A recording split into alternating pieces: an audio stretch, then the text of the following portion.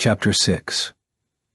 Just before the school gates closed, in the club headquarters, the situation is concerning the Kenjutsu clubs barging in on the Kendo club's demonstration for new members. Tatsuya, having witnessed and experienced the event, provided details concerning the attempted brawl, including how after Mibu Sayaka and Kirihara Takaki started arguing, he had stepped in their struggle and personally challenged the Kenjutsu club to the 3 people standing before him. Even so, after taking on more than 10 opponents, it's a wonder you're still so well. Facing him to the right, the student body president, Segusa Mayumi. To be exact, there were 14 people. As expected of Kokonoi-sensei's disciple, I guess. In the center, the one who in a sense is his boss, the Public Morals Committee chief, Watanabe Mari, laughing interestedly. Not in the sense of strange, but in the sense of amusing, while commenting made her words rather ironic. Though her expression was somewhat insincere, she's probably praising him. What most impressed Mayumi and Mari was, after overpowering Kirihara, Tatsuya had only defended against the frenzied mob of Kenjutsu club members without attacking. However, Tatsuya had not shown off any techniques worth praising. He seemed to have the skill of an average high school student, but they didn't know of what level. That was why those attackers fared that much worse than the Yakumo Temple students. They had no idea he could manage 14 opponents at once, and sustain no injuries, and how valuable that was. Instead, Tatsuya's awareness was focused on the third-year male student, on the left side. It's likely that he is the club management group leader, Jumonji Katsuta, bearing the number 10 in his name, the eldest child of the Jumonji house. It looks pretty steep, all right. Standing up, he was about 185 centimeters. That alone didn't make him a big man to be looked up upon. Rather, it was the thick chest and broad shoulders and the rippling muscles, easily recognizable even under a uniform. It wasn't just his physical features.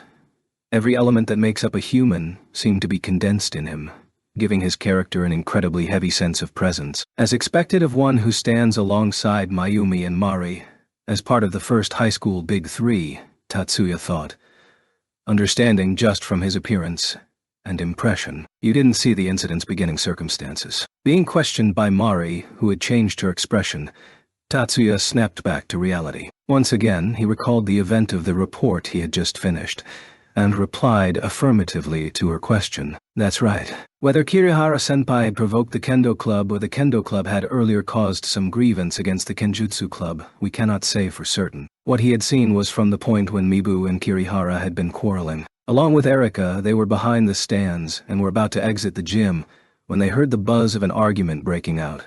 But they hadn't heard the contents. By the time he had waded through the crowd and arrived on the scene, both Mibu and Kirihara were at swords' points already. Is that why you didn't act straight away? That question was from Mayumi. Katsuto seemed to have assumed the listener's position. I intended to intervene only if I deemed things became too dangerous. If they only ended up bruising each other, that's a problem between themselves. Tatsuya answered Mayumi's question conditionally. As Mayumi said, Tatsuya had initially taken the attitude of a bystander since he didn't know who he should stop. You could possibly say that he had the option to simply stop both, but since that would result in him gaining the reputation and notoriety of defeating both of them, that case wasn't considered. However, that wasn't the only reason. The duties requested of him by the Public Morals Committee was the prevention of magical violence. Neither Kirihara nor Mibu, when they started sparring, had used magic. Had Kirihara not used the magic sonic blade, it was likely that Tatsuya would have simply watched until the end. Well, it's fine. It's certainly a fact that we don't have the personnel to intervene in every fight. The trouble during recruiting was how club headquarters generally handled things. Mari's remark was based on that, so neither Mayumi nor Katsuto objected. Then, what did you do with Kirihara? Kirihara's collarbone was fractured, so I handed him over to the health committee. That level of injury was easily healed rapidly with magic. He admitted his error in the infirmary, so I didn't judge any further action to be required. The truth was that while the blow Kirihara sustained from the shinai cracked the bone, it was Tatsuya's slam that broke it. Tatsuya didn't feel the need to add such an extraneous detail, and as Mari had not actually seen Kirihara's condition, there would be no way to tell. Very well. Prosecution is left to the discretion of the apprehender, after all. Nodding at Tatsuya's words, Mari turned her eyes towards Katsudo. It's as you heard, Jumonji. As the Public Morals Committee head, I don't intend to bring this matter to the disciplinary committee. I'm grateful for your leniency. To have used a highly lethal magic such as Sonic Blade in such a place, even though no one got hurt, we had thought that a suspension at least was unavoidable. I'm sure that the person in question himself realized that. We'll give him a full lecture and make sure he takes this lesson to heart. We'll leave it to you. Katsudo gave a light bow which Mari returned. But is the Kendo Club satisfied with that? They share the same offensive provocation. They're in no position to make a fuss. Mari brusquely dismissed Mayumi's concern. Mayumi didn't refute her. This was a matter under the jurisdiction of the Public Morals Committee chief. The club management group leader accepted it, and the student body president didn't object. With this, the incident was closed. Tatsuya paid no attention to the exchange. It was not his job to combat the smoldering fires of discontent. Chief, I'm sorry for being discourteous. By that, Tatsuya was signaling to Mari that he wanted permission to leave. Before that, there's one thing I want to confirm. Mari also had no intention of detaining Tatsuya from his duties, although that would probably be it for today. So her question was brief. Was Kirihara the only one who used magic? That is correct. Tatsuya answered Mari's question simply. To be precise, Kirihara was the only one who successfully activated magic, is what he should have said. But Tatsuya had no intention of going into such a detailed explanation. I see. Thanks for your hard work. Receiving permission, Tatsuya turned around and left the club headquarters. After coming out of the club headquarters, Tatsuya turned to head towards the student council room. Sunset was only a little while away. However skilled one was at magic, it was improper for a girl to go out alone at this time, and Miyuki had earlier requested Tatsuya to return home with her. His plans were to meet her halfway along the road. The club HQ was in a building separate from the main buildings the student council room was in. In order to get from HQ to the student council room, it was necessary to leave the campus for a moment. Although there was no need to change shoes, the phenomena known as indoor shoes was rarely seen anymore, and walk around to the main entrance, but there were already some familiar faces waiting there. Good work, Onisama, Erika called out first, but it was Miyuki who rushed over to him. The others stared amazed at that unexpected agility. Thanks for all your efforts. Today was rather tiring, wasn't it? It wasn't a big deal. Good work today as well, Miyuki. As Miyuki stood before him with both hands clasped onto her bag in front of her, Tatsuya, with a fond look, gently stroked her hair 2-3 times. Miyuki half closed her eyes in pleasure as she gazed up at her brother, and their eyes met. I realize that they're siblings, but you know. As they walked towards the two with an embarrassed expression, Leo muttered to himself. It's almost like a scene out of a painting. Beside him, Mizuki, with her face red, stared at the two as if to devour them. At that, Erika narrowed her eyes towards Leo and Mizuki. Hey, you guys? Just what are you expecting from those two? Shrugging exaggeratedly with both hands extended from her body, shaking her head leisurely from side to side would have looked rather contrived normally, but somehow suited Erika. As you said, they're siblings, right? Her expression, along with those lines, seemed to bring the two back to their senses. In a panic, Leo and Mizuki reacted to that incident in an absolutely eloquent manner. Don't say such obvious things. I wasn't expecting anything at all. Yeah, that's right, Erika-chan. Don't say weird things. Yes, I'll leave it at that. Most likely, if not for Erika's chaffing retort, both Leo and Mizuki would have known where to stop with their misunderstanding. Unaware of Erika's lone struggle, Tatsuya at long last took his hand from his sister's head and turned to the three. Miyuki, with a reluctant expression, followed her brother. Seeing that expression, one would definitely get weird delusions. However, Tatsuya made no such colorfully suspicious guise and, with a sincere face, called out to his friends apologetically. Sorry. I've kept you guys. The delicate atmosphere dispelled. Leo shook his head with a crisp smile. Don't be so distant, Tatsuya. There's no need to apologize. I just came from the end of club orientation. I haven't been waiting at all, you know. Mizuki agreed with a soft smile, and also insisted that she didn't require an apology. She's also just come from her club. Don't worry about it. Erika laughed mischievously as usual, and gave a biting remark. Leo, Mizuki, and Erika. Each of the three greeted Tatsuya with their own smiling face. Tatsuya immediately perceived that their words were contrary to the truth, but he didn't want to waste their thoughtfulness. Since it's this late already, why don't we go eat? If it's under 1,000 yen each, it's on me. The current value of currency was worth around twice what the denomination would have been 100 years ago. For a high school student, 1,000 yen was a bit more than usual, but still reasonable. Instead of swallowing his apology further, he offered an invitation. There wasn't anyone here who didn't understand that, or felt the need for any unnecessary reserve. On the next day of the entrance ceremony, the five talked about the day's happenings, clubs they joined, boring housekeeping matters, people who asked their names in an attempt to hit on them, all sorts of experiences.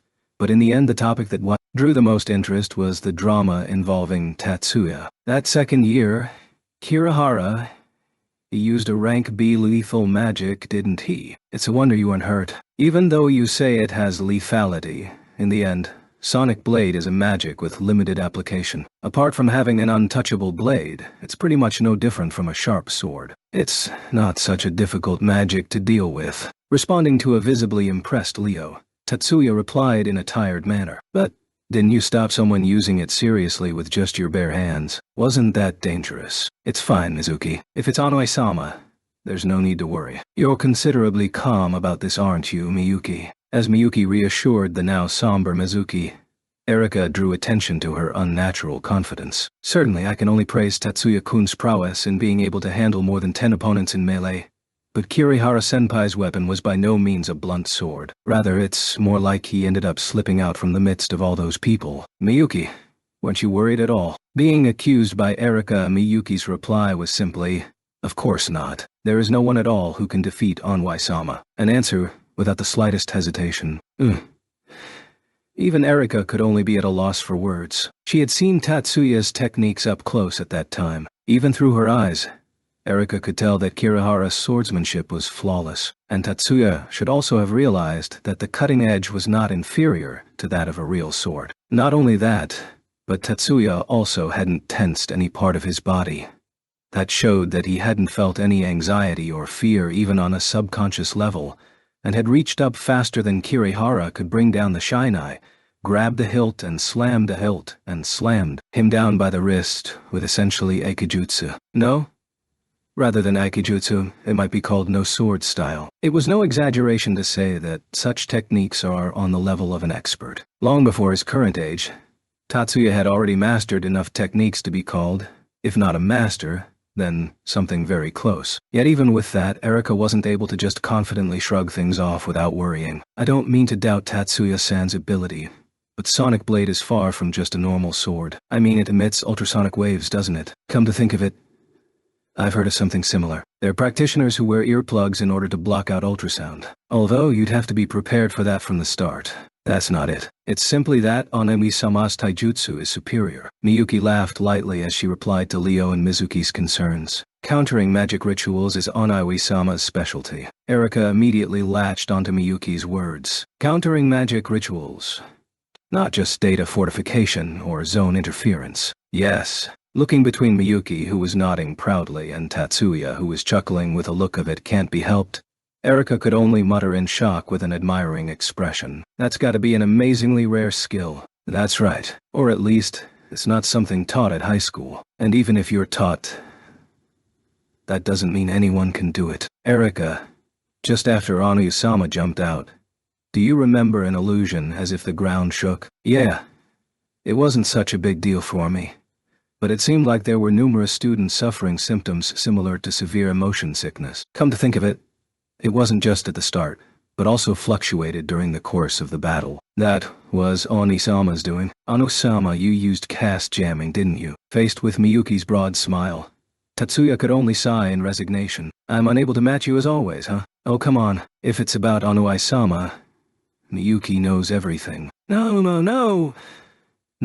Leo interrupted the two as they exchanged smiles and laughter. That's not a conversation between siblings, is it? In fact, that goes beyond the level of lovers. You think, is that so? After a second, faced with Tatsuya and Miyuki, who were in perfect harmony, Leo fell flat onto the table. Trying to throw a Tsukomi against these lovey-dovey siblings will be a difficult task. You stood no chance from the beginning. To the regretful Erika, "Ah, I was wrong," Leo responded remorsefully while rising. "I'm very much opposed to those words." Tatsuya objected, with a tone one could think was terribly reluctant. "And it's not a problem. It's simply a fact that Ananui-sama and I share a strong bond of sibling love." Miyuki lightly soothed her brother. This time, it was Erika and Leo whose faces hit the table at the same time. "Yeah." Leo expressed his feelings with a sound effect similar to a spray of blood. "That's because I love and respect Ananui-sama more than anyone else in this world." Miyuki didn't stop there. In full view of their friends, she nudged her chair closer and snuggled up to Tatsuya, looking up at her brother's close face with a flushed expression. I think I'll go home now." With her cheeks still firmly pressed to the table, Erika began to sulk. "Miyuki, there's no need to get carried away, all right? We're with people who don't fully understand that we're just playing around." As Tatsuya smiled wryly while chiding Miyuki, Erika, and Leo's gaze turned to the one person left. Playing around. Mizuki, whose face was dyed red, began shifting her eyes restlessly at the sudden silence as everyone held their breath. "Well, this is pretty much a characteristic of Mizuki." "Oh." At Erika's sympathetic murmur, Mizuki's face went red for a different reason. "In any case, you were talking about something like caste jamming. Not able to put up with the unbearably prickly atmosphere any longer." Leo forcibly returned to the previous topic. "Since it's already been revealed." "That's right." To Tatsuya, this was a less than desirable subject. But more than that, he too wanted to do something about this atmosphere. With nothing for it, he joined Leo's conversation. "Caste jamming.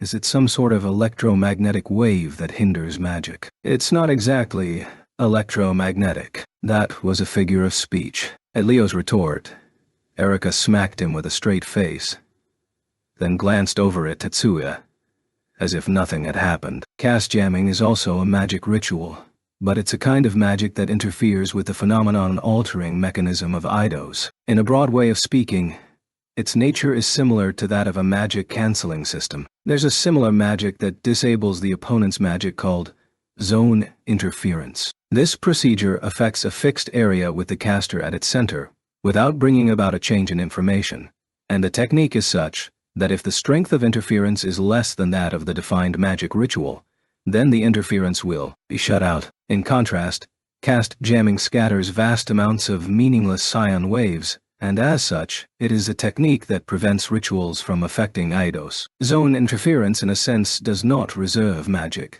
but rather directly prevents the opponent's magic, and it is fundamental that the strength of interference be greater than that of the opponent's magic. On the other hand, caste jamming works by overwhelming a magician's data with a large amount of extra data, greatly reducing the speed of a magician's data upload to his base station. Therefore, the strength of the interference is not so important. Instead, the scion noise propagates randomly and rapidly across all the 8 varieties of the 4 systematic frequencies, and essentially becomes an antenna that blocks all transmissions. For something like that, don't you need some special kind of stone? Anti-something. As Erika struggled to remember the remnant of the word, it was a somewhat revived Mizuki who came to her rescue. "It's Antonite, Erika-chan." "Tatsuya-san, you have Antonite." "I thought it was something really expensive."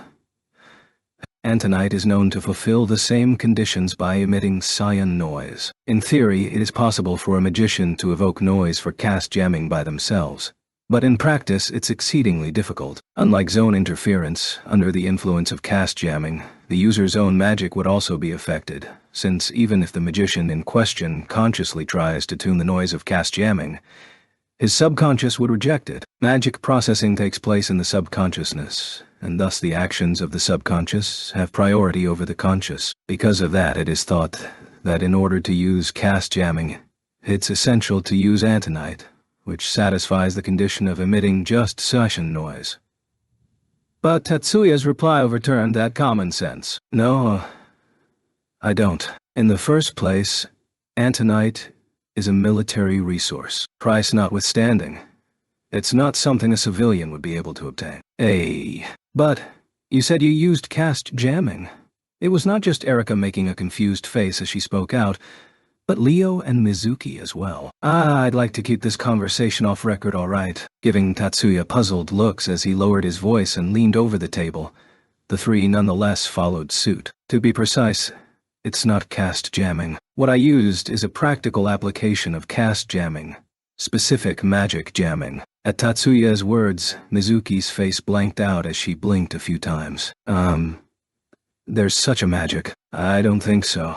It was Erika who answered Mizuki's question directly. Then doesn't that mean it's a theoretically new magic? Erika's voice this time carried not so much a nuance of admiration or surprise, but rather total shock. The number of magicians who use original magic is not insignificant. There are also numerous expert magicians who have been devising original magic since childhood. However, that's just instinctively, and in a way intuitively working out one's own natural magic. And the magicians who can devise theoretically entirely new magic are few indeed. Magic is highly dependent on the subconscious. Even though it's simple to work back towards the theory on magic one's subconscious can use, to make up a new magic theory, even if it's just a variation of an existing magic, requires a full intimate understanding of the structure and operating principles of that magic. It's not exaggerating to say that devising theoretically new magic at a high school age is insane. It's probably more accurate not to say devised, but rather that I discovered it by chance. At Erika's honest reaction, Tatsuya laughed as he answered, "You guys know that when you use two CADs simultaneously, scion waves are given out, and it's impossible to use magic in most cases, right?" I've had that experience. Leo nodded at Tatsuya's words. How arrogant. Erika responded in shock to Leo's line. The hell? Using two CADs at the same time? Were you trying to pull off a parallel cast? Thinking you could do something so high-tech, I'm at a loss for words. Shut up. I thought I could. One day, if the conditions are right, you'll definitely be able to do it. No way you're joking, stop it. I get that you're making fun of me, so could you please stop with that tone? It's incredibly annoying. Yeah, you two. Let's just listen to Tetsuya-san's explanation, alright? Erika and Leo looked away from each other. As Miyuki flusteredly glanced about back and forth between the two, Tetsuya gave a shrug. I think that's pretty much enough about me, but you want me to continue? Well, that's also fine, I guess. The point is, when using two CADs simultaneously, the incident scion waves resembling cast jamming envelope a magician and emit idea containing eidos phenomena. If you initiate an interference magic activation ritual with one of those CADs and start a reverse ritual in the other, those two activation rituals will amplify one another without needing to be translated into magic rituals. Then if you release those scion waves as a non-systematic magic, each CAD's developed activation ritual will naturally build up, and the two types of magic rituals that are the result can cause interference to some extent. Even a persistent magic, such as Sonic Blade, cannot be sustained indefinitely with just one magic ritual. After some time, the formula must be recast, so I simply catch it at that point. In a small voice, Leo whispered, "You gotta be kidding." The utter lack of inflection along with his stunned look showed that he was utterly serious. Abruptly, Mizuki began to cough. Because she kept sucking on her straw after her glass became empty, it seemed she'd choked. Once the coughing fit subsided, and she regained composure, her expression settled into that of shock. Erika crinkled her brow and contemplated in silence. From her grim expression, she wasn't enjoying it much, but it didn't seem like she was recalling something bad. I have no idea how to actually do it.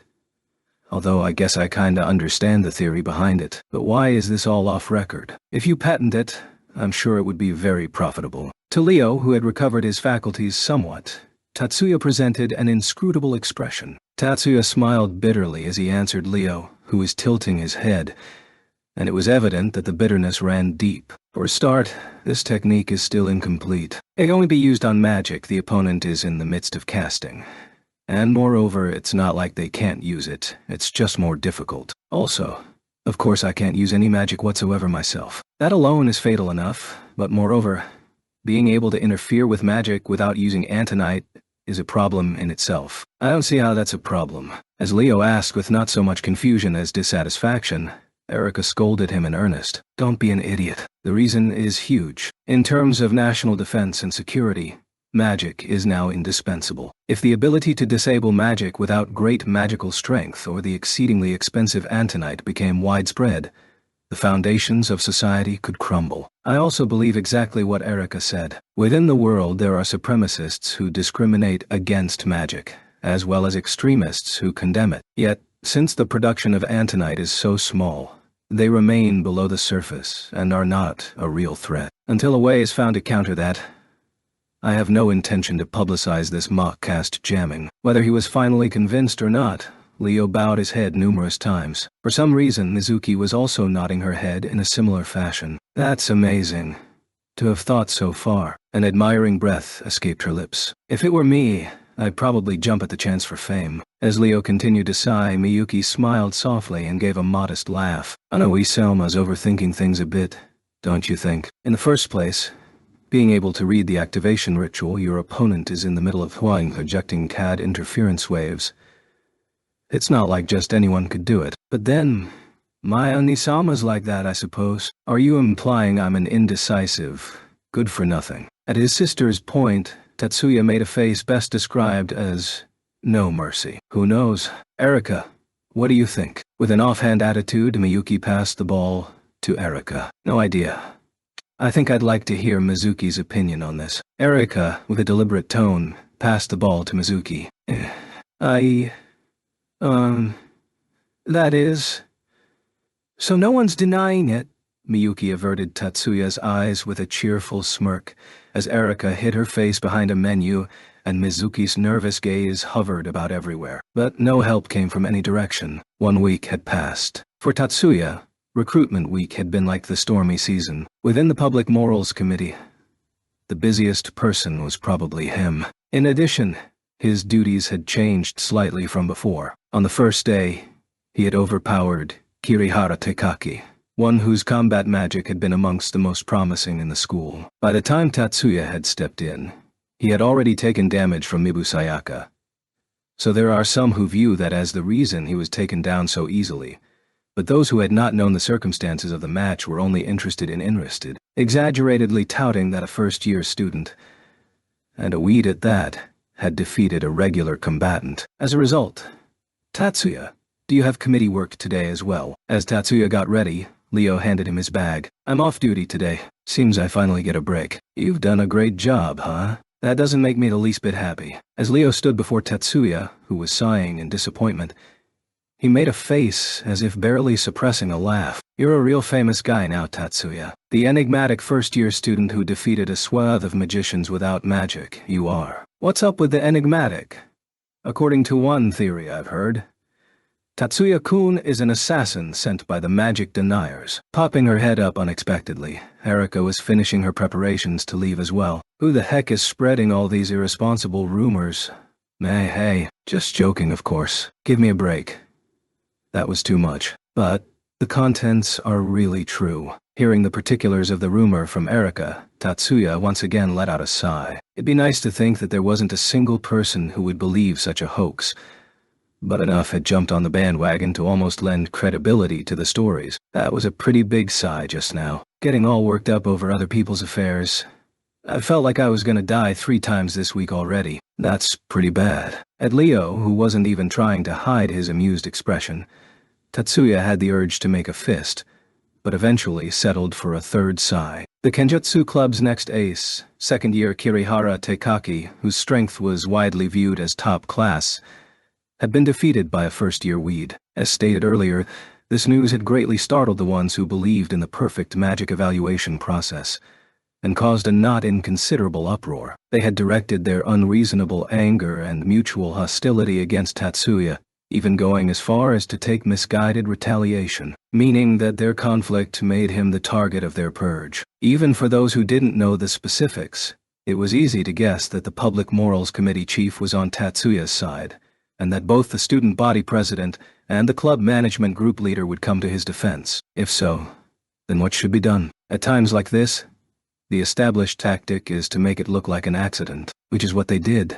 They would wait for Tatsuya to approach as he went on patrol, then cause a commotion. When he went to intervene, they'd shoot off magical attacks under the pretense of misaiming. That was how the pattern pretty much went. From Tatsuya's perspective, it simply seemed like disturbances were breaking out one after the other, and they were taking their toll. Due to his position as a Public Morals Committee member, he couldn't just pass by, and had to try to settle the situation. On top of that, magic randomly came flying his way daily. Most of them could be avoided or negated before they took effect, but there were always some that couldn't be blocked in time. He had realized that he was being targeted within a day, but until he could find evidence of collusion, it was out of his hands, and by the time he did, a week had already passed. In other words, he was constantly only able to escape from their traps. He had only caught someone red-handed on the 4th day, but in the end, that person escaped. As expected of students from the prestigious first high school, in general, their tricks were successful. It rather felt like they were using all their strength to demonstrate their excellent capabilities at the entirely wrong time, place, and purpose. But still, come to think of it, I've come out of that rather well, haven't I? From today, restrictions on devices will come into effect, so you shouldn't need to worry anymore. Right, I sure hope so. At Mizuki's comforting words, Tatsuya wearily nodded. Even when off from the student council, one wasn't off duty. It was not a shift-based system in the first place. Miyuki had work in the student council room today as well. Yet for the siblings, the concept of leaving the other and going back, simply didn't exist. Looking at it objectively, there wasn't even any point teasing them with labels such as Brocken or Siskin anymore. Even so, I'm terribly sorry, Ani-sama. I'll be making you wait all this time. Just by having these concerns, like feeling guilty for keeping the other waiting, showed that they may still be able to be saved. Even if I say something like don't worry about it, it probably wouldn't work. Laughing affectionately, Tatsuya Ponpon lightly tapped his sister's head. Rather than saying tapped, it was probably more accurate to say stroked. And at the tender chastisement, Miyuki half closed her eyes with a look of utter bliss. Other students were also just happening to be walking back and forth along the corridor on their way home. Confronted with this scene, which was sure to cause misunderstandings everywhere, there were numerous hostile glances directed at the two headed towards the student council room. However, there was a marked difference in the feelings directed at the couple with the too-good relationship, with Tatsuya single-handedly soaking up all the animosity. When walking alongside Miyuki, up until last week, the primary intent behind the malicious gazes would be scorn. Now, behind the enmity was, with careful discernment, fear. Not a fear of strength, but a fear of the unknown. Also, those who should feel less bitter about his activities, the weeds, felt the same way. Because of that, this became the first time they were called out to by someone unfamiliar. Chiba-kun. Both Tatsuya and Miyuki looked back at the same time. In terms of physical specs, Tatsuya far exceeded her. Yet, the reason they reacted at the same time, in spite of that, was because, while Miyuki turned reflexively, Tatsuya had spent a period of time debating whether the voice had been intended for him. It was somewhat husky, but definitely a female voice. Good afternoon. Should I start by saying, pleased to meet you? Her semi-long hair done in a ponytail, she was a rather attractive girl. The hairstyle had changed, but her face was somewhat familiar to Tatsuya. Nice to meet you too. Mibu-senpai. Correct. To Tatsuya, she was the second-year student from the Kendo Club who had kicked off a whole week of headaches. The Kendo Club had been the other party in the incident that had broken out. She rapidly approached the stationary Tatsuya without a hint of hesitation. It could be because she wasn't the shy type, or not worried since he was an underclassman, or simply because she was taking him lightly. Regardless, this was strangely less unbelievable than if she had reservations. Miyuki, despite being a bloom, had earlier stopped in front of her brother, but now moved to the back, standing in such a way as to not be in Tatsuya's view if he needed to focus, yet naturally just within eyeshot. Such was her position. I'm Mibu Sayaka. In Class E? Same as Shiba-kun. Tatsuya's eyes were naturally drawn to her left breast. Sewn onto the green blazer was a green plain pocket. The meaning of same was rapidly deduced by Tatsuya. Thanks for earlier. Even though I was saved by you, I never properly expressed my gratitude. Bound by that friendly smile, most males of the same age would immediately be drawn in. These are words that come easily to one well-versed in the use of magic. But it would probably be more appropriate to use the literary term that they contain the power to subtly charm one's mind. Although when saying literary it's referring more to popular literature. I wanted to properly thank you, as well as have a little talk with you. Is it possible for you to accompany me for a bit? She was probably well aware of the power of her smile to captivate the male students, whether consciously or subconsciously. However, as Tatsuya constantly had an all-too-beautiful little sister by his side, he differed in that slight advantage. I can't, now, being rejected so unceremoniously. She didn't seem so much offended as simply taken aback. If 15 minutes later is all right with you. At Tatsuya's follow-up line, Sayaka's expression fell, or rather, she slipped on a blank expression, and after blinking a few times, she finally seemed to take in what had just been said. Then, I'll be waiting in the cafe. While the response was totally different to what she had expected, Sayaka at least successfully managed to extract that one promise from Tatsuya. Tatsuya accompanied her only as far as the student council room entrance. If he entered, the possibility of meeting up with Hattori was too high. Since neither would be particularly happy at such turn of events, naturally, Tatsuya simply avoided the student council room in which he had no duties. I'll be waiting for you in the library then. Up until yesterday, it had been Miyuki waiting for Tatsuya. Today was the first time for Tatsuya to be waiting for Miyuki. But he had already simulated such a situation even before admission. He had known that, without a doubt, Miyuki would hold some position of office. Therefore, he was not at a loss as to what to do with his time. One of the reasons he had originally come to this school was because of the presence of a large amount of private literature one couldn't access unless they were somehow connected to the National Magic University organization. The library is it. However, Miyuki, who should have known that, questioningly tilted her head to one side. It didn't help that she seemed to be slightly suspicious. That's the plan. But why the doubt? No, it's just that I'd thought you now have a meeting with Mibu-senpai at the cafeteria. Miyuki's glance focused on a region around Tatsuya's throat. Miyuki. Even at Tatsuya's call, she didn't raise her head. It seemed she wouldn't meet his gaze. Rather, she was averting her eyes. As to why his sister would take such an attitude, Tatsuya was at a total loss. Thinking rationally, this would be considered sulking, but concerning this particular sister, it couldn't simply be just that. Even if he asked, they were standing right in front of the student council room, and they were starting to hold people up. I won't be having such a long conversation with her. In any case, she's probably simply going to try recruit me to her club. It felt rather like he was guessing in the entirely wrong direction. However, a chance to defuse the situation nonetheless appeared. Is that really all? What? I'm wondering if she's really only trying to recruit you. I have a different feeling. I'm not sure why. Miyuki is worried. That Anui-sama would have such a reputation makes me very happy. But if your true power is found out, there would be many who flock to you out of self-interest or gain. Surely, those that do not would be the exception. Please, be very careful. It would be a simple matter to laugh that off as needless worry if he had not been Shiba Tatsuya. If she had not been Shiba Miyuki, there's no need to worry. Whatever happens, I'll be fine. That's why. That is exactly what I'm afraid of. At last, Tatsuya began to faintly understand what was worrying his sister. There won't be a problem. Whatever happens, I won't cause any grief. It's a promise, Ani-sama. Got it? Speaking of which, Miyuki, saying that I have gained a reputation simply from high school committee activities is a bit much.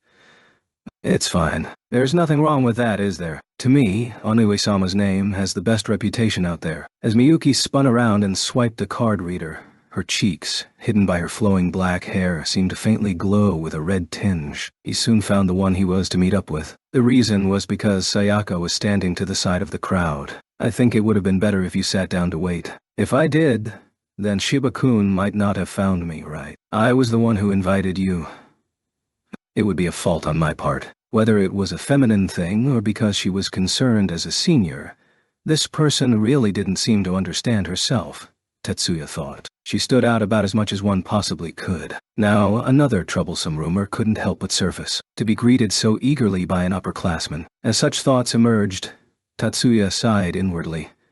Then again, even if only outwardly, he was not one to carelessly pretend. Meeting for the first time with a lady, it would be rude to keep her waiting. In any case, let's sit down. We can talk from there. It's not that crowded, so it would be better to sit after we buy some drinks. That was neither a question nor a suggestion, but an assertion. He faintly remembered something startling. However, he didn't disobey. Tatsuya got a coffee, while Sayaka had juice. Then they sat down face to face, at a vacant table. Sipping at his coffee, Tatsuya sat up with his cup in hand, and eyed the opposite seat. Sayaka was sipping dazedly away through a straw at a bright red liquid. After finishing off almost 2/3 of her drink, she finally looked up. Their eyes met. Her expression was vacant, but her cheeks were red. It almost looked like the juice had come up and dyed her face. "Do you like it?" Tatsuya asked a simple question, but... well... what's wrong with liking sweet things? You can say I'm childish as much as you want. Suddenly getting angry. Or rather, pouting. If you're going to get that embarrassed, then you shouldn't have ordered it in the first place, Tatsuya thought. To properly cover her embarrassment, he felt that it may be somehow necessary to correct her defenselessness. But what he said lay in a different direction. I like sweet things too. I haven't had that particular one before, but I often drink juice at home. Is that so? Yeah? I see.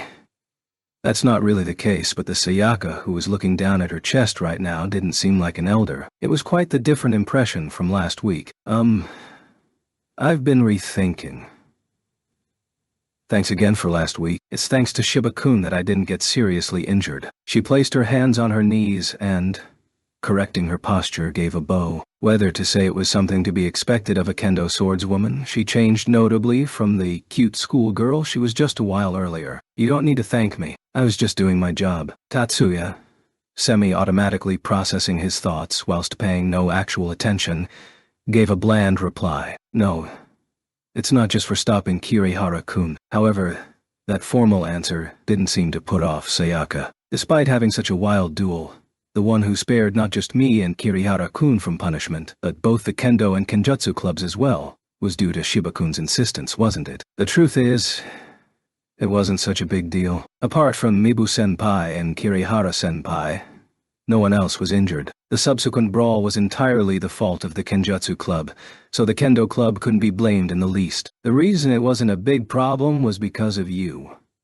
Anyone else wouldn't have been able to prevent further injuries to the bystanders. They may have been able to overpower the offender without harm, but even now I still almost can't believe that you pulled it off without incurring extraneous damage. Even though I think you went easy on them, the Kenjutsu Club has plenty to be grateful to you for. Along that point, I hurt Kirihara-kun, but I've often heard the excuse, and Shiba-kun may think you're just a girl. If I knew martial arts to that degree, it's something I'd feel as well. The appeal to not suppress your strength and display your power openly for all to see would definitely be there. Shiba-kun, do you recall that? That's right. I know what you mean. That was a lie. Or at least, half of it was. He had no concept of having practiced martial arts. What he had learnt was merely the concept of combat. He could see the appeal of gaining the efficaciousness to complete objectives, but had no desire to simply show off that strength in any way. Right. However, naturally for Sayaka, who only began speaking with Tatsuya today, there was no way to know that. There's no need to make such a big deal. In any case, if too many people had come out injured from that melee, then it's likely there would have been numerous issues, but the only one who seemed to have had sustained any injuries at all really was just Kirihara-kun. Both Kirihara-kun and I were prepared for the possibility of getting hurt, so that's not really anyone else's concern. That's incorrect, Tatsuya thought. One of the problems was that Kirihara had broken the rules by using a high-risk magic. The principle during recruitment was to let the clubs handle their own troubles internally. If Sayaka and Kirihara had only been swinging shine-eye at each other, Tatsuya would not have intervened, and it's likely Mari would not have felt any need to get involved either. This was what he thought, but he didn't voice it out loud. And yet, it seems like so many people have a problem with that. Even now, there are many students who keep going on about the incident over and over. The Public Morals Committee is trying to score points or something, aren't they? Actually, I'm also a member of that committee. I apologize. Sorry. I didn't mean it like that, honestly. Looking down at the bowing Tatsuya with a panicked face, Sayaka, who had become flustered all of a sudden, launched into a hurried explanation. What I wanted to say was, Shiba-kun is different from those people. It's because of that you saved me, and, it's not like I wanted to say bad things about the Public Morals Committee. The only ones I dislike are those guys, and, Tatsuya had been expressionlessly watching the wildly gesticulating Sayaka, but his eyes were filled with laughter. The rambling series of words gradually petered out to a halt, until Sayaka was just silently opening and closing her mouth. Having finally noticed Tatsuya's smile, and the embarrassment really started to settle in. "Hey, Shiba-kun is actually quite a bully." Those were words that were quite familiar. "I don't possess any such specialized trait." A little white lie, then straight back to the point. "In any case, what was it that you wanted to discuss with me?" I'll say it bluntly. Her lips were forming different sounds, but whether it was because she had resigned herself or regained her sense of purpose, Shiba-kun, "Won't you join the kendo club?" Sayaka, at length, cut to her original intention. While this didn't exceed his expectations, and it could not be denied this was rather anticlimactic in a sense, his answer was already ready. If she had just come out and said it from the start, they could have finished off nice and quickly. But now, with a hint of irritation, Tatsuya immediately replied with his prepared answer. "I'm going to have to refuse. Could I please hear the reason?" At that instant, answer without even a hint of consideration. Sayaka couldn't hide her shock. "Let me ask you why you want to recruit me instead. The abilities I possess are completely different to those that are required in kendo. Someone as skilled as Mibu-senpai should definitely know that, right?" His voice held neither roughness nor provocation, but there was a definite edge to it that would not forgive any concealment. Sayaka's glance wandered away. With such a gesture, it was like she was desperately searching for an escape route. In a sense, that was probably exactly right. At length she uttered a sigh, and, with a resigned look, opened her mouth. "At a magic academy, the performance of magic is paramount. I knew that from the start, and I certainly did enroll with that in mind, but for that to be the be-all and end-all, don't you think that's wrong?" "Please go on." "It's a certain fact that we're discriminated against in class, simply because we have no ability. But a high school life should involve just that. For magic to be prioritized so much over clubs is totally wrong." From what Tatsuya had seen this week, he could understand that clubs that did not involve the use of magic received unfair treatment. Indeed, the clubs that did receive various bakings from the school. However, that was a sort of propaganda to raise the profile of the academy, and done so by the school management. Thinking about it, the passionate girl was not making a distinction between preferential treatment and being snubbed. However, such a conclusion seemed hasty. "Just because I can't use magic well, they go as far as to mock my swordsmanship. I can't stand being disregarded any longer. Everything about me shouldn't be denied just because of magic." Without thinking, she took a strong tone. Within those words was something beyond conviction, bordering on obsession. Tatsuya certainly sensed it. While it seemed like she found it uncomfortable to look into Tatsuya's eyes, she nonetheless cleared her throat and continued. "People like us sought solace in clubs that didn't require magic. There are also many people who think like this in the kendo club. This year we want to create a different club organization and tell the management of our ideas. Magic should be everything. For that, won't Shiba-kun lend us his strength?" I see." He had simply considered her an idol, but she was closer to a crusader. Tatsuya laughed at his own blindness. "Are you making fun of me?" Seems she had misunderstood. If he had left it at that, it would have saved him a lot of trouble later. But Tatsuya went on to say something unnecessary. "Not at all. I was simply laughing at my own ignorance. I had thought of senpai as merely a beautiful kendo girl, so I couldn't see beyond." He had said the latter portion to himself. Since he had entered, he had met one beautiful girl after another who were difficult to deal with. So why was he expecting this one to be normal? He felt like laughing at himself. Beautiful.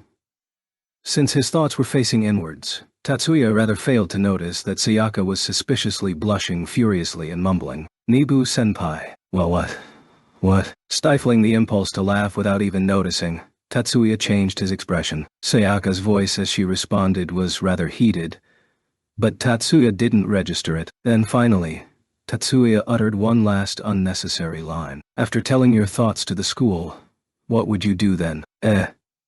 Chapter 7. The lunch scene in the student council room had changed a lot compared to the beginning, which was 2 weeks ago. First of all, there was no longer any need for the dinner server module. After Miyuki followed Mari's lead, now even Mayumi was bringing her own bento. While there was some initial skepticism towards Mayumi's previously unheard-of culinary skills, That suspicion only came from Mari.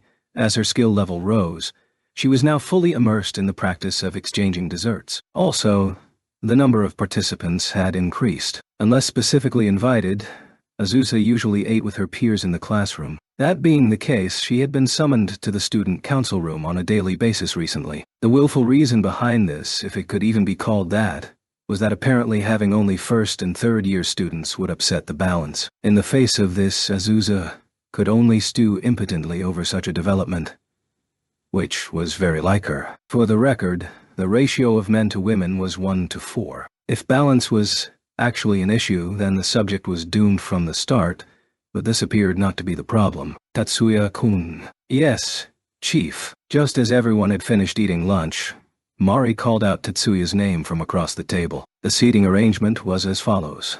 Miyuki sat next to Tatsuya, Mari was across from him, Mayumi across from Miyuki, and Azusa on Mayumi's other side. Mari tried to keep her face free of any facial expression but could not hide her mischievous smile. Yet, despite having such an expression, she still remained a handsome young lady. Yesterday, is it true that you were hustling Mibu from second year? Huh! Thank goodness we already finished eating. Tatsuya thought. If there was still anything in my mouth, that would be a horrible mistake. Surely using such coarse language like hustling is unfitting for a lady such as Senpai. Ha ha ha! Thanks for the reminder. Tatsuya-kun is probably the only one who sees me as a lady. Is that so? To not see his own girlfriend as a lady. It appears that Senpai's boyfriend isn't much of a gentleman either. That's not true. Now is... At this point, Mari closed her mouth. Her expression clearly said that's torn it. Towards his immediate superior, even though it was just the school's chief of the Public Moral Committee, Tatsuya's face remained blank as he stared back. Why aren't you saying anything? Anything you would like to comment on? In Mari's peripheral vision, a head of thick, wave-like black hair was bobbing up and down. Even though she didn't want to, Mari still directed her gaze towards it, just as she expected. Mayumi's back was to her as her shoulders shook uncontrollably. She stared at this for half a second, and immediately looked elsewhere. Her eyes caught Tatsuya's gaze. So, is it true that you were hustling Mibu from the kendo club? It looked like she was trying to erase the previous scene. Tatsuya glanced behind Mari. Mayumi brought her laughter under control and shrugged her shoulders like an actress. There was no avoiding it. Here. It's probably better to go with the flow, Tatsuya thought. That being said, can we stop using the term hustling? This sets a poor example for Miyuki. Anisama. By any chance, are you mistaken about Miyuki's age? Miyuki reluctantly voiced her objection, but quickly retreated at Tatsuya's gaze. Once again, silence returned to the scene. Unfortunately, the dice had already been cast. If this were shogi, there might have been some way to avoid it. But given the mood at the scene? Alas, even Tatsuya could do nothing to change it. By definition, perspective was something operated behind the scenes to bring about a certain outcome. There was no such thing. Oh, is that so? I heard that someone witnessed Mibu blushing furiously in a certain someone's company. Tatsuya suddenly felt a cold draft emanating from beside him. Anoi-sama. Please, what is she talking about? This was not a misconception. Centered around Miyuki, the room's temperature was dropping dramatically. Magic? Azusa yelped in surprise. Modern magic theory has spread to the domain of superpower research. In other words, one branch of modern magic focuses exclusively on the development of superpowers. The biggest difference between ancient magic and superpowers is the need for additional activation steps beyond mere thoughts. An example of this would be that modern magics do not require a CAD to activate. At the same time, this does not mean that modern magics are the same as superpowers. Generally speaking, superpower users can only use one type.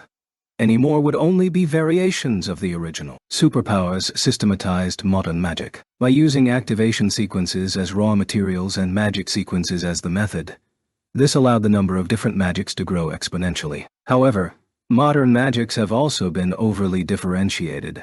So if measured by the same standards as superpowers, there would only be roughly 20 or 30 types. Even then, this would be an overwhelmingly larger number. Modern magicians use magic sequences to create elaborate magics. At the same time, for magicians to use multiple types of magics, in addition to using magic sequences as a medium, They also need to use their own spirit to adapt to them. Specialized magic, if refined to the point where it is on par with superpowers wielded by magicians, could be activated by pure thought without the need for intent or will. However, for magicians that use dozens of types of magic, to be able to activate magic without intent is pretty much impossible. While magic sequences are processed in the subconscious, it still operates with intent, because unintentionally creating a magical sequence and subsequently activating it is impossible. If a magician capable of multiple types of magics unintentionally activated magics, that phenomena rewriting ability is quite strong.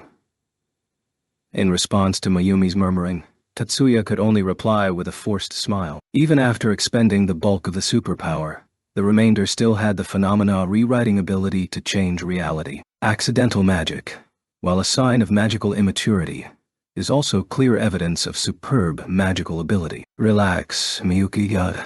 I was just starting to explain. First, rein in your magic. I'm terribly sorry.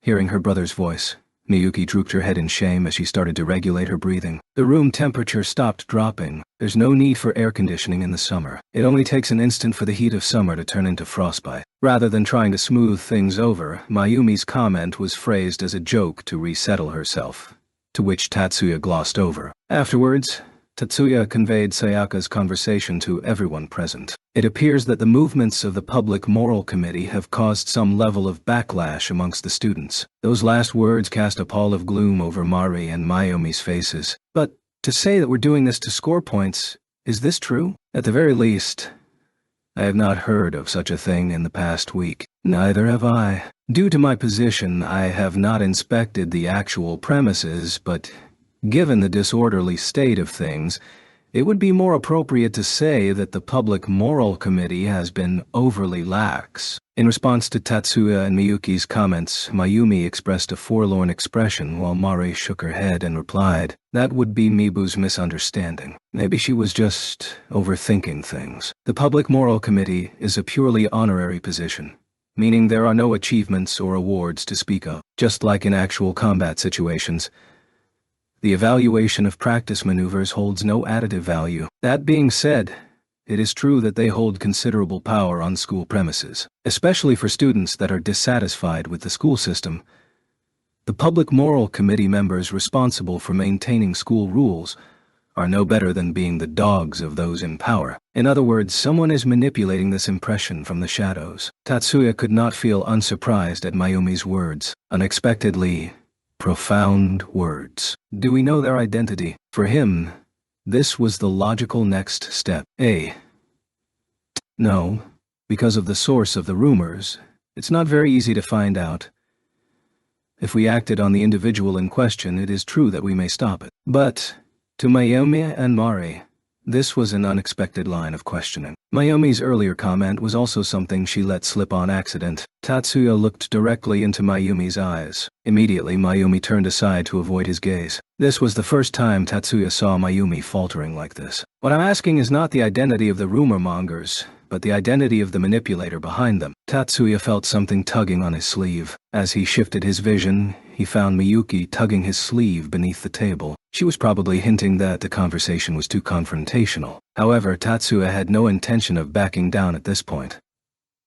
In his mind, the vision of the individual who fled after attempting to ambush him arose. Also, he could not forget the red and green bracelet that some of the students wore. For example, a Blanche-like organization? Faltering transformed into utter shock. Mayumi, with Mari alongside her, froze. Azusa's eyes widened as she stared at the two of them. From her reaction, Azusa had no idea what was going on.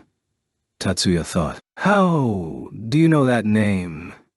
"It's nothing really, since it's hardly classified information. Even if there is censoring involved, frankly it's impossible to completely stifle any and all leaks from the source." From Tatsuya's perspective, for Mayumi to be shocked to this level was even more amazing. The International Anti-Magic Political Organization, Blanche. Their manifesto called for an end to political systems that treated magicians as superior, and eliminating the difference in treatment caused by the presence of magical abilities. However, the idea that this country's magicians received preferential treatment from the political system was false. To be precise, since magicians were treated like tools to be used by the military and other government branches.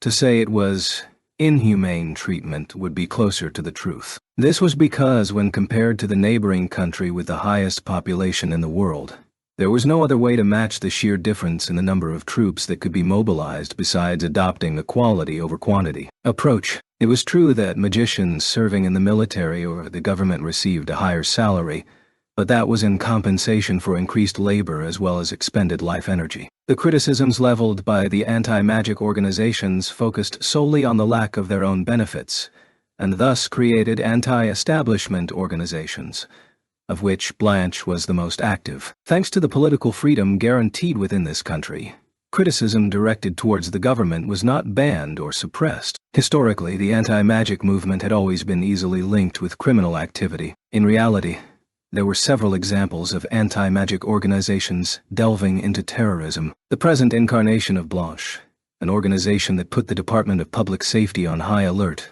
was such an example. Also, the bracelet worn by the student that attempted to use magic to ambush Tatsuya bore the emblem belonging to Irregular, one of Blanche's subordinate organizations. Presently, there was no direct link between Blanche and Irregular, but using the Blanche name was an effective advertising method for attracting anti-establishment youth. Anyone remotely familiar with the proceedings would know this. The total number of people that had infiltrated the campus was currently unknown, not to mention that the ambushing student may have been the one responsible for all this. However, given that the infiltrators were personnel with actual combat capabilities and not mere ideological sympathizers, it was very likely that they had made extensive preparations for First High. Nothing positive can come out of trying to cover these things half-heartedly. I wasn't criticizing the president.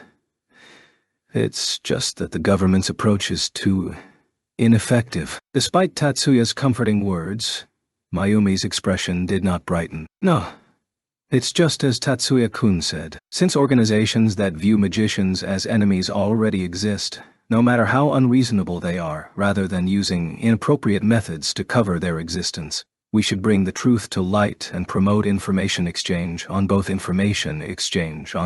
sides. We avoided the direct confrontation.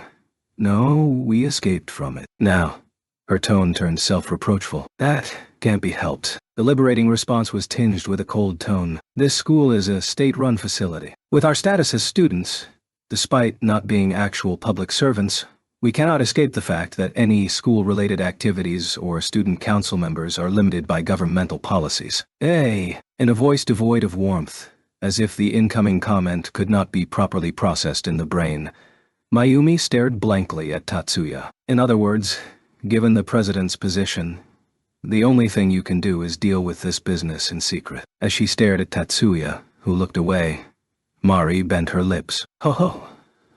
So even Tatsuya-kun has a gentle side. But the one who kept questioning the president was Shiba-kun. Azusa softly murmured. Mari immediately followed up the attack. Bring them down then. Pull them up by yourself.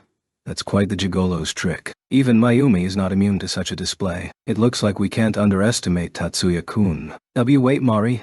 Don't say such strange things. Your face is red, Mayumi. Mari. The student council president and chair of the public moral committee started going back and forth. During this time, Tatsuya looked skywards with an unreadable expression. Even knowing that his sister was coldly gazing at him this entire time, the only thing he could do was pretend not to see it. Okay. It's about time to return to class. Let's go, Miyuki. Tatsuya expressed his intent to return towards the still bickering Mayumi and Mari, and then rose from his seat. Miyuki's foul mood was thankfully dispelled by Tatsuya's earnest comforting, even though he saw a completely red Azusa flee towards the console in the corner of the room. This was not something Tatsuya paid any extra attention to. Tatsuya-kun. Wait a second. I say, Mayumi, stop.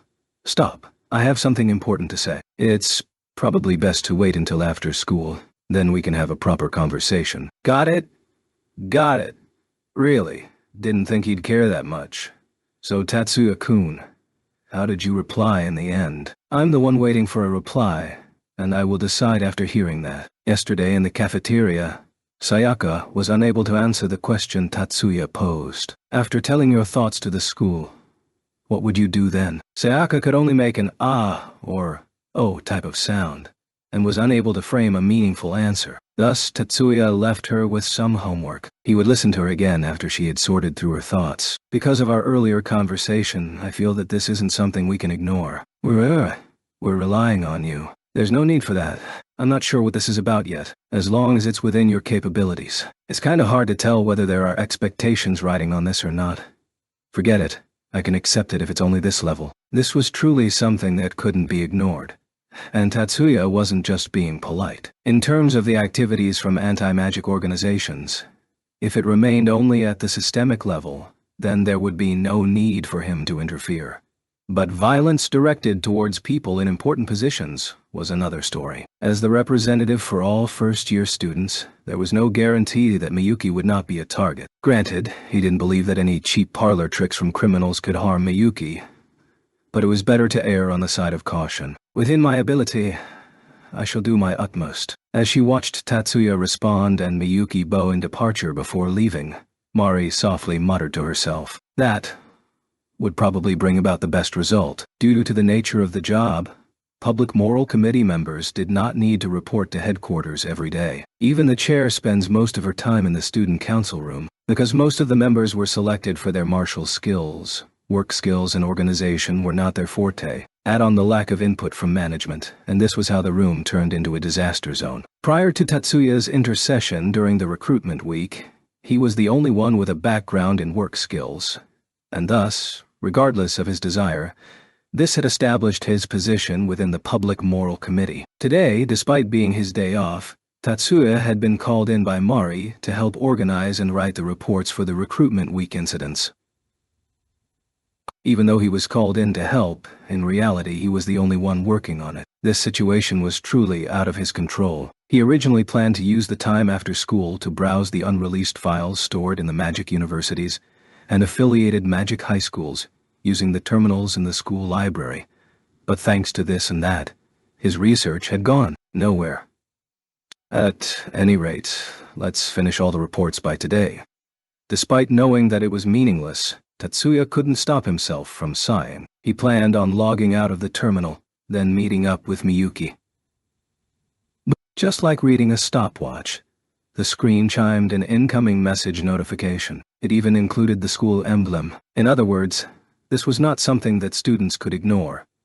A summoning notification that usually entailed a lesson from the staff. Tatsuya adjusted his posture in the chair and, of course, did not ignore the message and opened it. The sender's name was Ono Haruka. Sorry for calling you here out of the blue. No, I didn't have anything urgent on my end. In the counseling room, to Haruka's completely guilt-free smile and apology, Tatsuya merely replied blandly. To tell the truth, summoning him actually threw a wrench in his plans, although it wasn't urgent. But to refuse Mari's request and apologize for the inconvenience only led to piling up more work for him. And when he told Miyuki he had to cancel walking home together, while she remained outwardly calm, just thinking about how to calm her mood when he got back was giving him a headache. To top it all off, there was no reason why he needed to see the school counselor. Tatsuya really wished she would tell him why he was called here. Well, have you acclimated to school life yet? She shouldn't be able to hear Tatsuya's thoughts. Naturally, that was impossible, Tatsuya thought. So Haruka asked a typical question. No. Well, on the other hand, Tatsuya gave an atypical answer. Have you encountered any difficulties? There were a lot of unexpected situations that distracted me from studying. In other words, get to the damn point and stop wasting my time. Even if she couldn't hear this voice, she could more or less detect his unfriendly attitude. Haruka's smile grew a little forced as she crossed her legs. Beneath the miniskirt, the derriere wrapped in silk stockings could almost be seen. For the two people sitting face to face with one another, there were no obstacles to obstruct vision. According to modern decorum, it was advisable to keep revealed flesh to a minimum, because women usually wore thick stockings that covered everything beneath their dresses. Even when exuding maturity, this sight was quite stimulating to the eyes. Also, thanks to the advancements in fiber materials, even wearing this during the heat of summer would yield no discomfort. Speaking of which, he was also wearing a rather open shirt, where the lines of the undergarments could be seen. For a faculty member to wear this in front of a student was overly flirtatious. "What is it?" Haruka mischievously asked Tatsuya, who had unknowingly been staring at her. He would hurriedly shift his line of sight and reply in a distracted voice, if he was any ordinary man. "From the perspective of the modern dress code, I feel that Ano-sensei's appearance is slightly overkill. I'm sorry." At Tetsuya's cold gaze and completely unexcited vocal warning, Haruka quickly returned to her ordinary posture. Using temptation to cause the opponent to falter was one of the most common tactics for seizing the initiative in conversations. It was likely that Haruka chose this particular wardrobe with this in mind. But this student, Tatsuya, betrayed no expression as he replied, no way to control him. Haruka was perplexed at her inability to seize the initiative. "So, why was I called here?" Even though it was suppressed, there was still a hint of a reprimand in the tone. It couldn't be that this attitude was all within his calculation, could it? Haruka thought to herself. He was only 16, but precisely because she wanted to avoid this hubris, she forced herself to use a temptation method she was not accustomed to. However, at this point, she was forced to abandon this roundabout tactic. Haruka made up her mind and turned to Tatsuya once again. "Today, I wanted to ask Shiba-kun to help with our work." "Your work, eh?" His intellect was formidable, based on the entrance examination scores alone. Despite that, if she were to cut into the heart of the problem right away, it may put him on guard even more. "Yes, us, as in the work of the life counseling department," Haruka told him directly, though he probably already saw through it. However, given that she had already said the work of the life counseling department, the only thing she could do was finish her sentence. The mental orientation of the students changes every year. For example, Shiba-kun uses the term myself to address yourself. For magical students who aspire to join the military, this isn't anything strange. Given that, students only referred to themselves as myself after the victory at the Okinawa defense battle 3 years ago. Changes in society bring about subtle changes within student personalities. This is especially the case after a major incident, causing individuals to view their age or relation to others differently. After saying this, Haruka studied the young man's expression. Tatsuya's face betrayed no confusion, though it might be more correct to say that her words went in one ear and out the other. "So every year we examine roughly 10% of the students. The goal is to properly examine and counsel the students' primary impressions and ideologies. In other words, we are specimens for observation, blunt and straight to the point." But there was no sense of outrage or fury accompanying it. "If that's all there is, I have no problem with it. However, what is Sensei's true purpose?" With a slight smile, he responded with his own question. Haruka used every ounce of willpower to resist faltering. "You think I have an ulterior motive?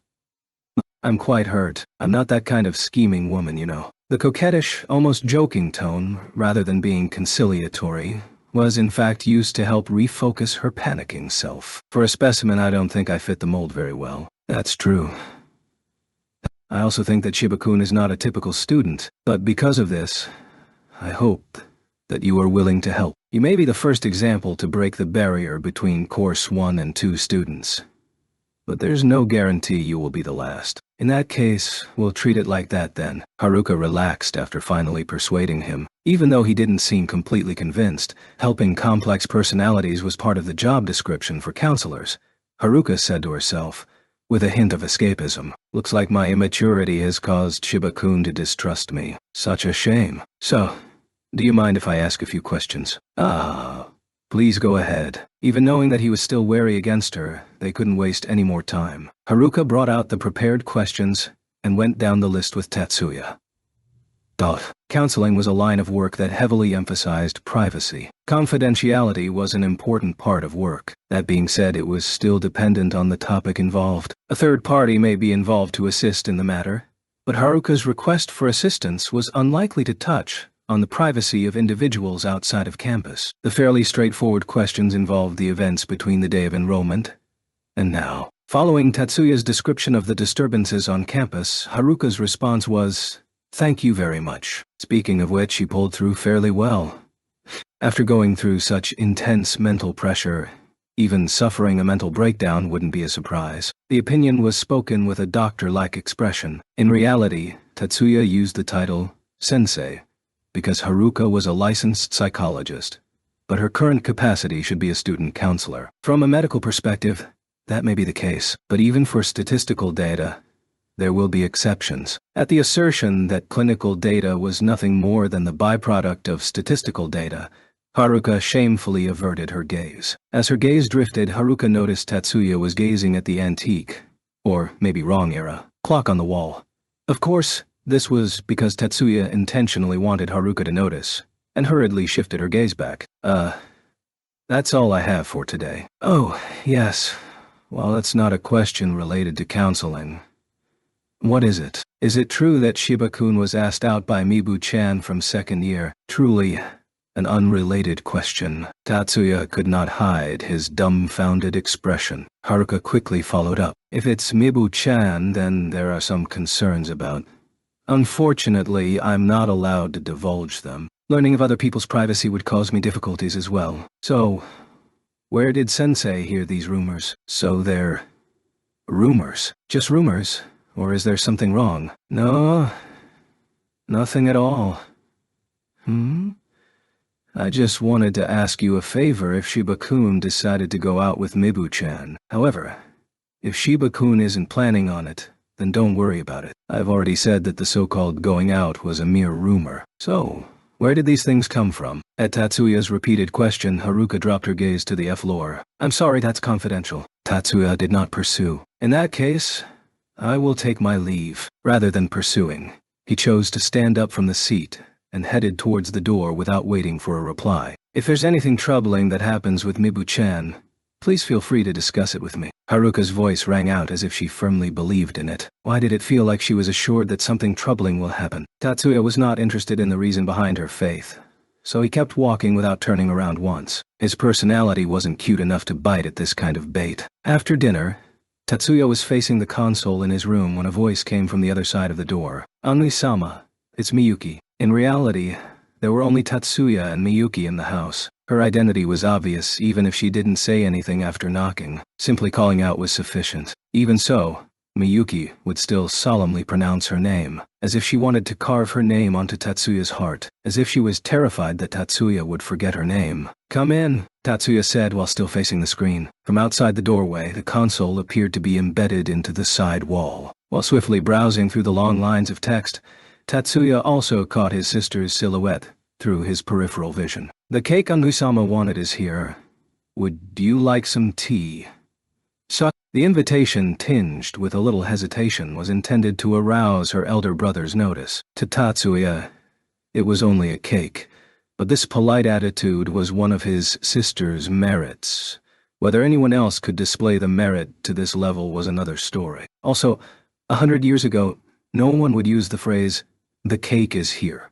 But now, this has become a common stock phrase. With the advancements in the logistics system, carrying around luggage has become a thing of the past. Even small items such as cake can be delivered free of charge. Of course, for the stores in question, receiving orders and then delivering the goods were weighed against the two advantages of reducing overstock and raising customer flow, thus leading to the service today. I'm on my way.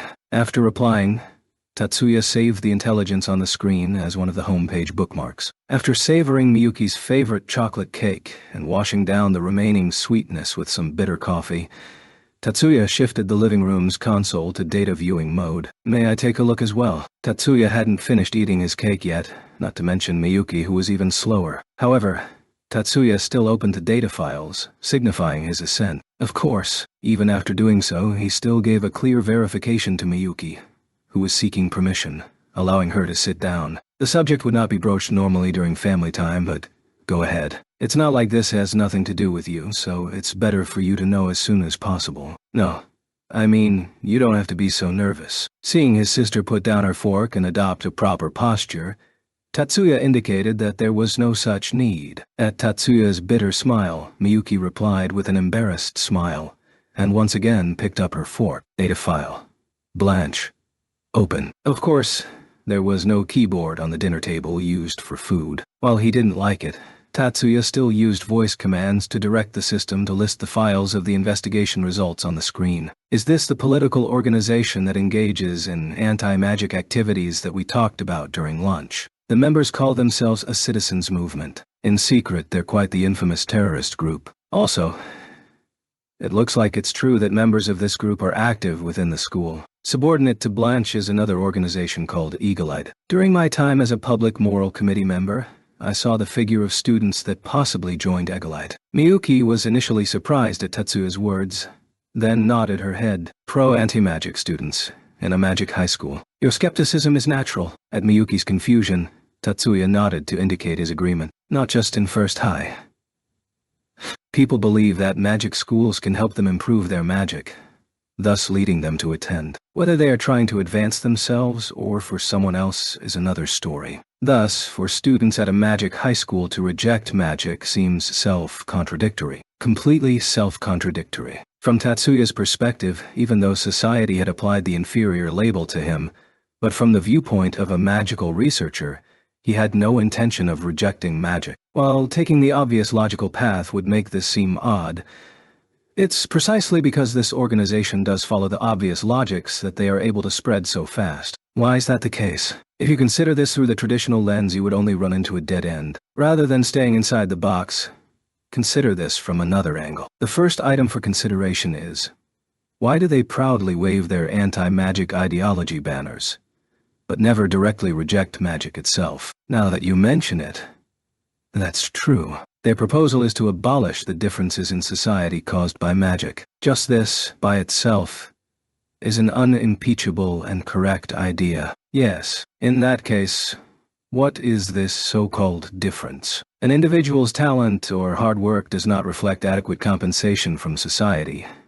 I just said, Miyuki, think outside the box. As he said this, Tatsuya picked up the remote control from the table and turned to the screen. There were 16 different pictures. One of them was brought forward and magnified. Blanche is a political organization on the surface. Their evidence for magicians receiving preferential treatment comes from the difference in salaries between magicians and non-magicians. The difference they speak of is the difference in mean wages, but that's nothing more than an average. A single result. They do not consider the extent of hardships that magicians go through to obtain their high salaries. They also ignore the fact that magicians are only allowed to work in F fields pertaining to magic, even if these backup magicians would receive lower salaries than ordinary office workers. Tatsuya's voice was bland and almost completely emotionless. However, a tiny trace of melancholy could be detected. No matter how capable or strong, so long as society does not need that magic, monetary compensation and recognition remain impossible. Miyuki painfully lowered her gaze. Tatsuya stood, paced a few steps, then tenderly placed a hand on his sister's shoulder. There is a reason why magicians have such a high mean salary. That is because society requires certain specialized magicians. Because there are a small number of outliers that throw off the average, the mean salary becomes so high. Next, for magicians active on the front line and capable of contributing to society.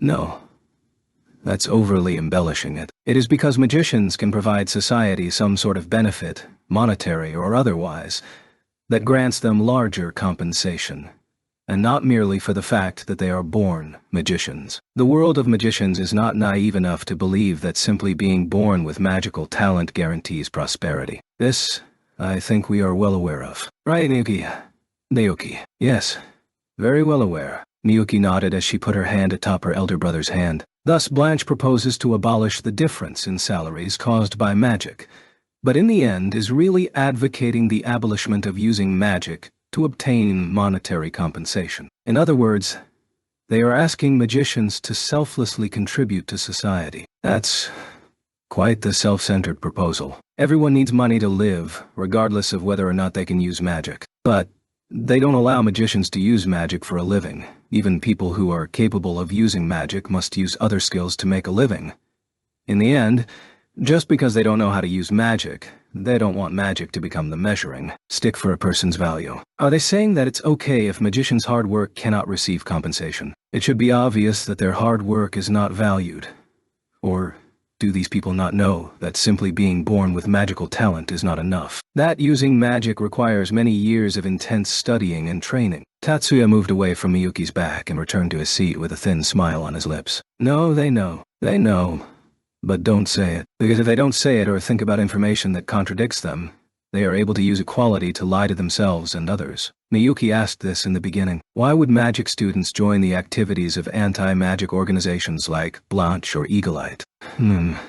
Is it because they don't know the real philosophy behind the anti-magic parties? People that can't use magic cannot learn it no matter how hard they try, and thus feel that it is unfair for society to reward magicians for using magic. Then, how about the students who can use magic, but lack the talent to catch up to the truly outstanding students, regardless of their diligence, and in turn are looked down upon?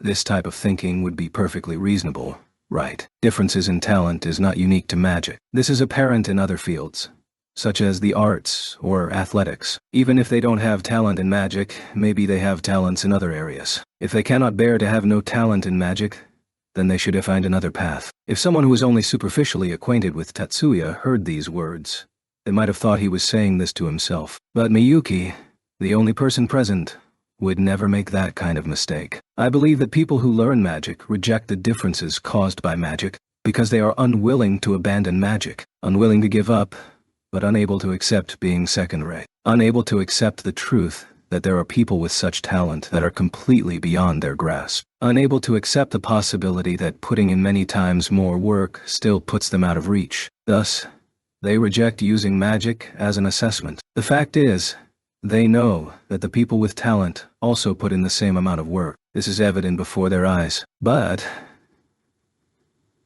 they choose to ignore this and pile all the responsibility on inborn talent and reject it. Well, it's not like I can't understand that sense of weakness. I have similar thoughts myself. There is no such thing. Miyuki knew that Tatsuya was not really depreciating himself. Even so, Miyuki could not control her own voice. Onoi-sama possesses skills that no other person can emulate. And while you don't have the same talents as other people, haven't you still put in exponentially more hard work to get to this point? Tatsuya did not possess any mundane skills, but possessed talents that far exceeded anyone else's. This, Miyuki knew better than anyone, and even if it was Tatsuya himself, Miyuki would allow no one to deny it. That's just because I have other talents as well. But Tetsuya was someone who, while understanding Miyuki's statement, could still understand that sense of weakness. Miyuki blushed when she realized how shallow her rebuttal was. If someone isn't talented enough in modern magic, then use some other method to make up the difference. Because that is possible, then they can objectively make an assessment as a third party.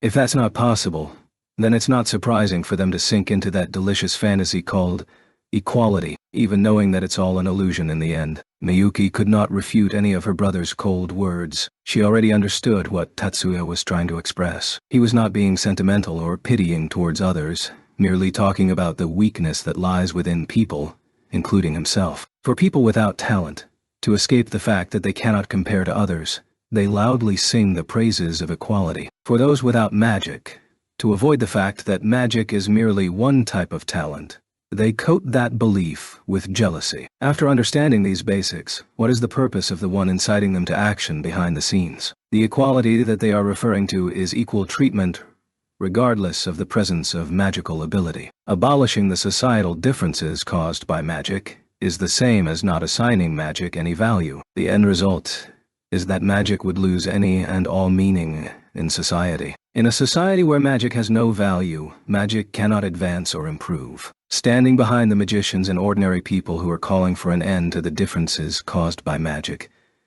is a force that plans to abolish magic from this country. Then what? Regardless of good or bad, magic is power. Economics is power. Technology is power. Military strength is power. Magic can become the same power as battleships or fighter jets. Presently, every country is researching magic's military utility. There are many military spies active around magic skills and information. Then, while the initial goal of the anti-magic parties is to abolish magic in this country, the final objective is reduce the nation's power. Most likely. Thus, they would even resort to methods like terrorism. Now, after the nation's power has been reduced, who stands to benefit the most? You mean, put it that way, behind them is... That's exactly how it is. When it comes to these people, the 10 master clans won't leave them alone, especially the Atsuba clan. So, from now on, We have to be extra careful. Afterwards, nothing more was said. For these two people, nothing more needed to be said. Her expression completely pale, Miyuki nodded towards her elder brother. Chapter 8. With the end of recruitment week, the various enrollment activities came to a close. For Tatsuya's class, their technical skills curriculum started to get serious. Although the actual magical education was done through the various classes, most students already had some sort of background in magic, as could be seen through the technical portion of the entrance examination. This was the basis for how classes were conducted. But even for students with a proper foundation in systemic education, those not adept in combat skills often felt that they could not keep up in class. From a certain perspective, the separation of Course 1 and 2 students was intended to prevent this feeling from negatively affecting the two groups. In other words, abandoning one side. And 40 Ms. You passed, Tatsuya-kun. Finally, this is the third time already. Thank goodness it's over with. Tatsuya smiled tiredly at Mizuki, who was excited for him as if she had done it herself. Currently, Tatsuya's class was practicing technical skills in magic. Today's lesson involved compiling a single systematic magic, then activating the magic within the time limit in teams of 2. It involved reading the activation sequence, then basing what was read and using the magic computation region in the magician's subconsciousness to then construct the magic sequence and activate it. This was the system for modern magic. What happens in this scheme? Transforming the activation sequences that could be recorded as numbers by machines into a form of magic that machines could not create in reality uses a process known in information engineering as compiling.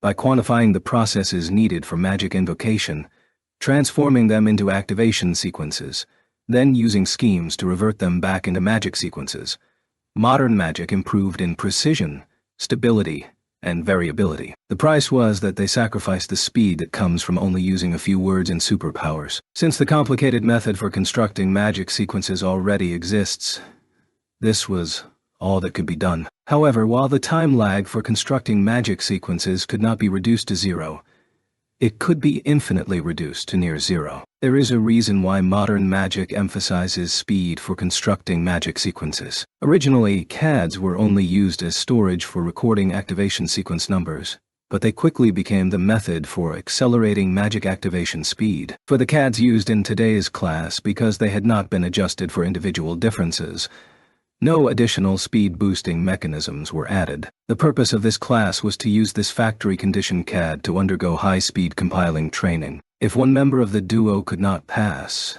then both students had to remain. Mizuki passed on her first try, but she let out an explosive sigh and patted her chest in comfort at Tatsuya. That's quite surprising. Tatsuya-kun really isn't good at technical skills.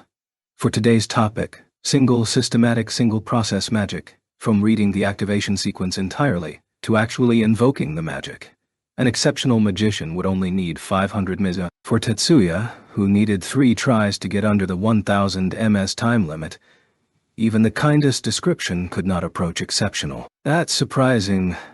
I thought I've said it quite a few times before. It's true that I've heard it a few times, but I've always thought that was just being humble. Because Tatsuya-kun looks like someone who can do anything, it's hard to believe that you're not fluent with technical skills. Mizuki tilted her head and expressed her heartfelt amazement, to which Tatsuya could only smile wryly.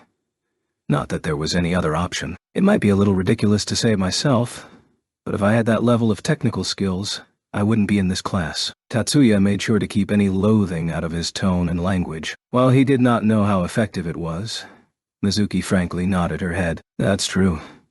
If Tatsuya-kun were also capable in technical skills, that would give off an overly perfect, unapproachable vibe. As she said this, Mizuki expressed a carefree smile. I wonder if I should smile along with her, Tatsuya thought. However, Tatsuya-kun, don't you feel a little unsatisfied? Towards what? Mizuki bent her head, her expression unreadable. It was because of this that Tatsuya was confused as to how to respond to her. If you have the talent, but have been evaluated as having no talent, normally this would be quite galling. If it were me, I wouldn't be surprised if I felt unsatisfied. If I had Tatsuya-kun's level of skill, I would be furious at being called a weed. But Tatsuya-kun looks like he doesn't care. That was quite a difficult question to answer. Taking Mizuki's personality into account, it was unlikely she would spread negative rumors or speak to others regarding this subject. But if he didn't give her an answer that she could accept, it was possible that she may dig deeper into his business. Execution speed is also a talent, and it's a rather important factor as well. There are situations where 1 second can mean the difference between life and death, so my evaluation of being unskilled is not incorrect. If Mizuki were any other ordinary Course 2 student, this would have been an acceptable answer. But if this was an actual combat situation, Tatsuya-kun would have some way to improve invocation speed. She was someone who possessed special eyes. What makes you think so? Even knowing that saying so indicated a confession this was true, and that he was capitulating, his wavering brain could not think of a better response. In the technical portion earlier, each of Tatsuya-kun's 3 tries looked like you were forcing yourself. Because my mother is a translator, I'll use this example. It's like someone able to use English to think and reply to an English question was forced to use Japanese to reply, and then translate it back into English. From the start, Tatsuya-kun abandoned the complete magic sequence and started compiling again. Right. When looking at the time, reading the activation sequence occurs at the same time as constructing the magic sequence. After seeing that, I thought that it can't be that, Tatsuya-kun. For magic of this level, you can construct magic sequences without looking at the activation sequence. To not use activation sequences, also known as skipping CADs altogether, and still use magic at the same speed. In regards to this technique, he had strict orders to keep this a secret. However, it looked like someone saw through this after the first practice. As if his brain had been plunged into cold water, he calmed down. Despite his wariness being raised to the max and his faltering reaching a peak, these only served to restore him to normal. For someone who rarely faltered to this extent, this was a good experience for Tatsuya. I didn't think that someone could see this far. That's quite an impressive pair of eyes. This time, it was Mizuki who turned pale. As expected, Mizuki was trying to hide the truth about her own eyes. That was a slightly evil way to say it as the corners of Tatsuya's mouth turned upwards. But from Mizuki's reaction, the chances that his own hidden skill set had been discovered had been drastically reduced. In reality, Tatsuya had another idea. Since she already figured out that he had a technique that bypassed activation sequences to use magic,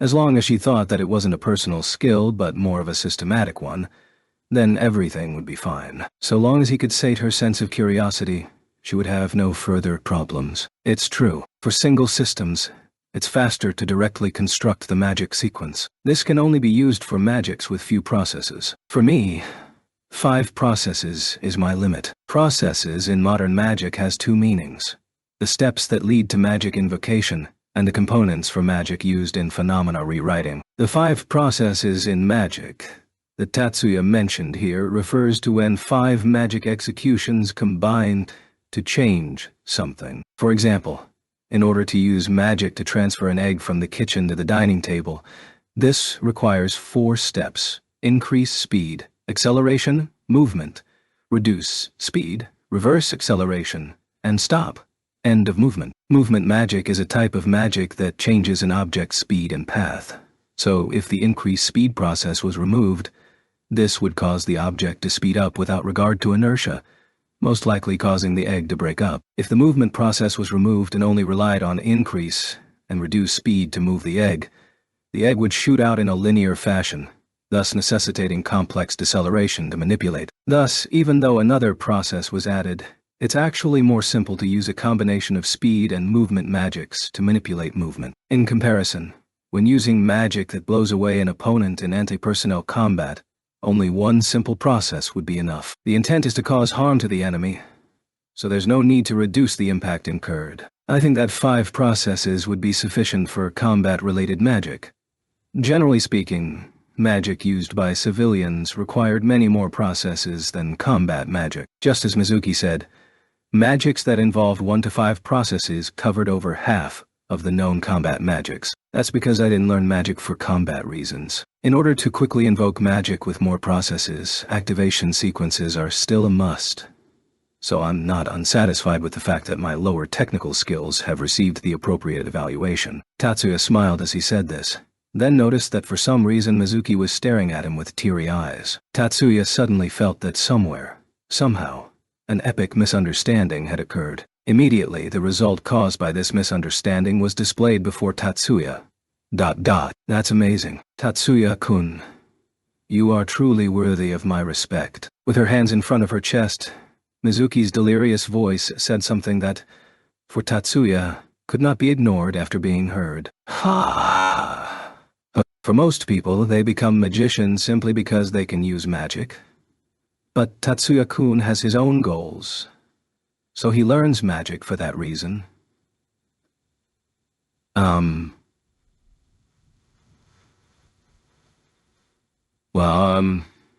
Well, that's true. I have been enlightened. Originally, I learned magic only because I wanted to control this pair of eyes, and I never considered how to use magic. But from now on, I will seriously consider it. Didn't this woman want to hide her eyes in the first place? While Tatsuya was thinking this, Mizuki's awe-inspiring spirit overwhelmed his urge to retort. Mizuki-chan. It's true. As long as you have a clear goal, you wouldn't retreat after encountering such feeble attacks. As long as you can achieve your dream, school grades are merely accessories. This should be what people pursue in life. People need to endlessly chase their dreams. My word, Mizuki. What are you so excited about? Mizuki's soliloquy, even while class was ongoing, continued until Erika's retort. Finally noticing her classmates' odd gazes, more like blank stares, Mizuki blushed as she dropped her head. Seeing Mizuki like this, Tatsuya adopted a solemn expression to mask what he was feeling inside. A person's hopes and dreams. It wasn't something as beautiful as that. From the beginning, he never had a chance at a life that was unrelated to magic. He didn't become a magician because he could use magic. He became a magician precisely because he couldn't use magic. For him, magic was a curse cast upon him the moment he was born. Even if it was transformed into something that he could accept, to him, it was still a struggle. That being said, if it was as simple as people becoming magicians simply because they could use magic, then it was not surprising that the bottom feeders amongst magicians would choose to deny magic. Maybe he had the wrong idea. Tatsuya suddenly thought this way. It was time for lunch break. In the end, even Tatsuya was persuaded to stay, persuaded by Erika and Leo's begging. 1060, Emma's. Good. Keep it up. Just a little more. Still so far. I never knew that 1 second was such a far distance. Idiot. You don't use far to measure time. You're supposed to say long. Erika-chan. 1052, Ms. Don't say it. I just managed to start thinking positively. I'm sorry. No, it's okay, Mizuki. No matter how desperate reality is, we can't choose to escape from it. This is our destiny. Your boring solo acts are none of my business, but it's about time to end this horseplay. The combination of Erika and Leo could not maintain a friendly relationship for more than a second, even in class. So they asked Tatsuya for guidance. I say, Leo, you're spending too much time aiming. In this situation, there's no need for precision targeting. Well, I understand that. To Leo's lifeless response, Tatsuya nodded sympathetically. Well, that's true. There's nothing for it. So you might as well use a little trick. Why don't you settle your aim before reading the activation sequence? Is that legal? That's why it's a trick. There's no benefit to technical expertise, but in this situation, it's probably the last idea I can think of. Not that I wanted to tell you in the first place. What? Please, Tatsuya. I don't care if it's a masterstroke or a cheat. If it can get me through this, teach it to me. As he watched Leo begging with both hands clasped above his head, Tatsuya let out a deep sigh. Don't say it like that. It's not like we're cheating or anything. Really, I already said that I'm not adept with technical skills. If you need pointers, why not ask an expert? Even if you're not adept, you're still better than me. Right. Also, you are the only one who knows the compiling combination and is able to point out any errors. I'll teach you even without the flattery. Next, it's Erika's turn. What? I don't care if it's a masterstroke or cheating or whatever. Just give it to me. I'm starving over here. I see, so it sounds even worse when the two of you are begging together. For Erika. I can't understand where your problem is exactly. To be precise, I don't understand why you made these mistakes. You should be far better at compiling than I am. How can this be? Tatsuya-kun, Don't abandon me. As he looked at the teary-eyed, with some parts acting mixed in, Erika with her hands tightly clasped as if in prayer, Tatsuya sighed again. These two are practically mirror images of one another, Tatsuya thought, but did not say it aloud. Got it, Erika. When you're reading the activation sequence, put your right hand over your left on the board. Upon hearing this, not just Erika, but Mizuki was also confused. Is that all there is to it? I'm not completely certain. As for the reason, I'll explain it if it works. Oh, let me try. Erika temporarily set aside her doubt and turned towards the internally installed CAD. Seeing this, Tatsuya started tutoring Leo. After the flash of cyan light dissipated, a set of numbers about the size of a large ball appeared above. This was the highest pressure calculated through the casting of single system weight magic. The timer began. Stopped. Only after the calculated number exceeded the base limit for pressure. 1010, Ms. Erika-chan. You improved by 40 ms in one try. You've only got a little more left to go. Yes, it feels like I've got my motivation back. 1016. Don't hesitate, Leo. You already know the target location. There's no need to visually check the target each time. I understand. Okay. I'll get it this time. Tatsuya and Mizuki went to reset the recording devices while Erika and Leo closed their eyes or waved their arms, using a variety of methods to keep up their morale. At this moment, a nervous voice floated in from behind Tatsuya's back. Onisama, are you busy? The owner of the voice was his own sister, and there was no need to turn around to verify this. Erika heard footsteps that belonged to more than one person, and turned around. Miyuki, along with Mitsui-chan and Kitayama-chan. Erika, don't get distracted. Sorry, Miyuki, we're almost done. Just give us a second. I understand. I'm terribly sorry, Anisama. Miyuki smiled pleasantly and bowed at Tatsuya's apologetic voice, feeling as if the pressure had been multiplied many-fold for some unknown reason. Leo furrowed his brows. The other two followed Miyuki out the doorway. Seeing this, Tatsuya nodded. Okay, you two, this is it. Although the voice wasn't loud, it seemed to stifle any objection. Yeah. Okay, let's finish this. Their morale at a peak, both of them glanced at the CAD display. We made it. Erika's cheer turned into the bell that finally announced the end of the class. Thank Kwanma, Tatsuya. Tatsuya raised a hand to acknowledge Leo's thanks, then waved Miyuki in. Her face flushed with happiness. Miyuki walked towards him. In comparison, Miyuki's classmates were more reserved. Mitsui Honoka and Kitayama Shizuku stepped forward with slight smiles on their faces. Excellent work, you two. Ano-sama, I've brought the goods as you instructed. Is this enough? Because he was just speaking with Erika and Leo, Tatsuya shook his head at Miyuki's question. No, but there's not much time left anyway. So, this is perfect. Good work, Miyuki. Mitsui-san and Kitayama-san as well. Thank you for lending a hand. I appreciate it. Even though they had spoken previously, these two were only Miyuki's acquaintances. So, in Tatsuya's eyes, they weren't completely friends yet. Thus his tone was overly formal. No, it's nothing at all. Don't worry about it. Despite looking like this, I'm actually quite strong. Towards Onoka's unexpectedly excited answer and Shizuku's seemingly joking response, Tatsuya once again expressed his thanks and relieved them of their plastic bags. Catch, and toss the items for Erika and Leo to catch. Just like that. What is it? Sandwiches?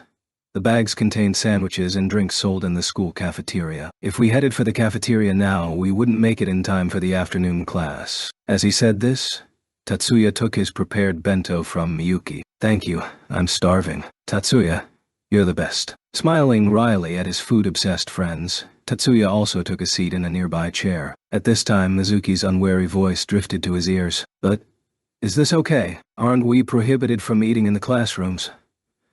Food is only banned in areas with data terminals. The school rules don't prohibit eating in classrooms. Is that so? You would know this if you seriously read the school rules. I used to think it was prohibited too, so I was a little surprised, Tatsuya replied, as he pulled out a pair of chopsticks. Mizuki said in that case, and reached out a hand. Leo unwrapped the sandwich and took a deep bite. You didn't care from the beginning, Erika retorted as she savored the exquisitely made sandwich. A peaceful table, was actually replaced by several chairs because there was no table as Tatsuya and company started their tardy lunch break. Miyuki and Team Appreciation also joined in with their drinks. Miyuki-chan, did you already finish eating? Yes.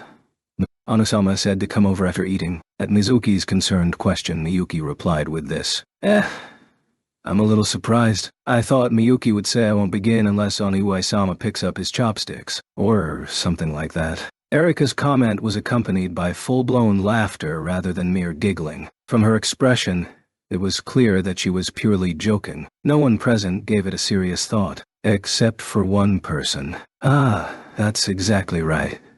Erika. Normally that would be the case, but today was because of Oni-sama's orders. Of course, I would never do something on my own that would go against Oni-sama. Normally she would... Yep, of course. Yes. A cramp developed in Erika's smile as she watched Miyuki earnestly shake her head. The mood suddenly turned very heavy. As if seeking to dispel this strange atmosphere, Mizuki spoke up at an unnaturally high volume. Miyuki-chan's class is also starting in technical practice. Right. What's it like?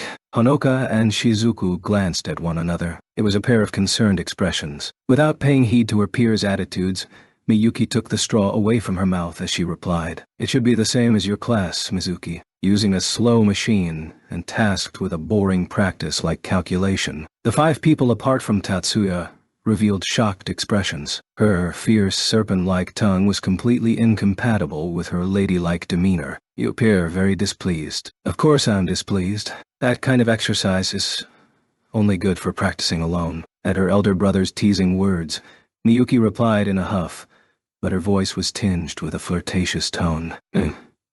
Even teaching hand over hand is bound to have some good and some bad. I admit, I'm being treated differently. I'm terribly sorry if I've upset Erika because of this. No, I don't mind at all. At Miyuki's honest apology, Erika lightly waved her hand. It's only natural to try and find the students with potential. It's the same with the dojo that my family runs. Those that have no potential are set aside and forgotten. Erika-chan's house is a dojo. A little bit of ancient-style kenjutsu, although that's just the side job. That's why. Mizuki nodded as if she understood something. She was probably thinking of the time when Erika used a retractable rod to disarm Morisaki's CAD. Chiba-san thinks that's only natural. This time, it was Onika who interjected with trepidation. Erika is fine. Actually, please call me that. Why are you putting on airs like someone important? Leo's amazed retort created a perfect buffering moment for Onoka. Then, Erika, please call me Onika. Okay.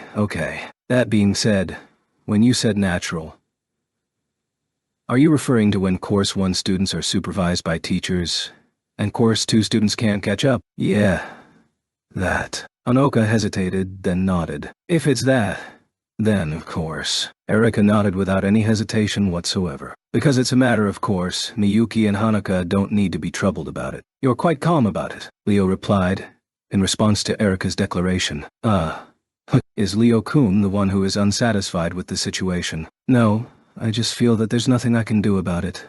Leo's voice was comparatively lackluster. I see. I don't think that there's nothing I can do.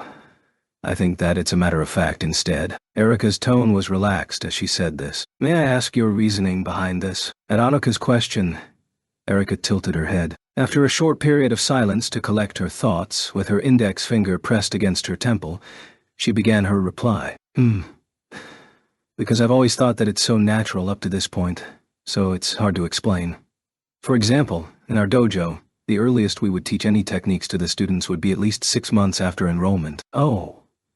Tatsuya nodded his head with interest. Question marks floated above the heads of Onoka, Shizuku, and Mizuki. In the beginning, the only thing we teach is footwork and practice swings. After we demonstrate once, the rest is up to individual practice. Afterwards, we start teaching those that look like they've grasped the proper manner of swinging. Then, wouldn't there be students that never improve no matter how much time has passed?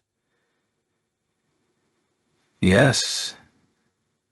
That happened. Erika nodded in response to Hanuka's question. Next, those people have to relentlessly practice. Second, if your physical body isn't suited for waving a sword, then it would be a waste of time to impart any strong techniques anyways. Ah, Mizuki quietly gasped. As she watched Mizuki, Erika continued to speak. Because of this, the only thing you can do is keep practicing your swings. Watch what other people do, and carve it into your memory. That is because you're surrounded by specialists of the sword. You're just wasting your time idling if you wait for someone to teach you. Only the utterly naive would believe that they could receive lessons from the start. Whether it's the sensei or assistants, remember that everyone there is someone currently in training. Everyone has their own personal training regimen. Those that cannot learn from the people around them and solely rely on being taught are utterly delusional. After she finished speaking, her eyes took on a tempting glint. As he watched Erika become more animated during speaking to the point of lecturing, Tatsuya felt his spirit soar a bit. Even though your words were pretty badass, but didn't you and I need Tatsuya to teach us just now? Ouch. It hurts when you say that. Erika furrowed her brows at Leo's point, but her relaxed voice didn't change. Those are two different things. Apples and oranges.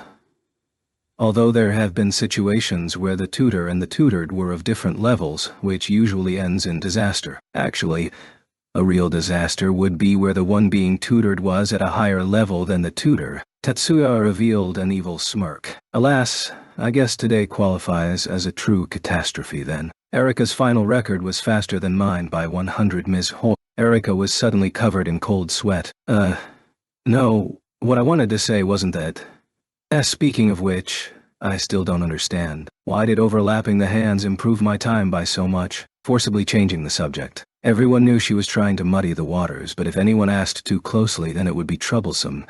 So Tatsuya shrewdly let it slide. Nothing much. It's actually quite simple. Erika is used to holding the CAD with one hand. Although Tatsuya's explanation had just started, Erika already interrupted the proceedings with more questions. How did you know? Was written clearly all over Erika's face, but for Tatsuya, this was something that was immediately discernible. After their conflict with Morisaki Shun, and taking into account the shape of the CAD, this was a simple result to arrive at. Ignoring Erika's exaggerated reaction, Tatsuya continued explaining. So I thought, if she put both hands on the CAD board in the classroom, it might be difficult for her to use. So that's why you told her to cover one hand with the other, creating a single-handed grip.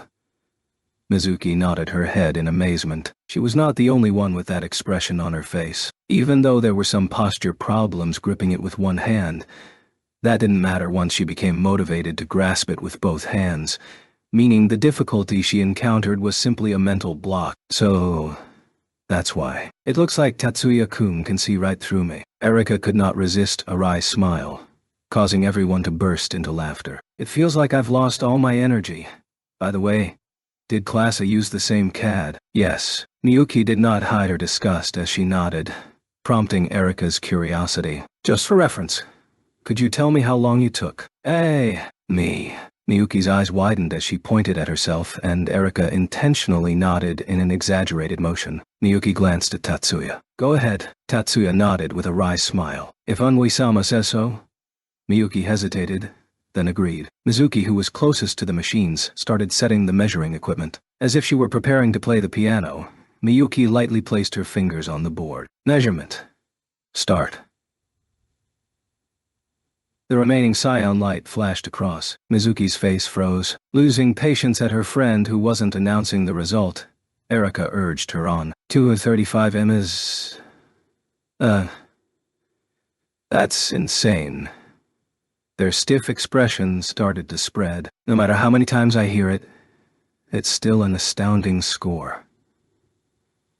Miyuki's technical abilities are nearing the limit for human reaction speeds. Even the class of students could not help but sigh. Only her elder brother didn't seem surprised. He even looked somewhat disappointed as he wrinkled his brow. The old models used for education can only do so much. There's nothing you can do, Miyuki. There's no other choice. I have to use these maladjusted activation sequence filled with background noise.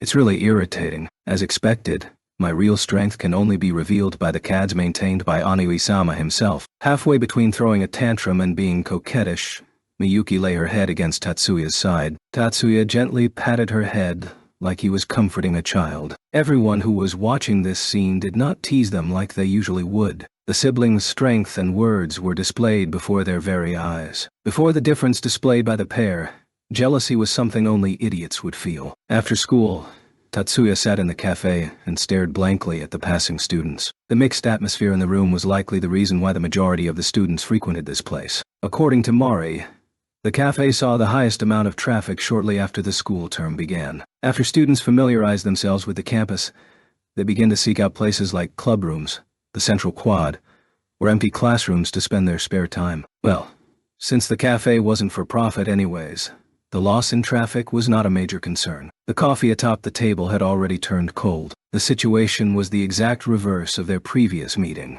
The only detail that was the same was that someone invited the other person. Tatsuya was waiting for Sayaka in order to hear the results of her homework. Although he was irritated by the spying gaze looking at him, Tatsuya did not make any distinctive motions. Although he was confident that he could detect the target no matter how hard they hid, publicly subduing the target in the middle of the cafe was inadvisable, so he chose to avoid any violent action and merely pretend to calmly wait without detecting anything. 15 minutes after the arranged time, she finally appeared. "I'm sorry. Did you wait very long?" "No worries, I got your message anyways." That wasn't merely just being polite. Tatsuya's terminal did receive Sayaka's message, saying that she would be about 10 minutes late. Also, by the time he received the message, it was only 5 minutes before the appointed time. Since it wasn't as if there was a major change in the arrangement, no matter if it was 10 or 20 minutes, it was only waiting. The fact that he thought this way was probably because he had considerable patience. Is that so? Thank goodness. I was just thinking what I was going to do if Shiba-kun left. Sayaka patted her chest in an exaggerated fashion. Looked like today was also the cute girl type. Tatsuya tilted his head and thought, in her mind, exactly what was supposed to draw his interest. What is it? Sayaka was befuddled. Looks like he accidentally expressed his mental thoughts. It's nothing. Just that when senpai turns into a cute girl, this image greatly differs from the time you're holding a sword. Really? You meanie? Stop picking on me. She frantically looked elsewhere. Tatsuya was unable to determine whether this was her honest reaction or more acting on her part. Unfortunately, the results were announced before he could arrive at any conclusion. I'm sorry. He smiled in apology. This was his acting, even though he didn't have too much confidence in it, that is. Really? Is Tatsuya's real personality that of a flirt? And not of a magician, at least, not yet. Taking a sip of cold coffee, Tatsuya turned around. He wasn't avoiding Sayaka's gaze, but instead was looking towards the silhouette hidden amongst the plants. Watanabe-senpai.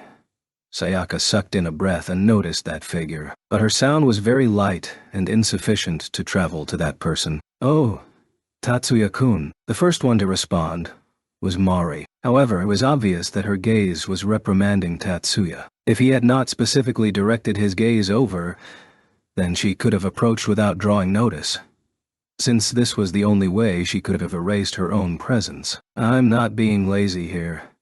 Mari forced a smile at Tatsuya's reply. It was hard to tell whether Tatsuya's line meant he was off duty today, or purely a joke. Don't worry. It's not like I'm reminding you as a committee member since I'm just passing through. Now that Tatsuya mentioned it this way, Mari's appearance would seem unnatural. Mari, who did not miss this opportunity to cover this, was quite suave about this as well. I apologize if I was bothering the two of you. Nibu. Sorry. No, it's nothing like that. Sayaka's reply to Mari was slightly stiff. Was it because she was nervous responding to an upperclassman, or because of negative feelings towards the Public Moral Committee? Tatsuya felt that neither one was incorrect. This impression was only strengthened by the powerful gaze Sayaka directed at Mari's retreating figure. So, regarding what we talked about last time. After Mari's silhouette left the cafe, Sayaka finally started talking about the main subject. Tatsuya was thinking about, didn't she say that it's in my hands now? Or she specifically came to observe because... And monitoring would be another thing altogether, but he did not mention them aloud. In the beginning, merely expressing our ideas to the school was sufficient. Her arm shook as she clasped her hands into fists beneath the table. But As expected, just this is not enough. We want the school to improve the way we are treated. She's in quite deep, Tatsuya thought. Was she earnest, or just saying so because he perked her interest? If this create a ruckus, it may lead to the reverse effect. In terms of improvement, do you have any concrete changes in mind? That is, everything in terms of treatment. Everything. Like actual lessons. That's also one of them. The primary difference between Course 1 and 2 would be the presence of instructors. So is Senpai suggesting the school increase the number of faculty members? Such a thing was impossible. Originally, the policy was created precisely because there weren't enough people of effectively using magic. The Course 2 system was a necessary evil to help ensure the number of magicians and magic artificers. I didn't plan on taking it so far. As expected, the returning comment was a lackluster denial. Then, are you referring to club activities? I recall that the Kendo and Kenjutsu clubs have equal access and privileges to the gymnasium. According to Tatsuya's investigation yesterday, the surprising result was that the Kendo and Kenjutsu clubs had an equal amount of days in the gym. Or is it problems with the budget? While it is true that clubs affiliated with magic contests receive a higher amount of funding, based on the results of the budget division, this is something commonly seen in normal high schools as well. Maybe that is, then? Shibakun doesn't feel dissatisfied. Aside from magic technical skills, no matter if it's magic theory, ordinary subjects, physical capabilities, or actual combat ability, even if you surpass the Course 1 students in all of these areas, but are labeled a weed solely on your poor technical score, are you truly able to resign yourself to that? As he watched Sayaka desperately trying to find words to shore up her argument, Tatsuya felt that he was too harsh. His resignation and regret were completely unrelated to her thoughts. If you want to change, why don't you use your own thoughts to persuade others? Of course I'm not resigned. Then he should in that case. However, I have no reason to change the school. Speak of his own thoughts. What? I do not have that many expectations on this state-sponsored school. These were his true thoughts, without a single hint of hypocrisy. The only things I want are access to the undisclosed data files stored within the magic universities and related organizations, and to graduate from Magic High School. Beyond that, I have no further desires. Sayaka was dumbfounded at Tatsuya's retaliatory response, not to mention that I have no intention of putting the blame for using banned words on campus to hurt others or the immaturity of our peers on the school itself. From the surface, this comment appeared to critique the incorrect ideology leading Course 1 students to refer to Course 2 students as weeds.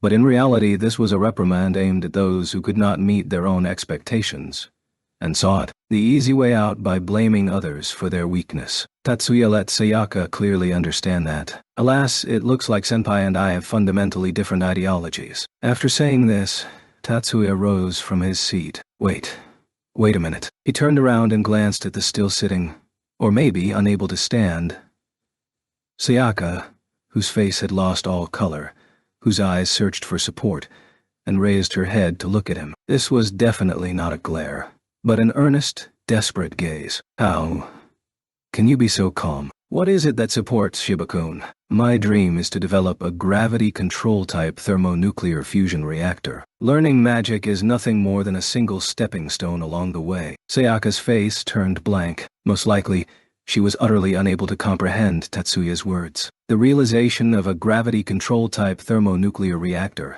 along with the actualization of generalized flying type magic, and the development of a perpetual motion device based on the model of unlimited inertial expansion, are known collectively as the three great puzzles of weight systematic magic. For the future goal of a Course 2 student, this was simply too grandiose of a concept. Tatsuya did not anticipate a mutual understanding, so he said nothing. He no longer paid any attention to Sayaka and, once again, turned and left. A week of peace and quiet passed by. As he went on patrol as a public moral committee member, he no longer encountered the ambushes that cropped up during the recruitment week. It was a peaceful time, just as Mizuki predicted. Or no. Finally, Tatsuya obtained a stable high school life.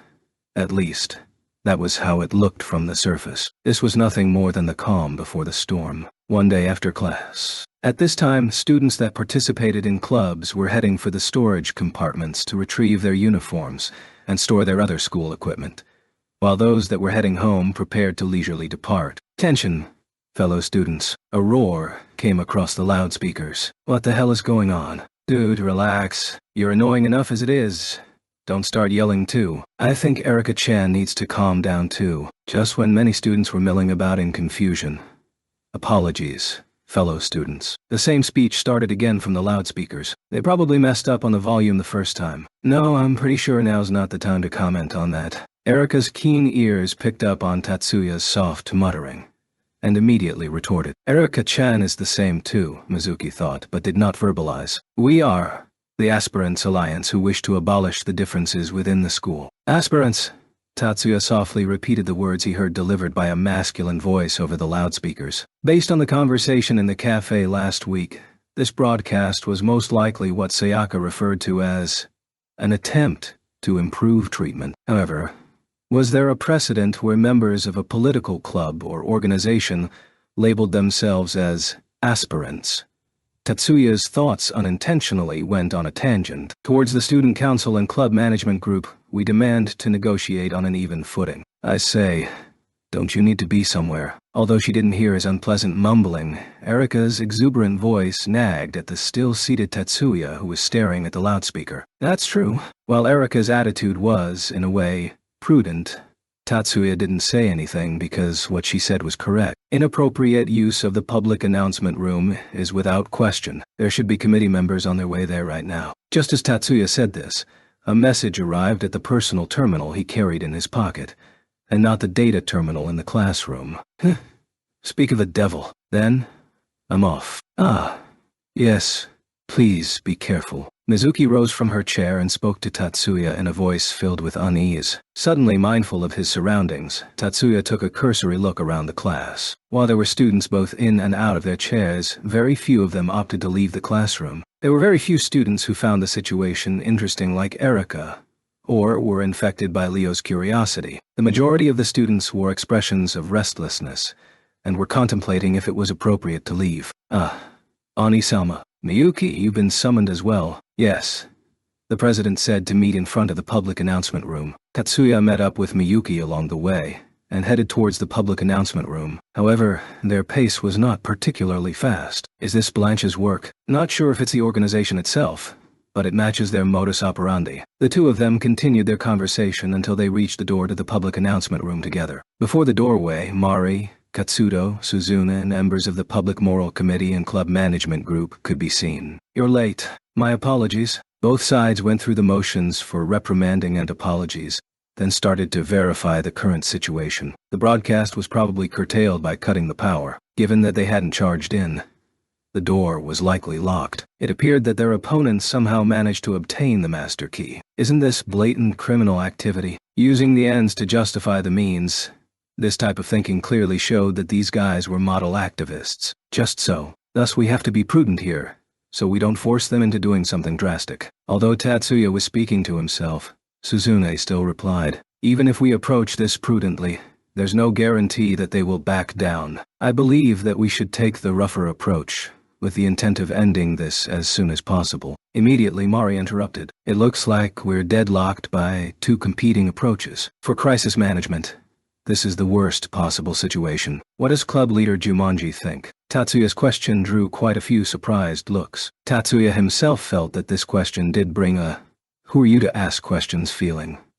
But even then, this was preferable to remaining at an impasse. It's not like he was an adult, and he didn't plan on asking adults for assistance in this matter. I believe that there's no harm in agreeing to their demands to negotiate. This is only a more radical attempt at what we've seen in the past. As long as we calmly refute their claims, we should be able to quell this without further concerns. So, we just sit here and wait. There's not enough information to make a call at this point. Although we can't just ignore illegal activity, on the other hand, unless this is a dire condition, damaging school facilities is also a criminal activity. We've petitioned the faculty to use the security system override to open the door, but they've refused. In other words, they didn't want to forcibly end the issue. Katsudo's idea ended up paralleling Suzuna's proposal. In that case, there's nothing else they could do except stay there and wait. At Tatsuya, who saluted briefly before backing away, Mari directed a displeased gaze. While he was not coerced into action by this gaze,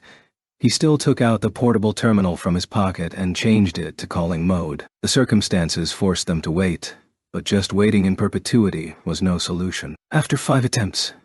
Is this Nibu-senpai? This is Shiba. Whoosh.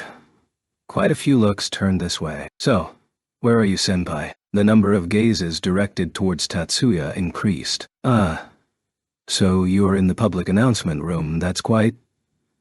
Thank you for your hard work. Next, Tatsuya furrowed his brows, because a large sound that defied any attempts towards volume control came across the speaker. Because the voice from the other side was almost entirely covered from the other listeners, they could only guess at the conversation. No, I'm not treating senpai like a fool. Senpai as well. Can you please stay calm about the situation? Ah, I'm sorry. Then, shall we cut to the chase? Mari Suzune, as well as a few others, perked up their ears in order to catch every one of Tatsuya's words. Club leader Jumanji has agreed to negotiate. As for the opinion of the student council president, we haven't confirmed. No. The president has also agreed. Seeing Suzune's hand signal, Tatsuya immediately made the correction. Speaking of which, I would like to first discuss the negotiation site. Details like date and time.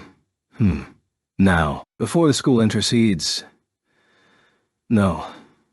I will guarantee senpai's freedom. We're not the police, so we have no authority to confine students then. That's all. Tatsuya pulled out the earplugs and replaced the portable terminal into his pocket before turning to Mary. Looks like they're going to come out right away. Was that Mibu Sayaka just now? Yeah. Earlier she passed me her personal number to set up a meeting, not guessing that it would come in handy in this situation. Behind Tatsuya, Miyuki dipped her head slowly. Although it wasn't obvious enough to make anyone think it as unnatural, but Tatsuya immediately understood that his sister was using her long hair to cover her facial expression. You do move quickly, do you? You misunderstand. Tatsuya couldn't tell if Mari's words were going to end in fortune or misfortune. At any rate, Miyuki wasn't someone who couldn't read the mood and would immediately attack Tatsuya's back in a fit of jealousy. Compared to that, I think we should prepare a bit. Tatsuya didn't turn around to Miyuki, but focused his attention on urging Mari, Suzune, and Katsudo to action. Prepare. What are you talking about? Mari used this expression to look at Tatsuya. What are you asking about? Tatsuya blankly stared back at Mari. I am, of course, alluding to preparations to arrest all the occupants inside. Given that they managed to steal the keys, it is well within reason that they are also equipped with CADs or other weapons. I say, didn't you say you would guarantee their freedom? I said I would guarantee the freedom of one, Nibu-senpai. Also, I never mentioned that I was negotiating on behalf of the Public Moral Committee. Not just Mari, but even Suzune and Katsudo were astounded at Tatsuya's words. Naturally, there was one exception who lightly scolded Tatsuya. Onusama, you're evil. It's a little too late to say that, Miyuki. Oh, that's true. However, Miyuki's scolding was delivered with a delighted tone. That being said, Onisama, regarding the fact that you specifically saved Mibu-senpai's personal number to your terminal, it's still not too late now for you to tell me every last detail, is it? Her face illuminated by her smile. Miyuki's pleased voice added this onto the end. What is the meaning of this? Whether it was just as expected, or only a matter of course, Tatsuya was being interrogated by Sayaka. Including her, there were 5 people that had taken control of the public announcement room. As Tatsuya surmised, they all had CADs, but did not prepare any firearms or blades. From Tatsuya's point of view, despite their determination, the fact that none of them even considered he could be lying, thus ultimately causing them to be treated like amateur wannabes, was a foregone result. Aside from Sayaka, the 4 others were all arrested by Public Moral Committee members while she was relieved of her CAD. This was because Mari took Tatsuya's reputation into account, even though Tatsuya himself felt that verbal agreements were hardly binding in the first place. Sayaka reached out to grab Tatsuya's collar, but her wrists were intercepted by Tatsuya's hands. After easily countering the hands that were directed towards his collar, Tatsuya blankly watched Sayaka vent her feelings. How dare you lie to us? Watching the furiously struggling Sayaka, Tatsuya simply relaxed his hands. Behind Sayaka, who was menacingly approaching Tatsuya, a voice called out. Shiba did not lie to you. Sayaka flinched at the heavy, forceful voice. Club leader Jumonji, I have heard your demands. I have agreed to negotiate. However, listening to your petition and agreeing with your methods are two different things. Sayaka's fighting spirit disappeared. In front of one responsible for managing all extracurricular activities, Katsudo, and his resolve, Sayaka could only swallow her resentment. Well, that's the case, can't we just release them? But at the same time, accompanying the above comment, a petite F figure imposed herself between Tatsuya and Sayaka. Her back was to Tatsuya, as if to protect him. Segusa, Katsudo asked in astonishment. However, Mayumi, Mari disagreed. Nonetheless, Mayumi cut right through them. I understand what you're trying to say, Morai, but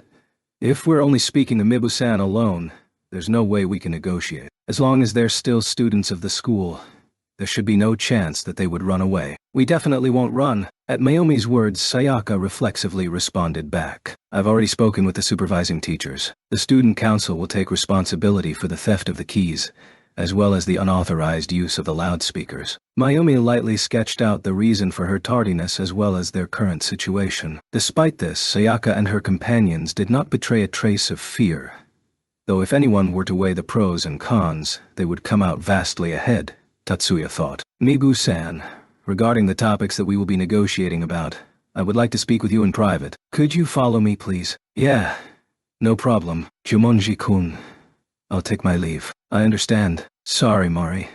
I somehow feel that I stole your thunder. Mentally, no. I never felt that way. But in reality, this is how it's supposed to be. So don't worry about it. That's great. Then, Tatsuya-kun, Miyuki, the two of you can go home now. Then, President, we'll take our leave. After a short period of time, the first one to recover was Miyuki. Following his sister's solemn bow, Tatsuya wordlessly bowed, then left the scene. Chapter 9. The next day, Tatsuya and Miyuki left the house a little earlier than usual. Rather than to get to school earlier, they wanted to arrive earlier at the train station. Luckily, they didn't need to wait for very long at the train station. Good morning, President. Amongst women, Mayumi's figure would definitely be rated as petite. But that did not mean she would be buried within the crowds. Even in a crowd, her unique aura enabled Tatsuya to locate her immediately. Tatsuya-kun, and Miyuki too. What is it? Although the situation was obvious, Mayumi was completely blindsided by the possibility of meeting the two of them here. So her attitude did not reflect her usual joking nature and was a more normal reaction. However, today's purpose was not to surprise Mayumi. Tatsuya skipped the preamble and dived right into the heart of the matter. I'm very concerned about what happened yesterday after we left. Can you tell me the results of the conversation between President and Maibu-senpai? At Tatsuya's request, Mayumi's eyes widened in shock. How astounding. It was not just her expression, but her tone was filled with astonishment as well. Tatsuya-kun definitely doesn't seem like the type to care about other people's business. If it was only other people's business, I couldn't care less. Unfortunately, the fates have decreed otherwise. No wonder. At Tatsuya's response, Mayumi nodded in acceptance. Tatsuya was already involved in the business with the Activists Alliance. Even if he wanted to keep himself clear of the mess, it was already far beyond the point of no return. He definitely possessed the right to know what was to come, Mayumi thought. Even if this wasn't the case, the results would be announced tomorrow morning anyway. They asked that Course 1 and 2 students receive equal treatment.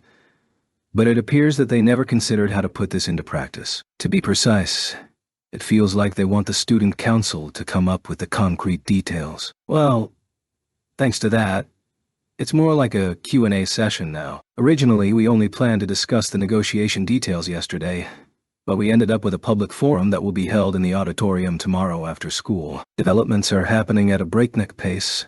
Tatsuya expressed a dull surprise, since to him this was an inevitable "is it finally here?" Thus, he wasn't overly surprised. Tatsuya originally thought that the most effective strategy was to directly confront the members and drag them out to be dealt with, even at the expense of letting some remnants slip through the cracks. That being said, his reaction was probably in the decisive minority. For example, even Miyuki was in a daze at how quickly things were moving along. While I understand that strategy gives the opponent little time to prepare, this way we're also in the same predicament. Who is going to represent the student council in the forum. At Tatsuya's question, Mayumi revealed a smile that clearly said good question, and pointed to herself. So, it's just going to be the president alone. Tatsuya's voice was still skeptical, not to mention Miyuki's stunned silence. Although Hanzo-kun will also be on stage, I will be the only one speaking. Just as Tatsuya-kun said, there's no time to prepare, so if only one person is speaking, there shouldn't be any concerns about stepping on one another's toes. I'm also worried about leaving an overly belligerent impression. In other words, you definitely won't lose in a traditional debate. As Tatsuya said this, Mayumi confidently nodded her head. There's another thing.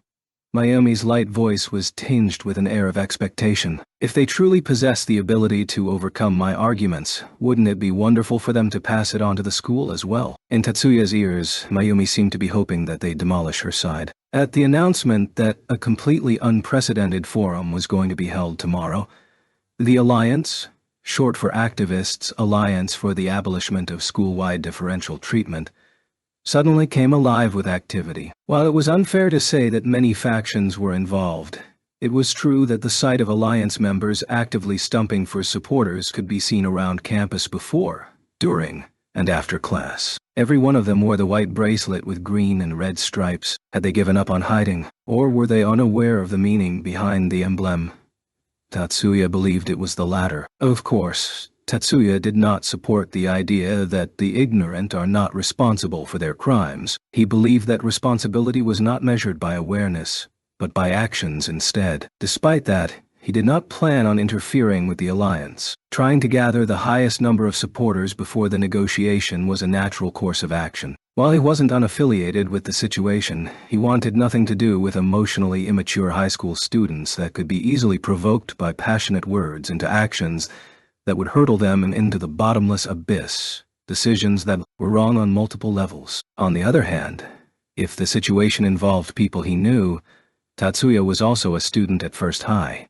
It was improbable for him to know absolutely no one, and attempted to deceive or entice them, he would not remain idle. Nizuki.org. After school, the day before the forum, Tatsuya greeted his classmate, who wore a face of confusion, while she was speaking with a young man who wore that bracelet on his right arm, and was probably a third-year student. Nizuki hugged several books to her chest, which were probably club materials that needed moving. The fact that they were using materials that weren't digitized was an indication that many students in the arts clubs probably shared the same interests he did. However, that was a conversation for another day.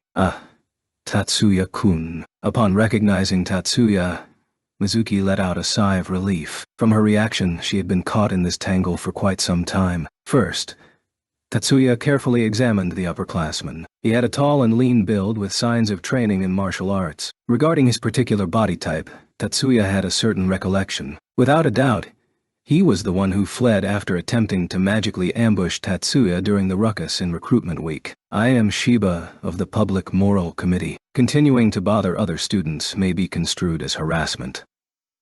Be sure not to overdo it. Tatsuya had no need to verify the details from Mizuki, and walked directly towards the upperclassman to make this known. Yet, he did not interrogate the student regarding his activities during recruitment week. There was no reason to believe that the upperclassman would answer upon being asked, and badgering him would only achieve the reverse effect. Tatsuya silently imposed himself between Mizuki and the upperclassman, and directly confronted him. The opposing side did not wear a flower over his left breast. He wore a small pair of glasses on his face, but they did not appear to be ordinary glasses. I understand. Then I'll back off. Shibata-san, if you change your mind, could you please let me know? Any time is fine. The upperclassman retracted his hand in a very gentlemanly manner, then left by way of the stairs at the end of the hall. Tatsuya took this moment to ask Mizuki what happened before he arrived. He's the ace of the kendo club. I think his name was Tsukasa Kinoue-kun. He's the same as me, someone who is afflicted by oversensitivity to spirit particle emission.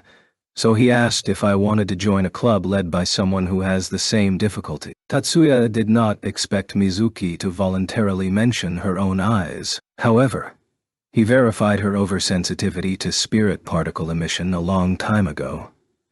So this was not surprising. So this was to share each other's experiences. Did I get that right? No.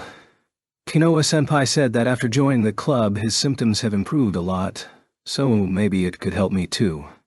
That's ridiculous. Tatsuya did not finish his sentence aloud. Even without saying so, he could tell Mizuki held the same opinion. The only way to lessen the harm from being overly sensitive to magic-based sensations was to carefully control the inquisitive sensory ability. In order to keep that ability properly in hand, the shortest path to success was definitely proper training. For example, even for classes with no supervising teachers, the lessons learned in class were the next closest thing to proper training. It was absurd to think that a club established by students could provide a training regime that was more effective than taking classes. Of course, it was another matter altogether if that club was directed by a member of the faculty.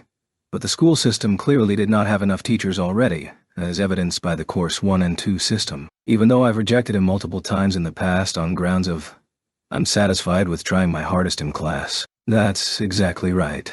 There's no need to hurry. Taking one sure step at a time is a perfectly acceptable choice. Mizuki nodded towards Tatsuya in manner that said you're right, then walked towards the clubroom. As Tatsuya walked in a different direction than Mizuki's path, his mind was racing. It was only a coincidence that he caught Mizuki when he did. But, excluding that detail, he didn't think this was a coincidence. While actively recruiting more club members in name only, or more like baiting, their true purpose was to rope in Mizuki as one of their compatriots. Taking into account the skill level of the individual who ambushed Tatsuya before Alliance activities began, this third-year student was the real deal. At the very least, he wasn't someone that was being baited, but instead actively fishing instead. The ace of the kendo club, Tsukasa Kanoe. Definitely need to inquire about that upperclassman, Tatsuya thought. After dinner, during a time that's usually reserved for unwinding any stress incurred over the day,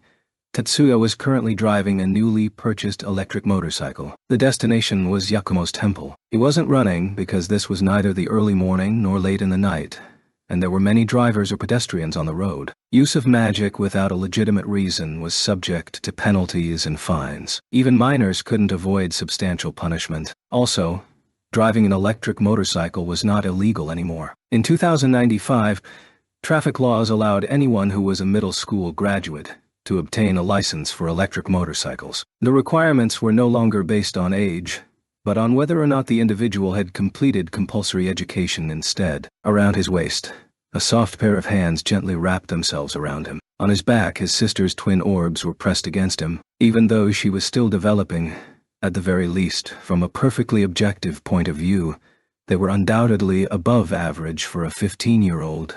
Miyuki was born in March. That being said, Tatsuya's heart rate did not increase violently. Given that this was his sister by blood, that was only natural. In addition, the ride lasted only 10 minutes. No immoral activities, whether mental or physical, occurred along the route to Yakumo's temple. This time there was no violent reception from the disciples. The goal of this trip was not for further practice, so there was no need for any sort of grandiose welcome after calling ahead of time to schedule the appointment. The two of them headed directly for the cloister. Yakumo's room was fashioned after civilian cottages seen in the early half of the 20th century. Actually, it might even be an authentic building from that time.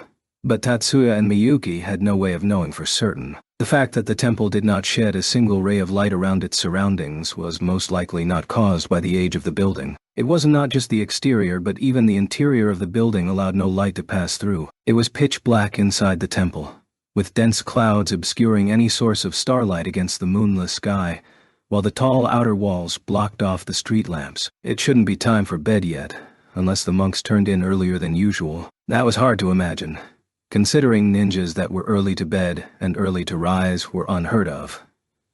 Not to mention there was no reason for him to roll out of bed after they called ahead to schedule the appointment. Miyuki gently reached out a hand towards Tatsuya. The hand was not shaking, and her grip on his sleeve was not very strong. However, for Miyuki, whose nocturnal vision was not nearly as refined as Tatsuya's, it should come as no surprise that she felt uneasy in the darkness. Well, since it was only a hand, she could do as she pleased. If there was any actual danger, Tatsuya would use his own magic to handle it. The temple interior wasn't particularly narrow or spacious, so the two of them quickly reached the vestibule leading to the living quarters. There was no sign of a speaker or even a doorbell. This was definitely intentional. Just as Tatsuya was about to open the door and announce their arrival, Tatsuya-kun, this way. From a completely silent spot not far away, a voice called out to Tatsuya. The hand gripping Tatsuya's sleeve shook as its owner jumped in surprise while Tatsuya smiled helplessly. Seriously, even at his age, that guy still didn't tire of childish acts like sneaking around in the darkness and spooking people. That being said, the only frightened person there was Miyuki, since Tatsuya felt practically nothing. On this level, Yakumo's plan was only partially successful, if there was a plan in the first place. For a moment, Tatsuya toyed with the idea of turning around with Miyuki and leaving, but tonight he had business to conduct. Tatsuya swallowed his displeasure and walked towards the source of the voice. Yakumo stood with his waist leaning against the wall with both legs carelessly hanging out. If he were meditating in a normal sitting position, he could easily be mistaken for any other monk. But that precisely was Yakumo's specialty. Even after being acquainted for 2.5 years, Tatsuya still felt that the monk was a hard man to read. "Good evening, sensei. Are you headed to bed?" Good evening, Tatsuya-kun. Miyuki-kun. How can that be? Because no matter how casual I am, there's no way I'd leave an appointment hanging and go off to bed. Tatsuya's complaint was quickly written off by Yakumo. Originally expecting Yakumo to make a big deal out of this, Tatsuya was rather confounded by his response. "Sensei, I apologize for calling at this hour. So, since you aren't going to sleep, why are the lights out?" That's just a habit. If there's no need to, I keep the lights off. I am a ninja after all. It appeared that Tatsuya was mistaken in his assumption that it was for practical jokes. No matter how many precedents there were, he had to be wary of jumping to conclusions when examining a situation. Tatsuya reflected briefly. Of course, he wouldn't do something like that in front of Yakumo. Yakumo detected that Tatsuya was questioning his integrity. He squinted at the siblings, then launched into his aimless rambling. "All the same, the spiritual aura that you siblings give off is simply beautiful. Being able to view it in a place without light is even better on the eyes." "Spiritual aura, you say? In your jargon, I think you would call it Pushin light." Towards Miyuki, who was tilting her head, Yakumo spoke with a singularly serious expression. For him to squint his pair of incredibly narrow eyes was not just simply for show, but to properly capture something that's normally difficult to see. Miyuki's spiritual aura shines forth with immeasurable brilliance without wasting a single drop, while Tatsuya's aura accurately traces his silhouette. And then, connecting the two... "Sensei." Tatsuya immediately cut short Yakumo's rambling. Yakumo's squinting eyes returned to normal, his face adopting a sheepish expression. Sorry. I forgot this is taboo." "No, I was the one being impertinent." Tatsuya slightly dipped his head, signifying that the conversation ended there. Naturally, there was no way Yakumo missed that. "So, what did you need to see me for?" "Actually, there's something I wanted Sensei to look into." Using this as an introduction, Tatsuya explained to Yakumo regarding the circumstances surrounding Tsukasa Kinoe. "That third-year student is definitely a member of Egolite, though I have reasons to believe that he is also connected to Blanche. Unfortunately, I am uncertain what Blanche hopes to gain from using Tsukasa Kinoe." Egolite and Blanche. Just this much wouldn't be too difficult to find. At Tatsuya's request with a question phrased at the end of it, Yakumo frankly nodded. His words would normally be seen as overly proud or self-confident, but from his mouth they appeared almost natural. Of course, Tatsuya knew that for Yakumo, asking him something like investigating the activities of terrorist organizations operating within the country was simply a piece of cake. "However, I am a monk, so I cannot step too far into the secular realm. Also, given the depth of the analysis, wouldn't it be more expedient to ask Azama-kun? I thought the daughter of the Fujibayashi family was with him too. Asking the colonel would be a little... That wouldn't go well with your aunt, huh?" After a short period of silence, Yakumo curtailed the difficulties Tatsuya voiced.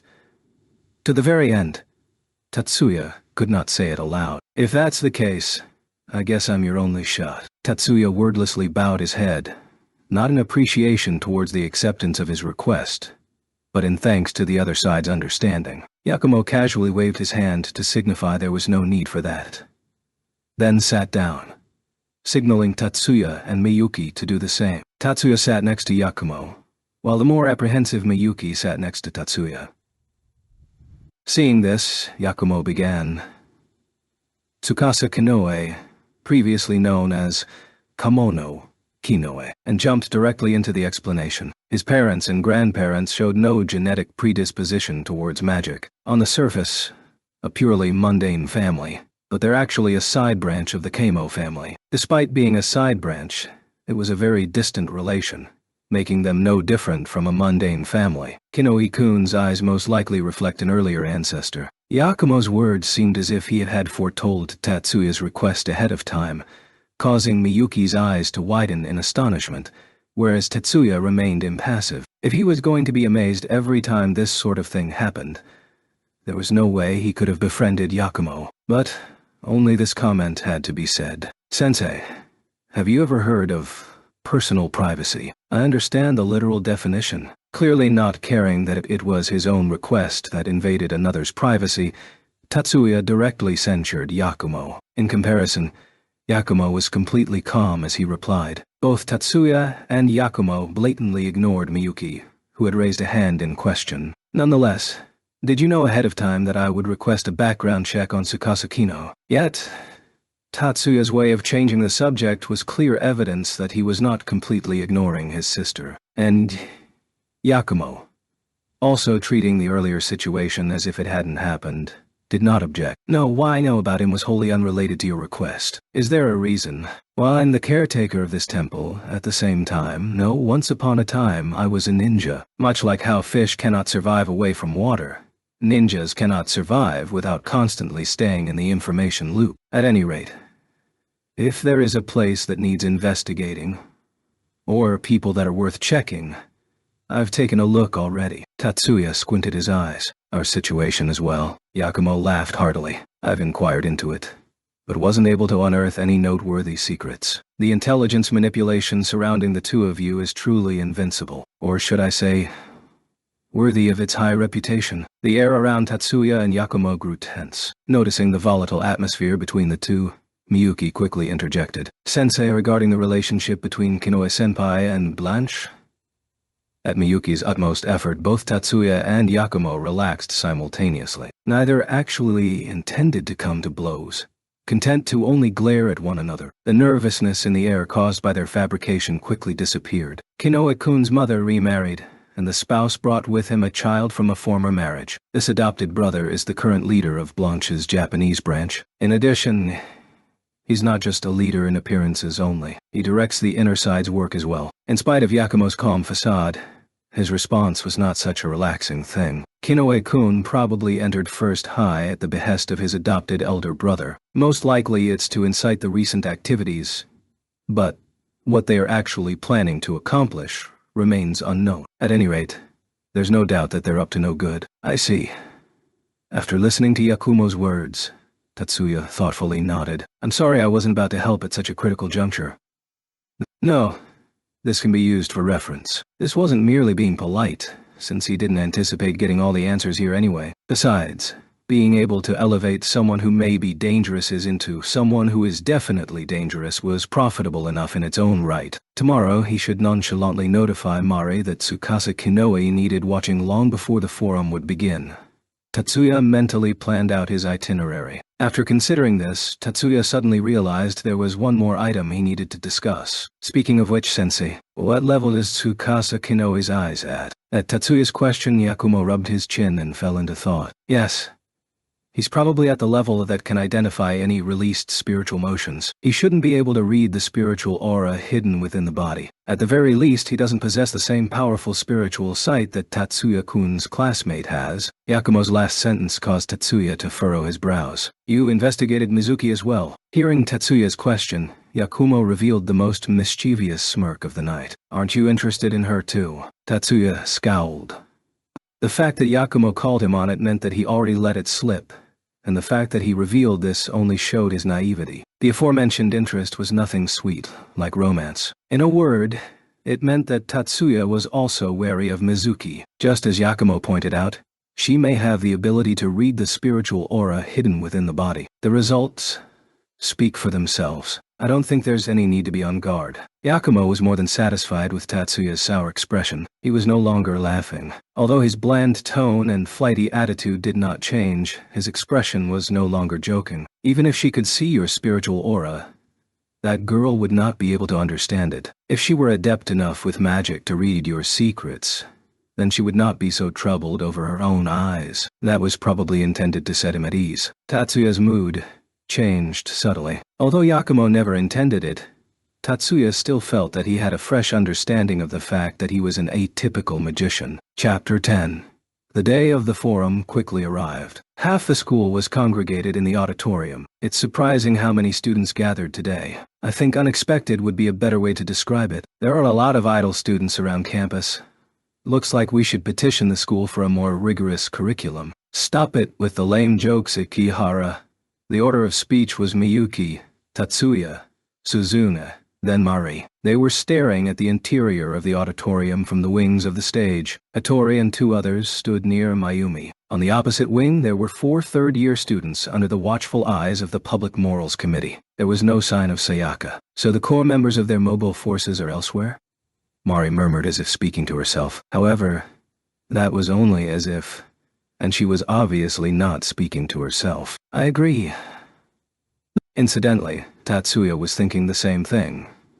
So his reply was made with that understanding. He made a cursory examination of the grounds. Ratio of Course 1 to Course 2 students was about 50-50. Ignoring Suzuna's sarcasm for a moment, there was a surprisingly large number of students, whether Course 1 or 2, who were deeply concerned about this issue. Among them, about 10 students who were members of the Alliance could be identified. None of them appeared to be the ones who invaded the public announcement room. Even though we have no idea what they're planning, it's not like we can actually make a move on them. That was obvious even without saying it aloud. Usually they were the ones who made the first move, while we could only react after discerning their objectives. Just focusing on defense might sound laid back.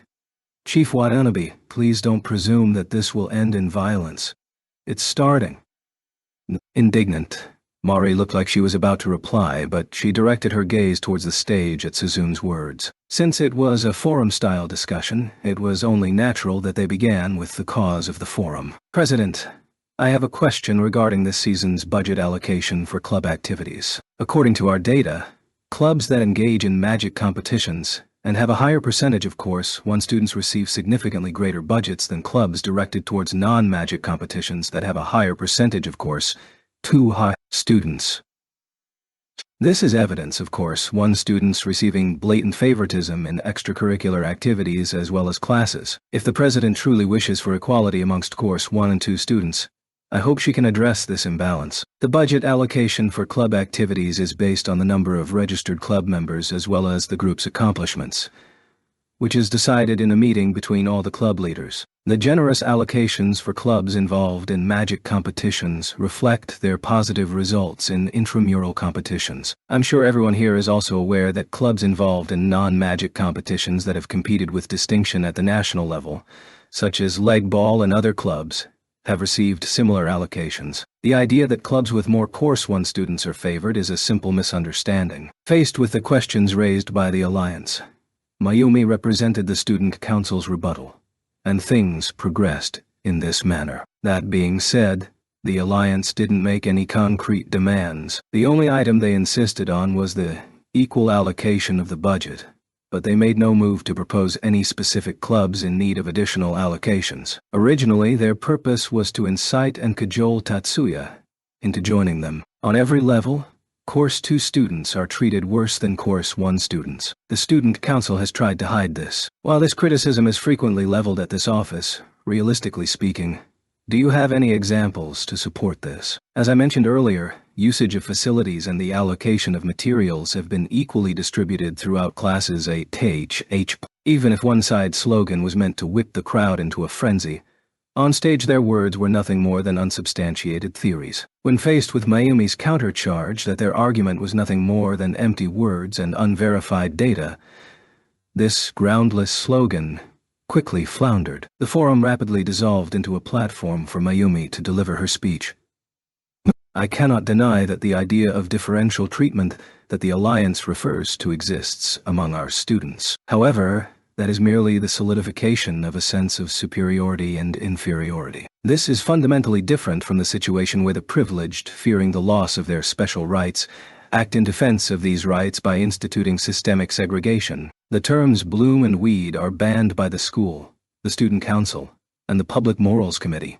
But unfortunately, many students still continue using them daily. However, the problem lies not just with Course 1 students calling themselves blooms and derogatorily labeling Course 2 students as weeds. The problem is also compounded when Course 2 students refer to themselves as weeds, continuing the vicious cycle of self-depreciation and resigning themselves to the idea that this is inevitable. This lamentable culture truly exists here. At this, several hissing sounds arose.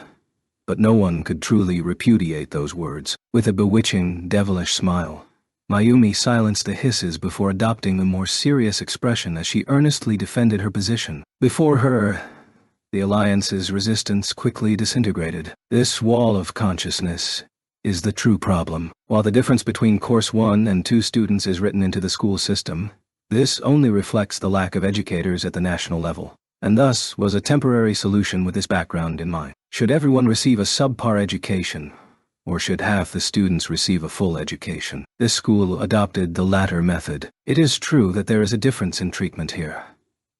This is something that cannot be averted, no matter what we do. This is also a mandatory ruling forced onto the students if they choose to study here. But other than this, there is no difference in the system. This might come as a shock to some people, but Course 1 and 2 students enjoy the same curriculum. While there is a difference in pacing, lectures and practical exercises are entirely the same. It wasn't just Tatsuya, but even Miyuki was completely amazed by this revelation. Tatsuya involuntarily let out an sound, while Miyuki silently offered her agreement. Seeing this, Suzune's mouth twitched into a smile. For extracurricular activities, both the club management group and the student council strive to equally assign the rights and access to the facilities. It cannot be denied that there is a higher emphasis placed on clubs with greater membership. Yet, when taking into consideration that everyone should have an equal opportunity, we cannot ignore the fact that not all clubs are on equal footing. This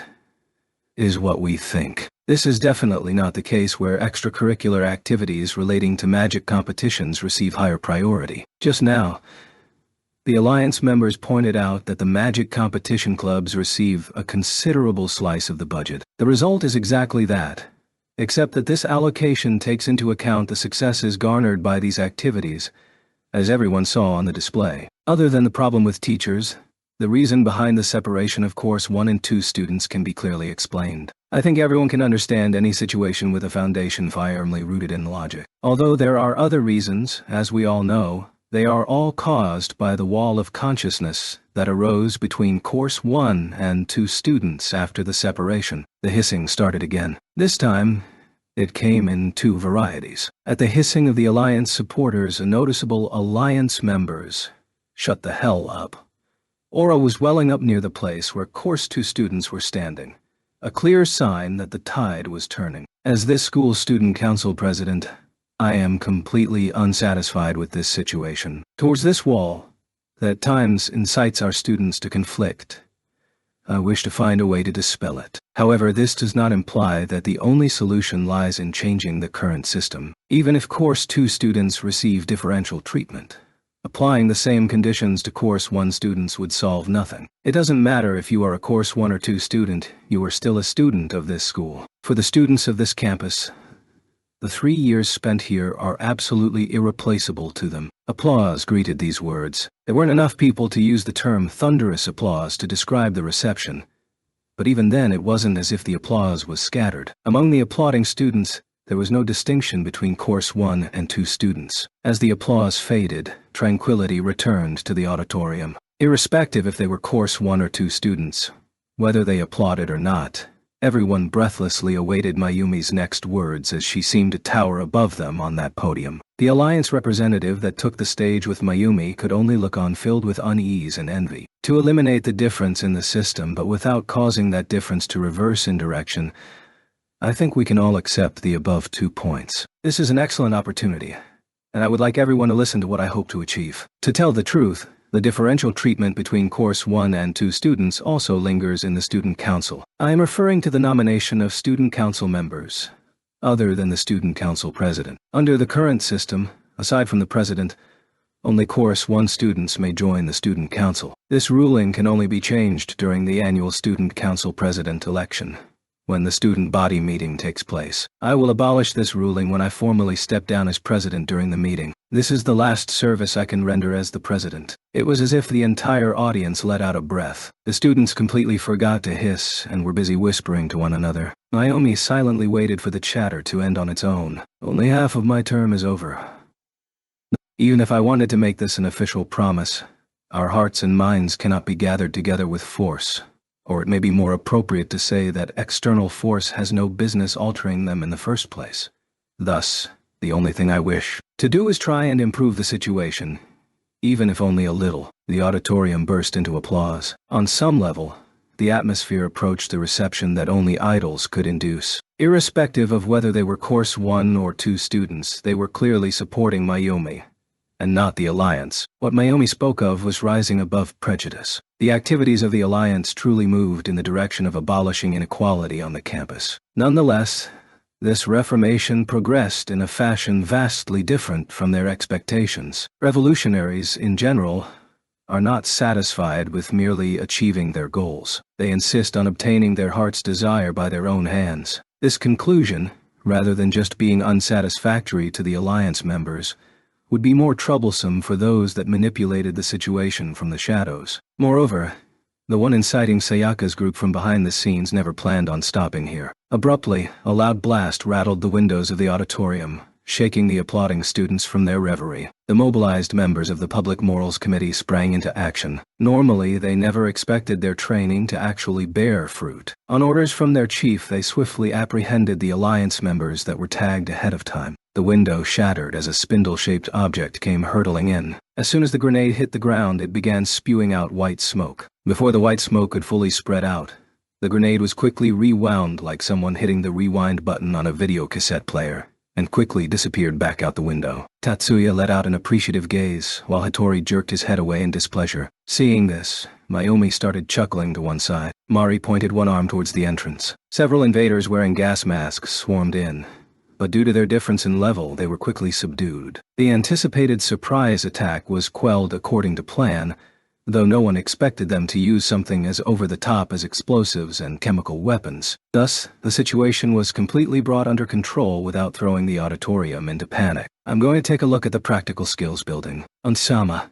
I'm going with you. Be careful. After Mari finished speaking, the siblings headed towards the area where the sound of the blast originated. Due to the need for constant magic supervision, magic schools usually had magicians staffed as teachers at all times. First High, being the authority in magic schools, boasted a teaching staff composed of first-class magicians. The school alone had the strength to repel the military might of a small nation. Of course, even though there was a conscious understanding that possible attackers did exist, this was still beyond their expectation. A complete lack of danger was the real cause behind the relaxing of the guard. The place to come under attack by the invaders was the practical skills building, as could be seen from its blackened walls and cracked windows. Tatsuya could also hear further blasts, like the sound of small explosives being set off. Facing the flammable liquid that was still burning as it clung stubbornly to the walls, 2 teachers were engaged in firefighting activities. What the hell is going on? The prowling boy responsible for protecting the teachers shouted out as he caught sight of Tatsuya. Miyuki's fingers began dancing in a beautiful fashion. She single-handedly operated the CAD shaped like a portable terminal. Instantaneously, the Scion information aid spread out, completed the design, and activated. The flash was the magical light that could only be seen by magisters like magicians and magic engineers. The 3 men surrounding Leo were immediately blown away. The 3 of them were wearing electric technician uniforms, and were obviously not students nor staff. It was as if they had stepped on a landmine, but Leo, who had been in the center of it, was left unscathed. This sort of pinpoint selectivity was one of the biggest advantages of magic. Terrorists have invaded the campus. While Miyuki conversed with the teachers about the situation, Tatsuya quickly cut to the chase and stated the pertinent details to Leo. That's pretty damn serious, huh? Leo consented to the situation just like that. His agreement was because he understood that this was a chance to join in the subjugation. Right now, the most important matter was the presence of enemies who had to be eliminated. Leo, your Huki, or rather, reinforcements have arrived, I guess. At that moment, Erika appeared on the other side, from the direction of the office. Recognizing the forms of Tatsuya and Ko, she stopped hurrying. No worries. You got here in plenty of time. There's plenty to worry about, like not getting killed and dying. What the hell? No. Now isn't the time for that. Give me my CAD. Crap. Don't just throw it. CAD is a type of precision equipment, but would retain its utility even in the midst of complex situations such as these. There would be no problem even if dropped onto a soft surface like tennis courts. Erika threw the CAD with this in mind. So she naturally ignored Leo's objection. Even if there was some sort of damage, it was likely that Erika would ignore that too. Did Tatsuya do this? Or was it Miyuki? Erika spoke succinctly as her merciless gaze swept over the moaning invaders who were crawling away slowly. It was Miyuki. I couldn't have applied it that well. It was me. There is no need for Anuai-sama to concern himself with such small fry. Tatsuya and Miyuki beside him spoke up at the same time. Okay. What an envious sibling relationship. Is it really all right to send those guys flying without so much as a warning? There's no need to hold back if they aren't students. Tatsuya calmly replied with a comment that subtly changed the direction of the conversation. Hearing this, Erika laughed. Aha, and I thought high school would be a boring place. Scary. So, this is what a bloodthirsty woman looks like. Shut up. Erika raised her right hand halfway, but self-consciously pulled back from stabbing forward with the special police baton. Speaking of which, what are the two of you doing at the practical skills building at this hour? Unless they were staying after school for additional practice, students usually would not return to the practical skills building after class. This wasn't a teasing retaliation, but an innocent question instead. No. That. Well, how do I put it? What was it again? That being said, for the two of them to falter this badly was quite the unexpected turnout. What are you two doing together? A serious question. However, no one knew Tatsuya quite as well as Miyuki. As soon as Miyuki saw her elder brother's serious expression that carefully masked an evil smirk, she quickly figured it out. The two of us alone. Erika's voice could not conceal her astonishment. That's a misunderstanding. It would not be an exaggeration to describe Leo's response as a roar. I just came for more practice in practical skills. This woman came afterwards. When I came to practice, this brazen fellow was already there. What do you mean, brazen? I understand. I got it. I won't take it the wrong way. At this point, there was no longer any profit in this matter, but Tatsuya was thoroughly satisfied with the reactions elicited from the two of them. Tatsuya quickly curtailed that thought. Have you found any other trespassers? The teachers are guarding the other side. No wonder they're teachers, seeing as all the trespassers have already been apprehended. Tatsuya solemnly watched Erika as he said this. Erika pretended as if the earlier interruption hadn't occurred as she replied back in a heavy tone that was neither solemn nor joking. Leo was able to switch gears fairly quickly as well. I know coming from me it's a little sketchy, but those guys were only third-rate magicians at best. I've just never trained in 3-on-1 magics. Leo tried to downplay what happened, but handling 3 opponents at the same time was no mean feat. The competency of Tatsuya's peers had surpassed his original expectations. Erika, any problems near the office buildings? At Miyuki's question, Erika nodded. They looked like they were prepared a long time ago. By the time I got there, the teachers had already subdued the attackers. Probably because all the expensive equipment is over there. The majority of the valuables were kept in the offices for safekeeping, so it was fairly obvious to see why it would be a tempting target. That being said, the practical skills building only contained outdated CADs. If anything significant should be pointed out for the sake of argumentation, it would be that the heat-resistant, earthquake-proof, and shock-resistant building was only blackened slightly after taking direct hits from grenades. Even if the building was damaged, it would only result in delaying classes by about 1 month. In other words, in order to completely sabotage the school and prevent the facilities from operating, the logical course of action would be to disable vital equipment that were difficult to replace on a short notice, as well as specimens and research data, the labs and library. So, The attack over here is a diversion, but the scale is far greater than we imagined. Unless the secret meetings to organize the protests during the forum was in itself the diversion. Regarding Miyuki's questions, Tatsuya shook his head. No. I think they're all real. Someone may be using the alliance for their own purposes. How pitiful, Tatsuya thought. But he kept that to himself. If they were accused of this without being given any chance to defend themselves, it would probably be gravely insulting to the ones who truly wanted to change the system for the better. Let's table this for now. So, what should we do next? There were 3 choices. Their first option would be to split their forces. Alternately, they could all head for the science building, or head for the library. Their target is the library. This newly acquired intelligence decided their strategy. Ono-sensei. She was wearing a pair of low-heeled boots with a long pair of jeans, with a gleaming sweater tucked inside her jacket. Today's wardrobe, a getup that emphasized mobility, was quite different from the one she wore several days before. The luster denoted that the fabric was probably a fiber strengthened with bulletproof and anti-blade qualities. Her expression was tense and nervous, giving off an air as if she wasn't entirely herself. The enemy's main force has already penetrated the library. Mibu-san is also in there. 3 gazes focused on Tatsuya. However, Tatsuya's eyes were fixed on Haruka. Less than a second passed before he spoke. I'll explain everything after this is all over. Is that acceptable? Rejected, despite me saying that. Since I know you're going in there anyway. May I ask you a favor instead? What is it? Although Haruka had a hesitant expression, she wasn't stumbling over her words, nor doing anything else that wasted valuable time. I would like to make a request as Counselor Ono Haruka. Please give Mibu-san a chance. Since last year began, she has been burdened by the dissonance that comes from her status as a valued kendo athlete versus the value assigned to course 2 students. Even though she's asked to see me several times, I was incapable of offering her comfort. In the end, that created the opportunity for those guys to get to her. Do not spoil her. Haruka's request probably came from her sense of professional duty. However, Tatsuya ruthlessly rejected this request. Come, Miyuki.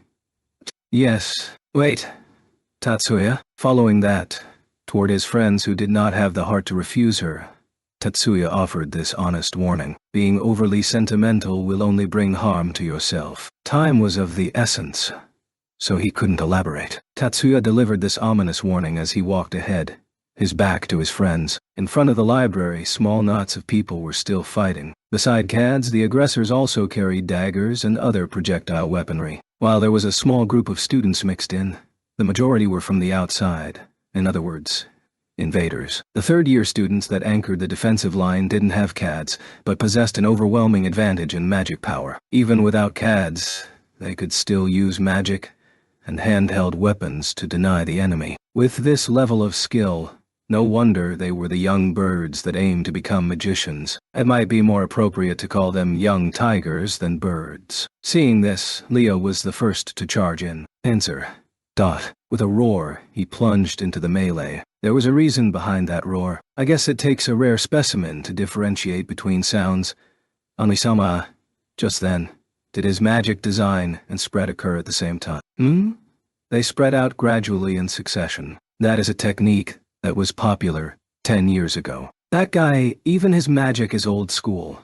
Erika snarled furtively, pretending to be ignorant of the fact that her engravement magic was also a type of magic prevalent in the past. Thankfully, Leo didn't catch these words while he was locked in combat. Using a hefty bracer-shaped CAD worn on his forearm, he blocked the incoming staff and retaliated with his own attack. Originally, a defensive-type CAD would have no need to expose any movable parts or sensors on the outside, hence the voice recognition system. That being said, considering how he uses it, it's a miracle that it's still in one piece. The CAD itself must have been enhanced with Fortify Magic. Fortify Magic stabilizes the relative coordinates of molecules within a narrow area. No matter how powerful the force, so long as the relative coordinates are spot on and the outer shell isn't broken, there's no chance of the CAD breaking. Something that can hold together no matter how violent you are. That type of magic suits him perfectly. Completely ignoring Erika and company standing off to the side as well as their comments or insults, Leo recklessly charged into battle as if he was venting all of his frustration. His hands, wrapped in a pair of black gloves, shattered stone, rubble, and ice alike, while staves forged of metal and carbon-based resin crumpled before him. Occasionally, contact with a concealed stun baton would emit a small shower of sparks. Daggers that couldn't be avoided, and darts fired from spring mechanisms cunningly worn in the sleeves all bounced off Leo's white and green school uniform, so he's hardened every inch of clothing on him. It's as if he's striding around in a full suit of armor. This was not an exaggeration for magic that one excelled in. Leo's Fortify magic simultaneously executed the activation sequence, as well as the design and invocation stages of the magic sequence, and spread out in succession while maintaining a constant state of magic renewal. Even with weapons, it was extremely unlikely that these invading terrorists, who were barely a step above complete amateurs in terms of skill, would have any way of penetrating that armor. To top it all off, those fists that would normally be restricted by the limits of the human body were instead strengthened by speed and movement magics, creating a truly terrifying force of sheer destruction. He would easily be accepted as an effective fighting force, even on the front lines of the military, if it was for this type of close-quarters combat, where the usage of firearms was restricted. "Leo, we're going on ahead." "I got it." Tatsuya left this location in Leo's hands. Silence greeted them in the library interior. If Haruka was correct, this wasn't because the attackers had been repulsed, but because the defenders were subdued. Aside from the regular employees, there were also security personnel posted at the library, but they had probably all been eliminated by now. Based on this alone, the skill level of the main force must have been substantially higher. Tatsuya temporarily hid himself in the vestibule, reached out with his searching range and scanned for life signs. There were no indications of any life signs. Modern magic is capable of interfering with natural phenomena and its accompanying signals, which includes the existence of the phenomena and the eidos. All users of modern magic could access the information dimension, the information medium of the universe, the platform that linked all eidos, as defined in the Greek philosophical concept of information, in order to identify other eidos. That being said, very few people could clearly identify and differentiate them. What radically separated Tatsuya from ordinary magic users was his incredible aptitude in sensory ability, to the point that he could identify each and every eidos encompassed in the information dimension. There are 4 in the special browsing room on the 2nd floor, 2 at the foot of the stairs and 2 at the top. Nice. With Tatsuya-kun here, all ambushes become meaningless. In live combat, this is definitely an incredible advantage. What are they doing in the special browsing room? This is too quiet for their purpose to be destruction. They're probably trying to steal the classified research materials held by the magic universities. If they are in the special browsing room, they can easily access the unpublished materials that are inaccessible in ordinary browsing areas. Hearing Tatsuya's explanation to Miyuki's question, Erika's expression turned glum. "Erika, your expression seems to say that this isn't what you were expecting." Hearing Miyuki's question, Erika shrugged her shoulders in an exaggerated manner. "That's because this is a high school revolt, a veritable youth revolution. But now you're telling me that the truth of the matter is something as boring as stealing research data. Don't destroy my beautiful dream with such an unpleasant truth." "That's how I feel." "What do you think?" "Don't ask me. By the way, your dream was biased in the first place. Didn't you just answer me?" Ugh. Tatsuya couldn't deny that. Miyuki hurriedly interjected. "Come on. Let's hurry to the special browsing room. I'll handle the ambushers." "No. Leave that mission to me." Erika sang out that she would deal with the situation, then charged out of cover before anyone could reply. Silently, she glided over to the foot of the stairs. The retractable police baton with an embedded CAD was already fully extended. The ambushers ended up being ambushed. The second that the police baton struck the enemy, Erika had already passed them. She felled 2 opponents instantly. In complete contrast to Leo's brutal approach to combat, she finessed the battle. The sound of their allies hitting the ground finally alerted the guards on top of the stairs that they were under attack. One of them charged straight down, while the other started an activation sequence. However, just as the scions started flashing, the activation sequence shattered. The magician gaped as his magic was denied. The stiffness in his body was very unnatural, and after a second of watching, he lost his balance and toppled down the stairs. "Don't worry." Hearing his sister's cute voice, Tatsuya replied as he returned the pistol-shaped CAD to its holder. Humanoids often make minute adjustments to their center of balance in order to stand upright. Everything was within reason up to this point. Miyuki was probably caught off guard by the person rolling down the stairs. Well, it looked like his collarbone wasn't fractured, so all he'd get out of that would be a concussion and several broken ribs. That was what he meant by "don't worry." On the other side, the attacker was equipped with a bona fide short sword, rather than a dagger, as he charged towards Erika. This seemed familiar. It was just like Sayaka's opponent during the kendo demonstration. A green and white ribbon was tied onto the right wrist that stretched forward to deny Erika. It appeared that the kendo club was the first to be corrupted. Tatsuya-kun, we have to hold back against the students, don't we? Her voice shook a little since she was asking in the heat of combat. Given the differences in height and wrist strength, this could heavily influence a deadlock situation. There's no need to force yourself to be merciful. At the same time that he said this, Tatsuya stepped forward. I don't need your help. Erika stopped him. I can easily handle this kind of opponent when I'm serious. She temporarily raised the pressure, then quickly slid to one side. Having switched places with her off-balanced opponent, Erika hurriedly urged Tatsuya onwards. Leave this place to me. Got it. The boy was wary of being assaulted from both sides, so he dropped to a half-crouch. However, in the eyes of Tatsuya and Miyuki, this student had already ceased to exist. Tatsuya forcefully launched off the ground. Miyuki lightly stepped off the floor. Tatsuya leapt onto the walls, while Miyuki flew into the air. Both of them quickly landed on the second floor. Woo! Erika whistled in admiration, and the Alliance student gaped in shock as Tatsuya and Miyuki charged towards the special browsing room. Sayaka's mind was a blur as she watched what was going on in front of her. In front of the only terminal that could access the highest level of research, restricted research. In this country, her companions, members of Blanche, were currently hacking into the system. Half a year ago, they were introduced by Tsukasa, the ace of the men's kendo team. For some reason, Tsukasa did not bring Sayaka to Egolite, to which he was affiliated, but to Blanche instead. Originally, Sayaka had no intention of bringing their activities outside of campus, nor did she have any wish to participate in any law-breaking activity. The only reason she saw them was out of consideration for Tsukasa, who often took care of her. Tsukasa's older brother, who was the head of Blanche's Japan branch, told her many things, such as how the differences on campus caused by magical talent could not be resolved. Despite knowing this, Sayaka's foremost worry remained how Course 2 students were treated differently on campus. In truth, Sayaka really wanted to attend the forum. Not only did she want to attend, but she also dreamt of expressing her opinions. It was only because she was familiar with the details of this mission that she allowed Tsukasa to persuade her otherwise. What the heck was she doing? Sayaka thought. Taking the keys without permission, being the accomplice to a break-in. Was this really what she should be doing? Her thoughts were headed in an uncomfortable direction. Realizing this, Sayaka quickly gathered herself back onto the mission in front of her. However, our goal is to abolish the differential treatment brought on by magic. So why do we need the most cutting-edge magical research? Tsukasa's older brother said that publicizing the research results was the first step to abolishment. That being said, wouldn't it be meaningless to publicize magic theories to people who can't use magic?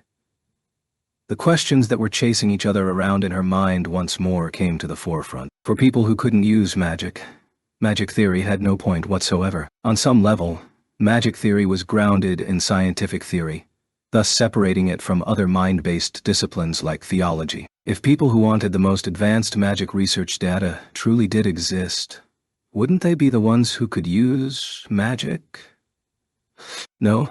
Research data that can benefit people who can't use magic must exist, and it is hidden here. This was the reason she must follow. This reason allowed her to continue on the path she was currently on. However, no matter how many times she repeated it in her heart, she still couldn't fully accept those words. Okay. It's open. Someone chattered softly. He hurriedly brought out a solid cube used for storage. Her companions... Sayaka detected a strong sense of desire imprinted on their faces, causing her to avert her eyes towards the door. So, she was the first one to notice. The door. Hearing her outburst, the other members turned to look. Before their very eyes, the square doors broke apart and collapsed into the room. Impossible. The dismayed gasps that they let out were, based on the situation at hand, actually quite conservative. Objects that have been fortified have eidos that are much harder to manipulate. Even dual reinforced doors that could withstand a crack missile could be destroyed by magic. However, to accomplish that, it usually required a complicated magic sequence that repeatedly used mass and vibrate magics to dissolve the door. No one could accept that a dual reinforced armor door could be silently destroyed like this. The men froze at this sight that so thoroughly impugned their general understanding of the world. At this moment, the recording solid cube shattered in their hands. Immediately afterwards, the hacking terminal dissolved as if caught in a time warp that swiftly returned it into its component parts. Following that, the signal from the device also halted, rendering the browsing room into a dormant state. I suppose it's more appropriate to refer to you as industrial spies. Your plans end here. A familiar figure casually declared this as he strode forward with pistol-shaped specialized CAD in his right hand that flashed silver with every step. Behind him, a slim figure gracefully followed him with a terminal-shaped CAD held in one hand. Neither sibling allowed a trace of excitement to grace their features, causing them to forget that they were in the middle of a crime scene. Shiba-kun, Sayaka softly whispered while someone raised a right hand. It wasn't a gesture of surrender. It was a male companion pointing a gun at her kohai. This man wasn't a student from First High. He wasn't a student at all. He was someone who came along on behalf of Tsukasa's older brother, their leader. This companion, who had been specifically recommended by their leader, was obviously intent on committing murder. Sayaka let out a soundless scream of terror. She wanted to stop this, but was unable to cry out. Her hands were frozen. She was going to become an accomplice to murder. Sayaka was so terrified that she shrugged into a ball. However, the bullets that could easily take life were not spat out of the barrel. His right hand tightly gripped the pistol. No, the pistol was stuck to his hand. The man's right hand was covered in purple swelling. Please desist from any more foolish actions. For me to be merciful towards those that intend on Iwi-sama any harm, I don't think I can do that. Her voice was deathly quiet and equally solemn. It was like she was a completely different person. She gave off an aura of invincibility, as if any act to defy her would be fruitless. Just hearing her voice caused resistance to crumble. This time, it was Tatsuya's cruel words that drifted into the ears of a terrified Sayaka. This is reality. Mibu-senpai. A world where everyone can be treated equally is inherently impossible. If there were truly an equal world that completely discounted talent and adaptability, then everyone should receive an equally cold reception from the world. In truth, Mibu-senpai already knows this, right? No one is capable of treating everyone equally. That only exists in carefully crafted lies in order to mislead others. Sayaka's originally despairing visage tightened. In the blank eyes of her kohai standing before her, she could detect a tiny trace of, Mibu-senpai, you were only being used so they could steal the unpublished research data stored by the magic universities. This is the truth behind your lofty ideals. Pity. Why? Why did it turn out like this? The moment she realized this, the complex emotions within Sayaka burst forth. Is it wrong to eliminate the differences? Is it wrong to dream of equality? The differences truly exist here. This can't just be my misunderstanding. I truly was despised. I was exposed before their scornful stares. And I heard all their stupid names for me. To remove all of these, is there something wrong with that? Aren't you the same? They compared you against your sister's superlative talents too. You have also gone through that degradation. You have also been labeled an idiotic fool. Sayaka's scream seemed to spring forth from within the well of her soul. Yet, none of these piteous cries reached Tatsuya. His heart did not resonate with those words. That was because to Tatsuya, these things were simply acceptable aspects of reality. So, Tatsuya merely understood the literal meaning behind her words as well as the phenomenon she was screaming about. Here was a young lady in despair. That was the only thing he took away. The pity that Sayaka thought she saw in his eyes were merely the delusions brought upon her by her extreme wretchedness. Sayaka's screams did not reach the young man's heart, but passed into the heart of the young woman standing next to him. I will never despise Anui-sama, she calmly said. However, this voice contained enough emotion to quell Sayaka's screams, an emotion of raw fury hidden beneath the layers of calm. Even if every other human being insults, slanders, despises my brother, the love and respect I bear for Oniwai-sama will never change. You...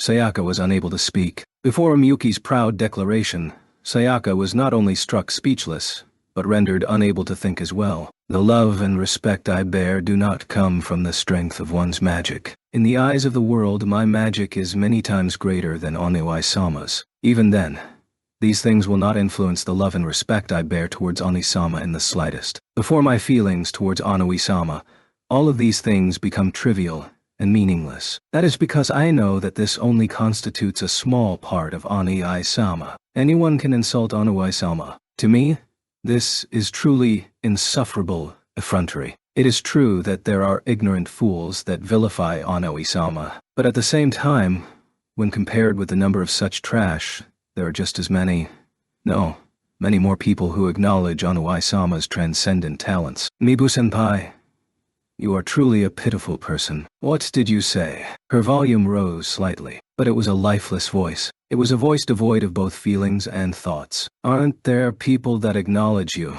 Is magic the only way people see you? No? That's impossible. I know of at least one person who doesn't do this. Do you know who that is? Oni-sama has acknowledged you. Your swordsmanship, your beauty. These are only appearances. Exactly. These are just appearances. But isn't this a part of senpai as well? Senpai's charisma and sense of individuality. Of course. Appearances are only natural, including the 2 meetings at the cafe and the time in front of the public announcement room. This is the 4th time you've spoken with Oniwi-sama. You've only met him 4 times. How much did you expect him to understand? That, in the end, more so than anyone else, you were the one who saw yourself being treated differently. More than anyone else, you were also the one who viewed yourself as an inferior student, and derogatorily used the term weed towards yourself. Her words were undeniable. No urge to repudiate this argument emerged. This reprimand struck Sayaka like a terrible blow, causing her mind to go blank. Just as her mind ground to a halt, just as she was about to abandon the will to go on, this soulless shell allowed the devil's soft hiss to worm in. No. In this case, it was more like the puppeteer's light whispers. Mibu, use the ring. It came from a cowardly man cowering shamelessly behind a 16-year-old girl. This man suddenly shouted out. Accompanying this scream, his wrist also swung downwards. A small spark ignited, along with dense white smoke. At the same time, there were several piercing sounds that could not be heard. It was the background noise from the scions. They were attempting to stop magic from invoking by using cast jamming, sorcery disruptor. In the smoke, 3 separate sets of footsteps could be heard. Tatsuya reached out twice, and struck twice with the palm of his hand into the smoke. With his eyes completely closed, there were 2 meaty sounds of impact, along with the sounds of 2 bodies hitting the floor. Miyuki, stop. When Tatsuya gave out this order, the magic sequence Miyuki designed swiftly morphed into another object. It gathered the white smoke together like a tornado. The dust clouds were compressed to the size of ping-pong balls, then fell to the ground locked inside triangular ice blocks that materialized out of thin air. Now that vision was no longer obstructed. The room revealed 3 men lying on the ground. One of them was rolling around on the ground trying to fight back the hideous pain of frostbite. 2 others bore bruises on their faces and lay there unconscious. Anu-sama, it is all right to let Mibu-senpai go, Miyuki wondered aloud. She had no doubts regarding whether Tatsuya had any ulterior motives. In Miyuki's mind, there was little chance for Tatsuya to develop any relationship with women that surpassed sibling banter. Miyuki also clearly understood that Tatsuya was not the type to bring personal feelings into the mix. I don't doubt your skills, but there is always the possibility of a mishap when vision is obstructed. I don't want you to run that risk, so let Erika handle Mibu-senpai. The fastest point of egress from here would inevitably lead directly to Erika on the 1st floor. Given Sayaka's current state, she was in no condition to seek alternate routes. I don't think Erika has any vested interest in this. Perhaps if her opponent were anyone other than Mibu-senpai. Miyuki didn't really comprehend what it meant to fixate on your opponent. For her, combat was something to be avoided initially, but if pressed, victory overrode all other concerns. It didn't matter who her opponent was. For her opponent's identity, a simple label of enemy was sufficient. Anything else became meaningless. That being said, from a purely intellectual perspective, she acknowledged that there were people out there who placed special meaning on who their opponents were. Is that so? If it's Erika, then there should be no problems. So let's leave Sayaka to Erika.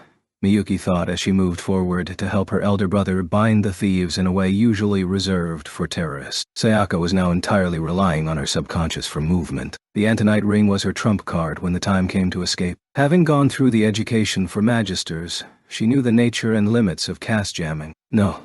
In regards to the knowledge surrounding this ring, Sayaka knew more about it than your average magician. This ring did not possess the power to strike down other magicians. It only had the power to interfere with magic through caste jamming. Aside from providing a method for avoiding magic attacks, there was no other purpose. You cannot defeat that first-year student. At that time, I witnessed glorious techniques that I'd never seen before. When their leader gave her this ring, he repeatedly cautioned her with the above warning. This ring is used solely for running away. The deeply imprinted scene in her brain and the echoes of those powerful words reverberated in her ears, prompting her limbs to keep moving. There were no footsteps behind her. No one was following her. In her heart, she understood that her companions had been taken down. However, her paralyzed mind would not allow her to make the conscious decision to go back and help them. Her mind consumed by the failure of their plan and the subsequent urge to flee the campus to their temporary base,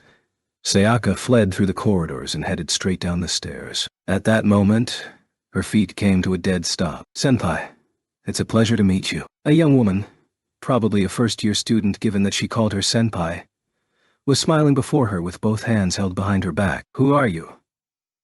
Her wariness forced out a sound. However, that first-year student's cheery expression didn't dim in the slightest. "First year, Class E, Chiba, Erika. I want to confirm something, just in case.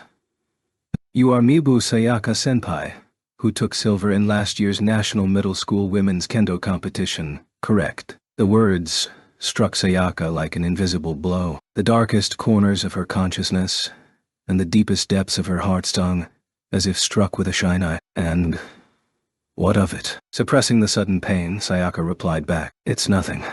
Nothing at all. I just wanted to be sure." Erika kept her hands behind her back. However, there were no weak points anywhere on her body. Her slim figure was incapable of blocking the corridor entirely. But there were no detectable gaps for a person to pass through anywhere. And on top of that, were the hands hidden behind her back empty. Is she really not holding anything? Suddenly showing up here. You aren't planning to let me pass. There was no sign of pursuit to her rear. Be that as it may, given the man in question, concealing his presence was probably a piece of cake. Sayaka reined in her anxious emotions and strove to speak in an even manner. She knew that her chances of breaking through unharmed were zero from the beginning. "Where are you going?" "That's none of your business. You don't want to answer. Is that right?" "Yes." "Negotiation breakdown," Erika happily declared, although the words seemed a little far-fetched. But Sayaka knew very well that she never planned on letting her go in the first place. Sayaka quickly glanced left and right. Unfortunately, she didn't have a weapon on hand. While she was equipped with a CAD, she would have to yield her caste jamming in order to use magic. A silvery gray rod appeared in the corner of her vision. It was a stun baton that belonged to one of Sayaka's companions. The baton was a little shorter than what she was accustomed to, but it would serve as a suitable replacement for her usual weapon. Sayaka slowly lowered her center of gravity. She concentrated all her strength into her feet, and abruptly sprang away. After grabbing the stun baton on the ground, Sayaka fell into a crouch to greet the other woman. On the other hand, Erika just stood there gaping at Sayaka's antics. "There's no need to be in such a hurry. I was going to give you time to locate a weapon." Sayaka flushed. This wasn't a solo performance. In an effort to hide the awkwardness and embarrassment brought on by her actions, Sayaka glared at Erika and shouted, "Get away from there, otherwise you're going to get hurt." Self-defense established. "Well, I never intended to use that excuse anyways," Erika said in a very excited tone as she brought her hands from behind her to the front. Her right hand held a retractable police baton, while the left carried an actual short sword. Following that, she casually tossed the weapon in her left hand to one side. "Shall we begin, senpai?" Erika raised her right arm. Sayaka also took a combat stance. Her weapon was pointed directly at her opponent, her right hand placed above her left. On one side, Sayaka with the central two-handed style. On the other, Erika in a half-curved stance with the one-handed style. The match started in a flash. Contact was made between the blades, but their swings emitted no sounds. The instant she saw movement, Erika swung her baton at Sayaka's neck. Sayaka furiously raised her arm. She dashed backwards, reflexively adopting a defensive posture as she was barely able to take this blow. At the same time, her opponent had already looped to her rear. To parry the next blow, Sayaka instinctively raised her baton. The shock of the blow reverberated down the stun baton into her hand. Sayaka was more than ready to close into melee range, but her opponent had already retreated out of range. Personal speed magic? Sayaka softly murmured. Erika did not reply. Just like Watanabe-senpai. However, her next words stopped Erika cold. Although it was only a momentary hesitation, that was sufficient to shift the momentum. Erika, who once again advanced, was forced to stop by the piercing noise that filled the corridor. This was scion noise. Noise that normal ears could not hear. Seeing Erika's face contort in discomfort, Sayaka immediately charged. She would not give her opponent an instant to catch her breath. Face, forearm, abdomen, diagonal slash, uppercut, face, reverse diagonal slash. This series of sword strikes was obviously not developed solely for kendo training, as it included several techniques from ancient kendo styles. Her attack was as swift as fire. Just as the proverb F-Rinkazan dictated, her attack was as fierce as F-Lame. At some point, the scion noise disappeared. The reason behind this was obvious. In order to activate cast jamming, a constant influx of scions into the Antonite was required. If the influx of scions stopped, the noise would stop as well. The noise that originally filled the room gradually died away. Because Sayaka had thrown everything she had into her blows, maintaining cast jamming was frankly impossible. So long as one was capable of using magic, no matter how fierce or powerful the attack was, nothing could match the speed of magic. While she clearly knew this, Erika didn't plan on using magic. She probably didn't have the time to design a magic sequence. Erika was a Course 2 student that didn't excel in compiling technical skills. Even so, Erika's CAD was a specialized model that was fortified for high-speed combat, and possessed a form that Erika was well accustomed to. In addition, her engravement magic was a type that could still channel scions even under the effects of cast jamming. If she could create enough separation, then she would be able to use magic attacks. However, Erika didn't try to break away, nor did she press forward. In direct opposition to the high praise of the fierce flame,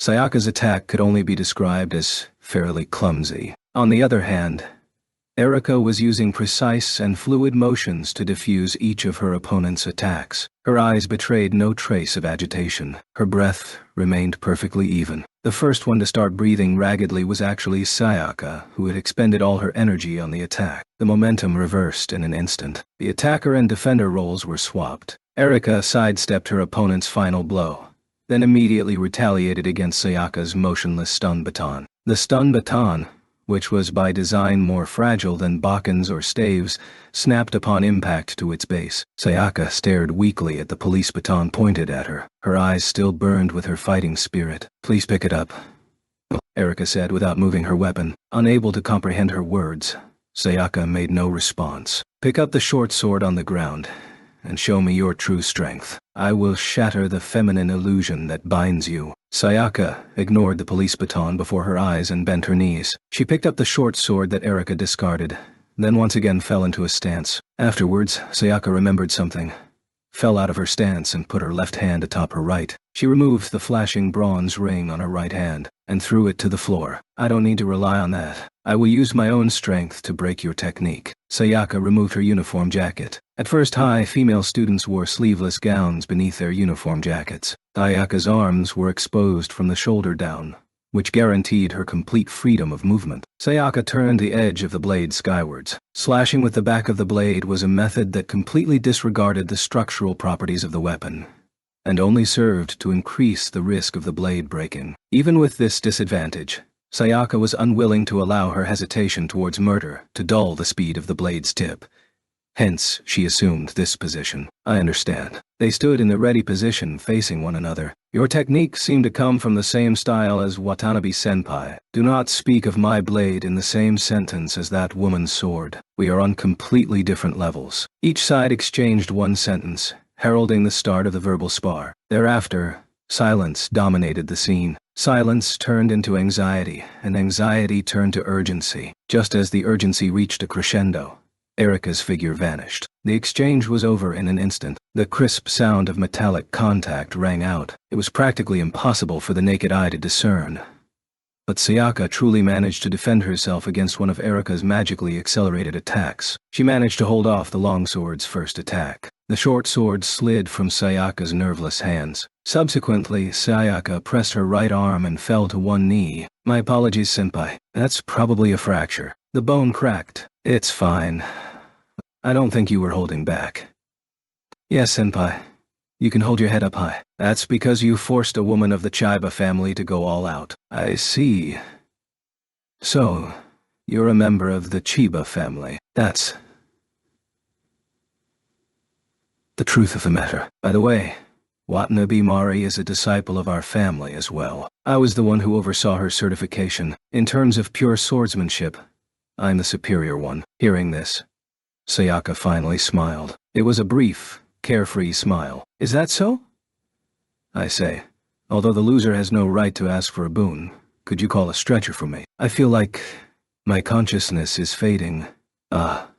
Sayaka crumpled to the ground. Erika carefully scooped her up. She softly whispered into the ears of the unconscious Sayaka. "Don't worry, senpai, because your gentle kohai will take senpai away from here. So, you want me to carry Mibu-senpai out of here?" Regarding Tatsuya's natural question, Erika nodded her head as if she couldn't care less. "It's okay.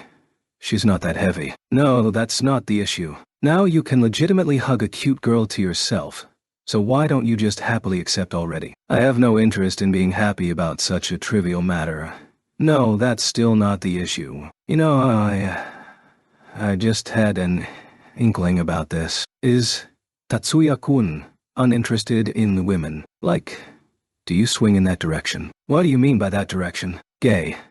"Don't be ridiculous. That's why I said this isn't the issue. We can easily call for a stretcher, so why must I be the one to carry her?" Miyuki laughed merrily at this scene. Tatsuya was simultaneously dealing with his mounting exhaustion while trying to decipher Erika's logic at the same time. At this point, he had already half given up on the inside. It would obviously make Mibu-senpai very happy. At some point, Tatsuya stopped replying. While he still felt that the proposal was illogical, he was also resigned to the fact that using logic to convince Erika was going to be an extremely challenging task. The conversation had reached its conclusion, so to speak. "Isn't this wonderful, Ani-sama? Although her injury isn't dire, it is true that the earlier she can be treated the better. I think that the most efficient method would probably be for Anwai-sama to carry her. At any rate, there's no use trying to explain it further. Your opponent is Erika, after all." "Wait, Miyuki.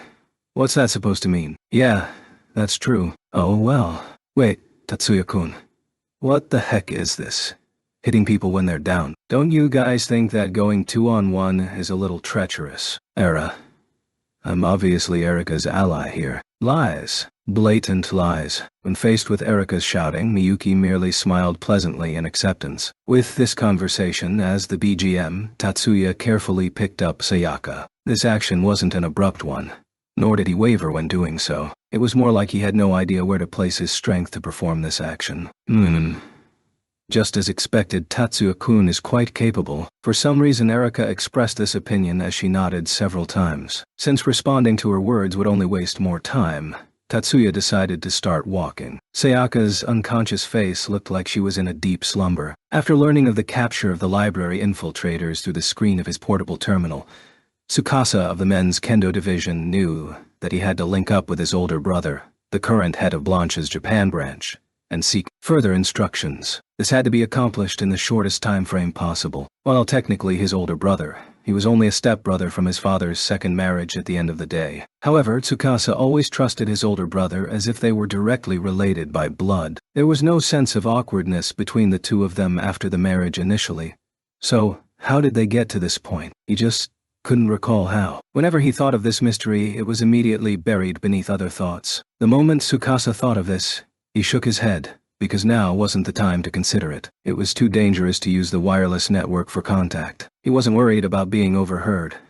He just didn't want to use such a normal method of communication.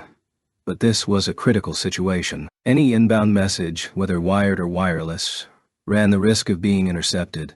So thinking like this was only natural. Tsukasa wasn't expecting any problems by leaving campus. Even though this was a critical situation, it was not wartime, nor was it a period of civil war. There was no way a gunfight would break out on campus. Although people unaffiliated with clubs had to undergo strenuous examination, this generally did not affect students. Tsukasa made his decision based on this assumption, but unfortunately for him, fate had other ideas. If it isn't Tsukasa from the Kendo Club, are you headed home? Just as Tsukasa was about to waltz out the main gate, someone called out to him from behind. It wasn't a friend. He did not know that voice. When he turned around, what stood before him was a swarthy individual of medium height who could be comfortably described as boorish. Like Tsukasa, he was a large, robust third-year student. He wore the emblem of the Public Morals Committee on his wrist. Tatsumi, aren't club activities cancelled because of the riots? That's why I decided to head home. Faltering due to poor acting would be troublesome. Consciously ordering his body to cooperate,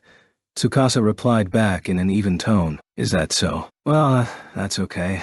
Club activities are probably cancelled all around campus. That's it. So, goodbye. The word was on the tip of his tongue, but Tsukasa never got the chance to say it. Wait a second. There's something I wanted to ask you. His heart raced. Ask me. Barely managing to contain his wavering, Tsukasa managed to fake an astonished expression. Yeah.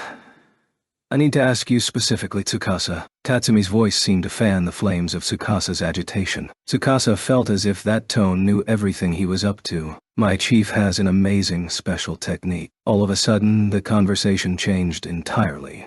At least that's what it sounded like, but the same sense of wariness from the beginning did not diminish in the slightest. By manipulating the air currents and adding some enhancements, we can create truth serums without resorting to illegal drugs. A scream was about to force its way out of his throat, but Tsukasa fought it down. However, he was only wasting his time. You don't have to fake any ambivalence, Tsukasa. You know what I'm talking about, don't you? We already have proof.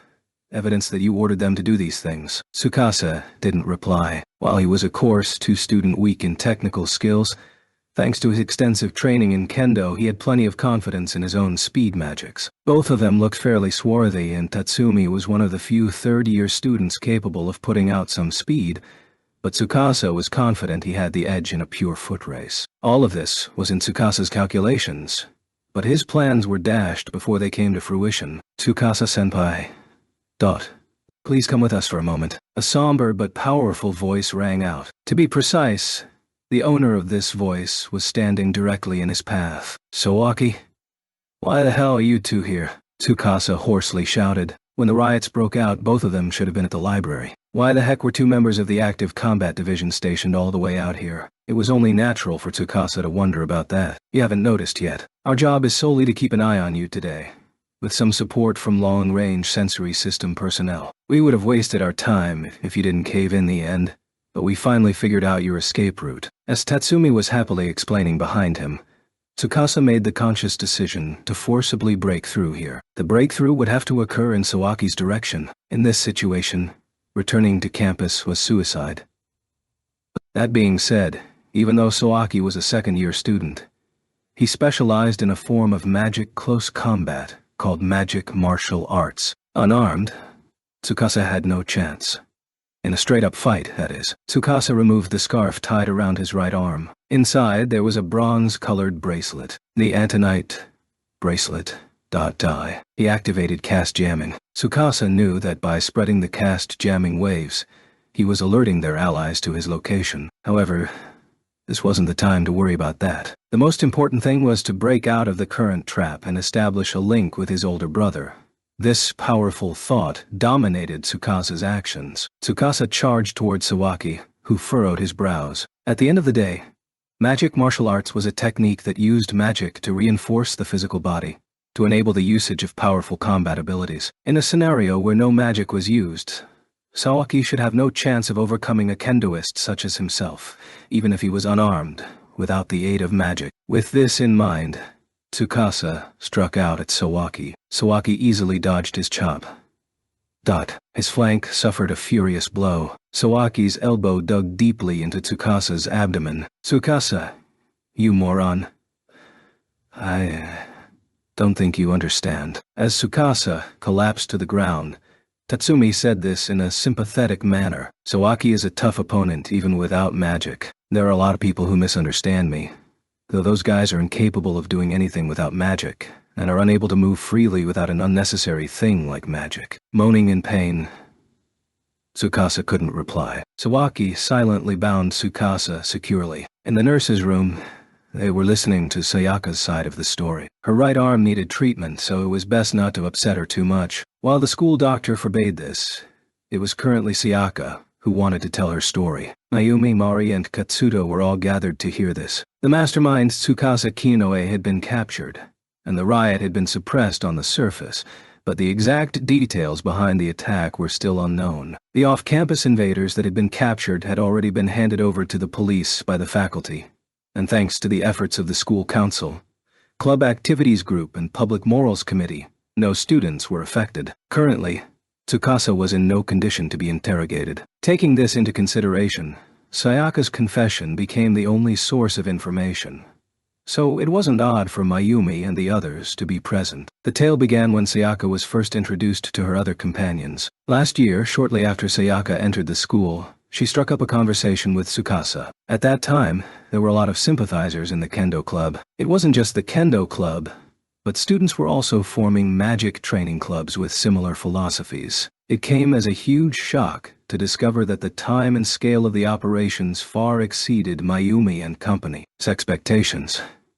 The one who took it hardest was probably Mari. Mayumi, Mari, and Katsuto were all struck differently by this revelation in the beginning. I'm sorry I never imagined this could happen, but... Erika stared intently at the blinking Mari. However, Mari had no time to care about this gaze. Mibu, is what you said true? Hearing Mari's faltering question, Sayaka lowered her head for less than a second. Raising her head, Sayaka nodded calmly and replied in the same calm manner. Now that I think about it, I might have been too proud of being called Kendo Bell in middle school. Therefore, shortly after I came to school, I saw Watanabe Senpai's incredible magic swordsmanship during the club recruitment week. I petitioned for personal lessons from you but was coldly rebuffed, and that one cut really deep. I couldn't be your opponent, probably because I was a Course 2 student. Once I thought of this, I lost all my motivation. Wait, just a second. Last year's recruitment week when I went overboard during the Kenjutsu lessons. I remember that incident. I didn't forget that you petitioned to be my opponent. But I don't recall harshly rejecting you. It's common for people to have difficulty understanding the feelings of the rejected. Erika reprimanded Mari in an ironic tone, who stood there with a solemn expression and head lowered. Erika, be quiet for a bit. But she was stopped by Tatsuya. What? Is Tatsuya-kun on Watanabe-senpai's side as well? I just want you to finish listening to her. You can chew people out or debate about this after you hear everything. Hearing this rebuke, Erika revealed a displeased expression, but quieted down regardless. After a short period of silence, Sayaka painfully continued. Senpai, you said that I couldn't be your opponent, so I shouldn't waste my time and go seek someone who could match me. To hear this from my respected senpai just after coming to school. Wait a minute. That's a misunderstanding, Mibu. Hey, it's true that I said that. I'm sorry, but my swordsmanship can't compete against yours, so it's a waste of your time. So that's why you should go search for a worthy opponent for yourself. That's all. Wasn't that how it was? Then if that's the case. In other words, this is why I said, I can't be your opponent. It's because you are much stronger than me in swordsmanship. Sayaka wore a slack-jawed expression as Mayumi turned to ask Mari. Just a moment, Mari. You mean that you turned down Mibu's request because she was much stronger than you? Did I get that right? That's exactly it. While it is true that I have the edge after you add magic into it, the techniques that I've learned are all meant to be used in conjunction with magic. I underwent physical and weapons training in order to better grasp how to use my magic more effectively. There's no way I could be able to stand up to Mibu in terms of pure swordsmanship. So, it was my misunderstanding. All along? An awkward silence flooded the nurse's office. I feel like such an idiot. I selfishly misunderstood Senpai's intentions. Put myself down, Only Sayaka's whimpers prodded the silence. I don't think it's a waste. Until Tatsuya shattered it with his words. Shiba-kun. Sayaka lifted her head and gazed directly at Tatsuya, who continued to speak in a vague tone. That was what Erika said after seeing Senpai's techniques. To the best of Erika's knowledge, you were vastly stronger than the kendo belle that took silver in the middle school competition. It might be sad that your newfound strength came from resentment and hate, but it is without question that Mibu-senpai's swordsmanship improved through your own dedication and diligence. You were not consumed by hatred, nor were you overwhelmed by despair as you spent the last year training yourself to the next level. So I don't think it was wasted. There are many junctures in growing stronger. There are a myriad reasons behind hard work. You only truly waste your time if you deny the hours, hard work, and results that came from what you've done. Isn't that right? Shiba-kun. Tears welled up her eyes as Sayaka looked upwards at Tatsuya. However, this time, she smiled. Shiba-kun, I have a request. What is it? Can you come a little closer? Is this enough? A little more. Huh. The atmosphere changed. The once tense atmosphere became fluid. However, then please. It quickly. Just stand there and don't move. Turned back into a nervous atmosphere, Sayaka tightly gripped Tatsuya's clothes and buried her face into Tatsuya's chest. Wah. The sniffling quickly turned into full-blown sobbing. Pressed into Tatsuya's chest, Sayaka was bawling her eyes out. Everyone looked at one another in dismay as Tatsuya wordlessly held her slim shoulders. Seeing this, Miyuki lowered her head. After finally settling down, Sayaka started explaining what she knew about Blanche, the organization that backed the alliance. Just as you foresaw, Oni-sama. It was so accurate that it got boring. That's just how reality is, Chief. However, the real problem comes next. Tatsuya spoke as if he had already charted out the next course of action. Tatsuya-kun, are you planning to fight them? That's an incorrect way to put it. I'm not going to fight them. I'm going to annihilate them. Hearing Mayumi's trepidation, Tatsuya bluntly replied back with the most incentive method possible. That's dangerous. You've already gone above and beyond the call of duty for students. The first one to object was Mari. Even within the confines of the campus, Mari was someone who was constantly doing firefighting, so her sense of danger was particularly sharp, which was only natural given the circumstances. I object as well. You should leave off-campus cases to the police. Mayumi solemnly shook her head. However, is this before or after we release the details surrounding Mibu-senpai's attempted robbery and hand her over to the family court's jurisdiction? At Tatsuya's words, Mayumi froze and was unable to utter another word. I see. So you don't want the police to intervene, and that's why this is something you can't ignore. In order to prevent future repetitions from occurring. Is that right, Shiba? Katsuto's burning gaze caught Tatsuya's eyes. Your opponents are terrorists. If you let down your guard, you will die. It doesn't matter if it's me, Mayumi, or Watanabe. We will not let students from this campus run that risk. Of course. Despite that, Tatsuya did not cower before that gaze, and immediately replied. From the beginning, I never planned to request assistance from the Public Morals Committee or the Club Activities Group. You plan on going alone. That was the plan. I'm going with you. Hearing his sister's immediate answer, Tatsuya revealed a bitter smile. Me too. And me. Erika and Leo both stepped forward, expressing their intent to join the battle. Shiba-kun, if you're doing this on my behalf, I beg you to reconsider. Just as the president said, please leave this to the police. I'll be all right. I will just be punished for what I've done. Compared to that, if Shiba-kun got hurt because of me, I wouldn't be able to take it. Sayaka hurriedly tried to stop him, but Tatsuya's expression was not very welcoming. This isn't for Mibu-senpai. These cold words stopped Sayaka short, causing her to lower her head. As someone whose personal life has been imperiled by terrorists, I too have a stake in this. I will exterminate any and all sources of harm directed towards Miyuki and myself. This is the highest priority for me. Was he intentionally shouldering all the responsibility in order to lighten Sayaka's sense of guilt? It seemed unlikely, given his current expression. Lacking Miyuki's insight on her brother's thoughts, Leo, Erika, Mayumi and Mari concluded that Tatsuya was speaking earnestly from the heart. His piercing, chilly gaze alone was enough to convince them of that. There was no anger, no aroused fighting spirit, just calmly stating his intent to annihilate the terrorists. Before Tatsuya's confidence,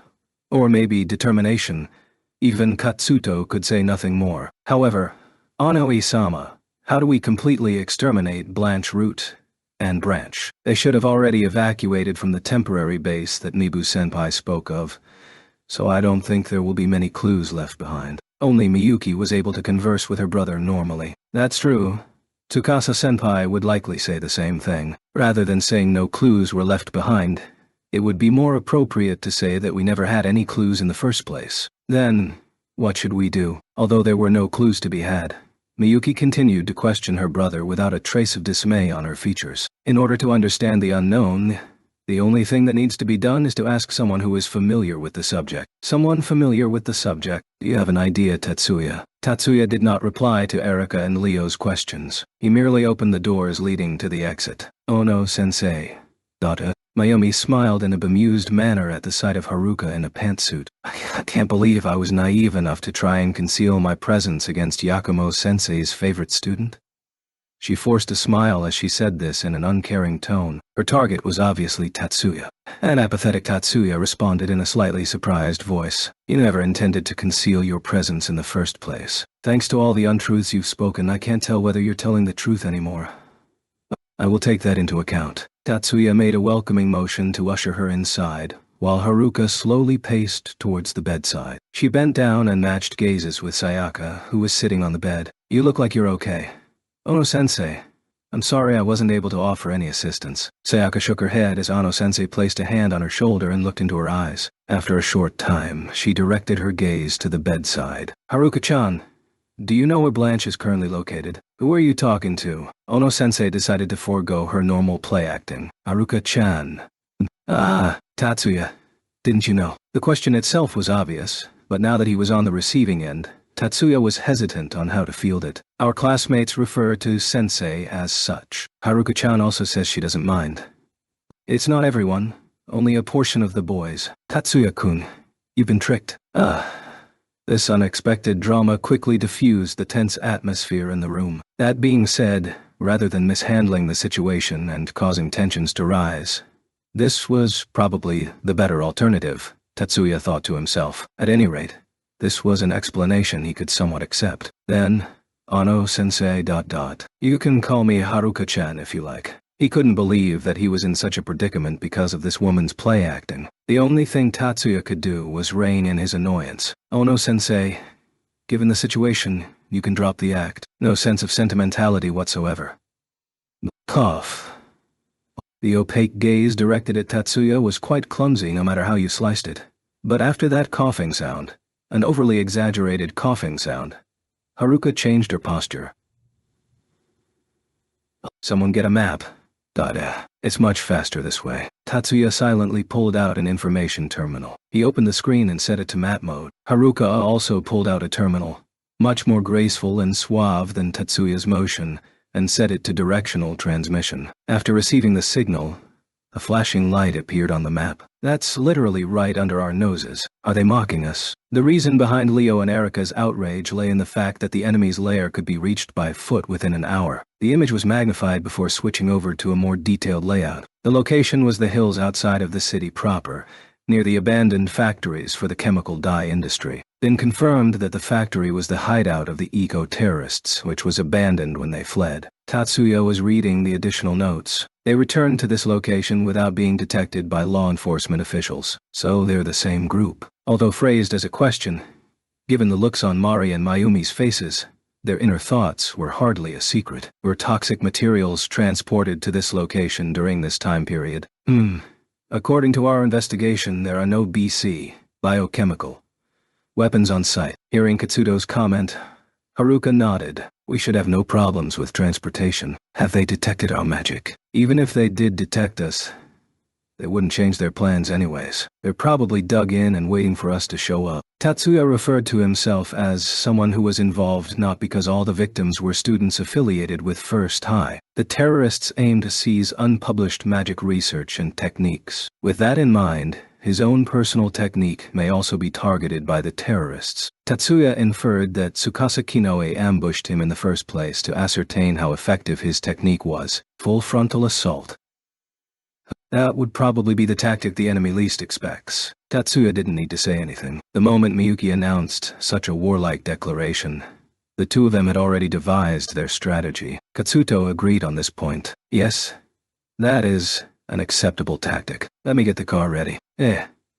Chumonji-kun is going as well. Mayumi's question was probably mirrored in Tatsuya's thoughts. Katsuto definitely didn't seem like the type who would bar his subordinates from fighting, only to charge off to the front line on his own. This is the duty of the Jumonji family, who bear the name of the 10 master clans. But before that, I am still a student of First High, so there's no way I could watch this pass by without lifting a finger. I cannot leave this in the hands of the underclassmen alone. Then, me too. Seguza, you can't go. Mayumi, the situation would be problematic if the student council president wasn't available. I understand. It took the two of them combined to barely persuade Mayumi to reluctantly accept their proposal. Then, if that is the case, Mari, you can't go either. There may be remnants still lurking on campus. As the Public Morals Committee chief, leaving your post at this critical juncture would also cause difficulties. Now it was Mari's turn to grudgingly accept that condition. Completely ignoring the two women who were glaring at one another, Katsuto turned his gaze on Tatsuya. Shiba,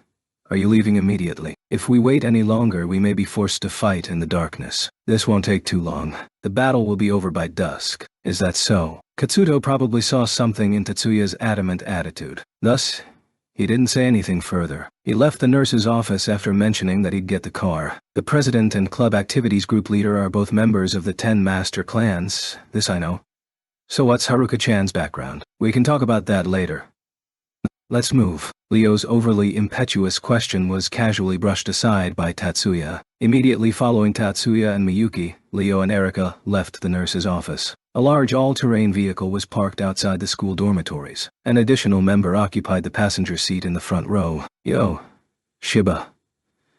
Kirihara-senpai.com. You don't seem very surprised. No, I'm actually quite surprised. The primary source of shock came from his greeting, though it must be owed that the flower dangling from his lips helped. Hey bro, I'm coming too. Do as you wish.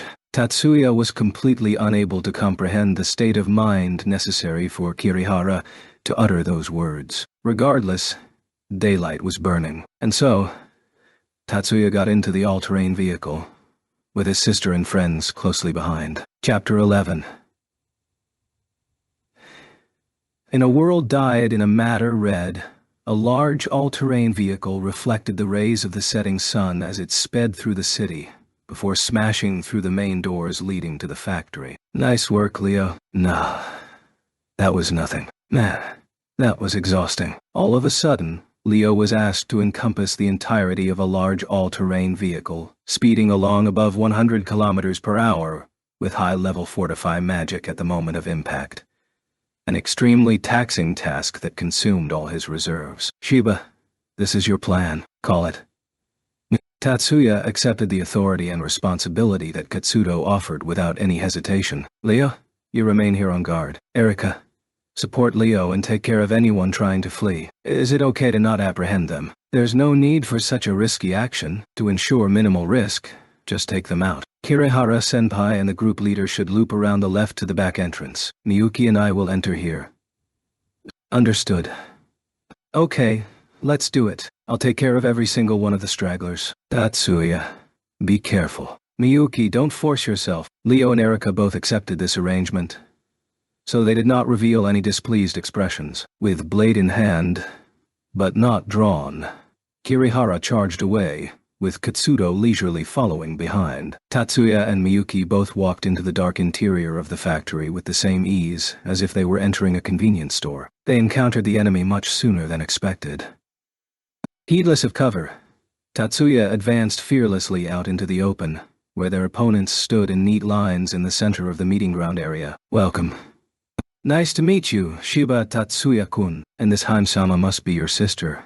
Miyuki-kun, right. You must be the branch commander of Blanche. Tatsuya coldly interrogated the man who had his arms spread out in an exaggerated welcoming motion, roughly 30 years of age. Unusually young for this line of work, he wore rimless glasses atop his tall, lanky figure. From his outward appearance, he seemed like some sort of scholar or lawyer. Oh, forgive my rudeness. Just as you said, I am the commander of Blanche's Japanese branch, Tsukasa Hajime. There was no sense of pressure, but that may have been a biased opinion. In Tatsuya's mind, this man gave off the impression that he was an intellectual of a failed revolution. However, based on those ridiculous actions and mesmerized tone of voice, a glimmer of emotions as dark as the deepest abyss could be detected. Is that so? Even though he had seen through his opponent's wild antics, Tatsuya didn't flinch. It didn't matter which of the 7 hells he was in.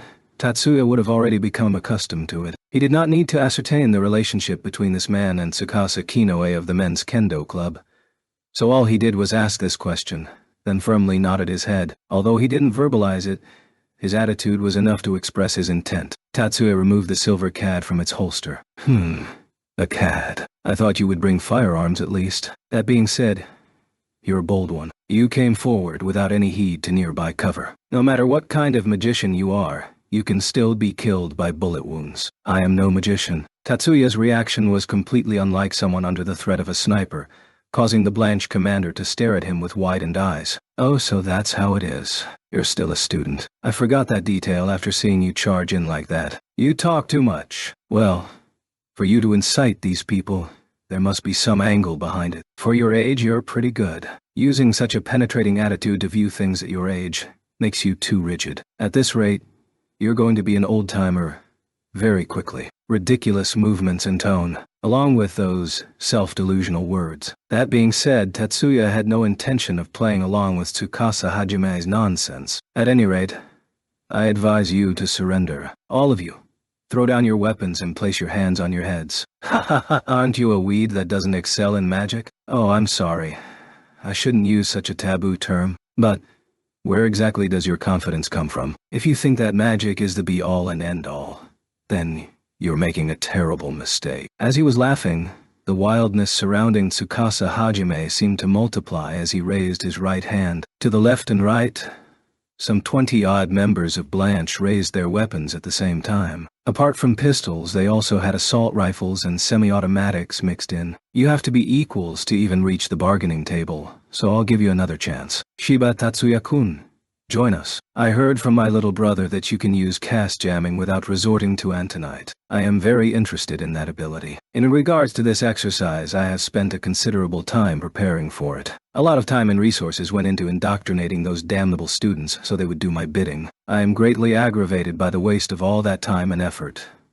But if you are willing to join us, I am willing to overlook all that. His face revealed a frivolous smirk, the wildness tucked behind a mask of righteousness. It was a face that would have inspired terror in Miyuki had Tatsuya not been there. If she wasn't with Tatsuya, Miyuki undoubtedly would have felt her hackles rise at this man. And as expected, this was your goal. Having Mibu-senpai approach me and ordering your little brother to ambush me was to test the depths of that cast jamming ability.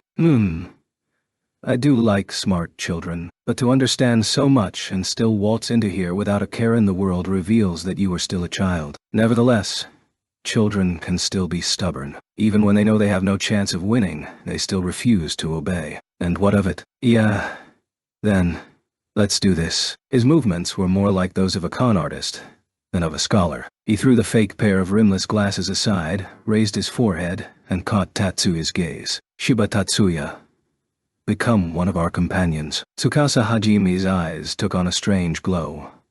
Tatsuya's already few expressions disappeared.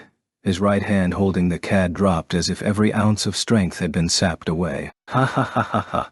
And now you are one of us. Tsukasa Hajime abandoned any pretense of hiding the wildness about him. Even though the aura about him did not command respect or awe, it was still something worthy of a leader's mantle. The first thing you shall do is to personally execute the little sister that came along with you. To die at the hands of your beloved Onmu-sama is probably your fondest wish. This wasn't acting anymore. He'd already become accustomed to giving out orders. Truly, he had already forced many people to obey him. His twisted smile revealed his complete confidence in his own abilities. It's about time to stop with the monkey antics. Anyone who even sees you would be embarrassed on your behalf. However, that expression was transfixed at Tatsuya's mocking words. Consciousness interference type non-systematic magic. Evil eye. Even with that lofty name, the truth is that the light emitted from the eyes sends out hypnotizing waves, using the speed of light to bypass the limits of human sensory abilities, directly influencing the opponent through sight using light wave oscillation type magic. It is merely a tangent from brainwashing techniques, a skill that could be replicated with a projector. Hypnotism, while this ability voids the need for lugging a machine about and is able to control an opponent's consciousness, at the end of the day, that's all it is. Prior to the formation of the new Soviet Federation, this was a technique that White Russia developed after extensive research. This wasn't magic. Tatsuya froze his opponents with his words alone. Mibu-senpai's memory was probably rewritten in the same way. Oni-sama, if that's the case? At his little sister's wide-eyed question, Tatsuya nodded without any expression on his face. The errors in Mibu-senpai's memory were too extreme for it to be entirely natural. If this was brought about by something she had misheard, it is true that this result may occur. However, this sort of misunderstanding should disappear and cool down in time. You despicable scoundrel. Miyuki's proper mouth bit out this furious sentence. Maybe the flames of fury had melted the ice within. You, why? Tsukasa Hajime groaned, speaking as if struggling with asthma. The wild smile was gone from his face. Without it, the only thing that remained was a frail scholar used to giving out orders, but unwilling to dirty his own hands. What an insipid fellow. Tatsuya did nothing to cover his biting words, using the right hand to remove the glasses to draw attention from the left hand manipulating your CAD. Did you think such cheap tricks would work against me? As long as the activation sequence can be seen, then I know what magic you are using and can easily defeat it. For something as trivial as your magic, removing a small portion of the activation sequence is sufficient. Without the hypnotism component, Evil Eye is nothing more than a simple light show. Tatsuya had already lost interest in the con artist whose tricks had been unraveled. How can this be? To do this? Who the hell are you? Speaking of which, he refers to two people, right? Being too verbose will remove that monster mask from you as well. At this time, Tsukasa Hajime finally realized. The youth's features and muscles slackened only after he judged Tsukasa Hajime's magic to be completely neutralized. From the very beginning, this young man never considered Tsukasa Hajime to be on the same level as a human being. He didn't see Tsukasa Hajime as a human. Tsukasa Hajime's features, name, personality, even consciousness were immaterial to this young man. Tsukasa Hajime finally realized that, for this young man, Tsukasa Hajime was nothing more than an enemy, an obstacle. And now, after determining the appropriate solution, all that remained was to remove this obstacle. Fire. Damn you all, fire. This was not the time to act regal or majestic. He didn't even have time to recognize the confused looks in the eyes of his companions. No, subordinates, thoroughly consumed by the fear that even primitive animals dread, Tsukasa Hajime gave the order to shoot. But, what the hell is this? Not a single bullet was fired. Full-blown panic erupted in the area. With a clatter, the various pistols, rifles, and semi-automatics collapsed into pieces. Just as the men squeezed the triggers, their weapons were broken down to their components. In the midst of the chaos, only Tsukasa Hajime possessed the composure to flee. Not a single one of his companions followed him. Ono-sama, please pursue immediately. I will handle this. Understood. Tatsuya strode towards the deepest part of the factory. The crowd parted automatically around him. Tatsuya did not pay any attention to them, remaining focused on the fleeing Tsukasa Hajime alone. If they let him pass, the remaining Blanche members could only sit around and wait to be arrested. Only one of these members thought to hurtle the knife in his hand at Tatsuya.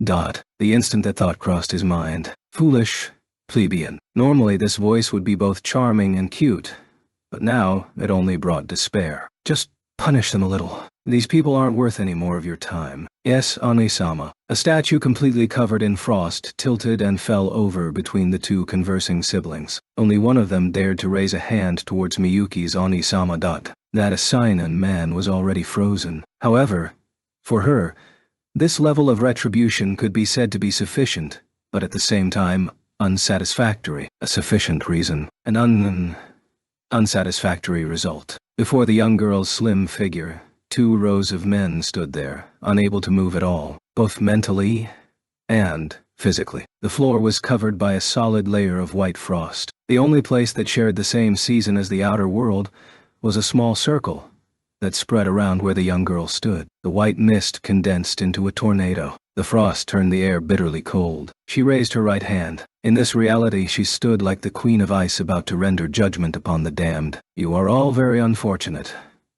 Her tone was entirely different from usual. However, these words that were filled with majesty, judgment, and authority were in no way incompatible with her appearance. "If you had not raised your hand against Anui-sama, I'd plan to go easy on you." The cold air slowly rose. Gradually, the cold corroded their bodies. The faces of the men were contorted with sheer terror and utter despair. "I am not merciful like my Andi-sama." The white mist rose to throat level. Pray that you will retain your pitiful lives." The chilling air that utterly covered the men from head to toe abruptly turned the atmosphere solemn. Wide area oscillation speed magic Niflheim. Silent screams permeated the deepening mist. No one lay in ambush. So his opponent already considered whether to split his forces, Tatsuya thought. For Tatsuya, who could readily detect any existences around him, ambushes were meaningless. In the next room, 10 remaining members of the terrorist cell were waiting for him, with 10 assault rifles. Tatsuya clicked the trigger of his CAD from the other side of the wall. Physical obstacles were no impediment to magic. Tatsuya was only able to freely manipulate 2 magics. First was decomposition, which was able to render assault rifles into tie-ins. Panic sounds were heard once more. Relying on his sensory ability, his magic was able to disassemble not just magic sequences, but activation sequences as well. It was a side effect from a wholly different magic. Identify the design, decompose the design. As long as it was an object, he could translate the physical object into signals, and then rewrite or erase the base design at his leisure. If it was an information body, then he could directly disassemble the design. This was one of the most difficult magics imaginable, able to directly interfere with the design information. And it was because he was born with such an ability that Tatsuya was unable to use other magics. He was only able to use imitation and theoretical magic. His magic calculation area was completely dominated by those 2 highly difficult magics. However, he didn't need diverse magics today. The first peerless magic was already sufficient for him to rule the field of battle. There were no longer any weapons in his opponent's hands. As Tatsuya advanced into the innermost depths of the room, what greeted him was not bullets, but hollow laughter accompanied by an inaudible sound. "How is it, magician?" This is true caste jamming. That wild laughter no longer possessed the same darkness that threatened to devour one's consciousness. Tsukasa Hajime's ridiculous laughter was merely a front. Backed into a corner, the only thing supporting Tsukasa Hajime's will was the bronze Antonite bracelet worn around his right wrist. The other 10 men also wore similar rings on their fingers. Antonite was a military resource limited by its production location. These areas were certain parts of the ancient Aztec Empire, somewhere in the Mayan ruins, central Tibet, the highest peaks of Scotland, and a portion of the high plains of Iran. In other words, only areas with ancient civilizations that dwelt in the mountains could produce Antonite. It was just like manufactured goods that could only be produced at high elevation. "It appears that they've prepared quite a large amount of Antonite," Tatsuya said softly. "The employer is a breakaway faction from the remnants of White Russia. Their backer is the East Asian Union." Faltering emotions were also passed along. Tedium welled up from the bottom of his heart. Calling them third-rate was probably overrating them. Then again, nothing fit the criteria any better. Kill him. A magician without any magic is nothing more than a child. Using his fists would be too much of a hassle.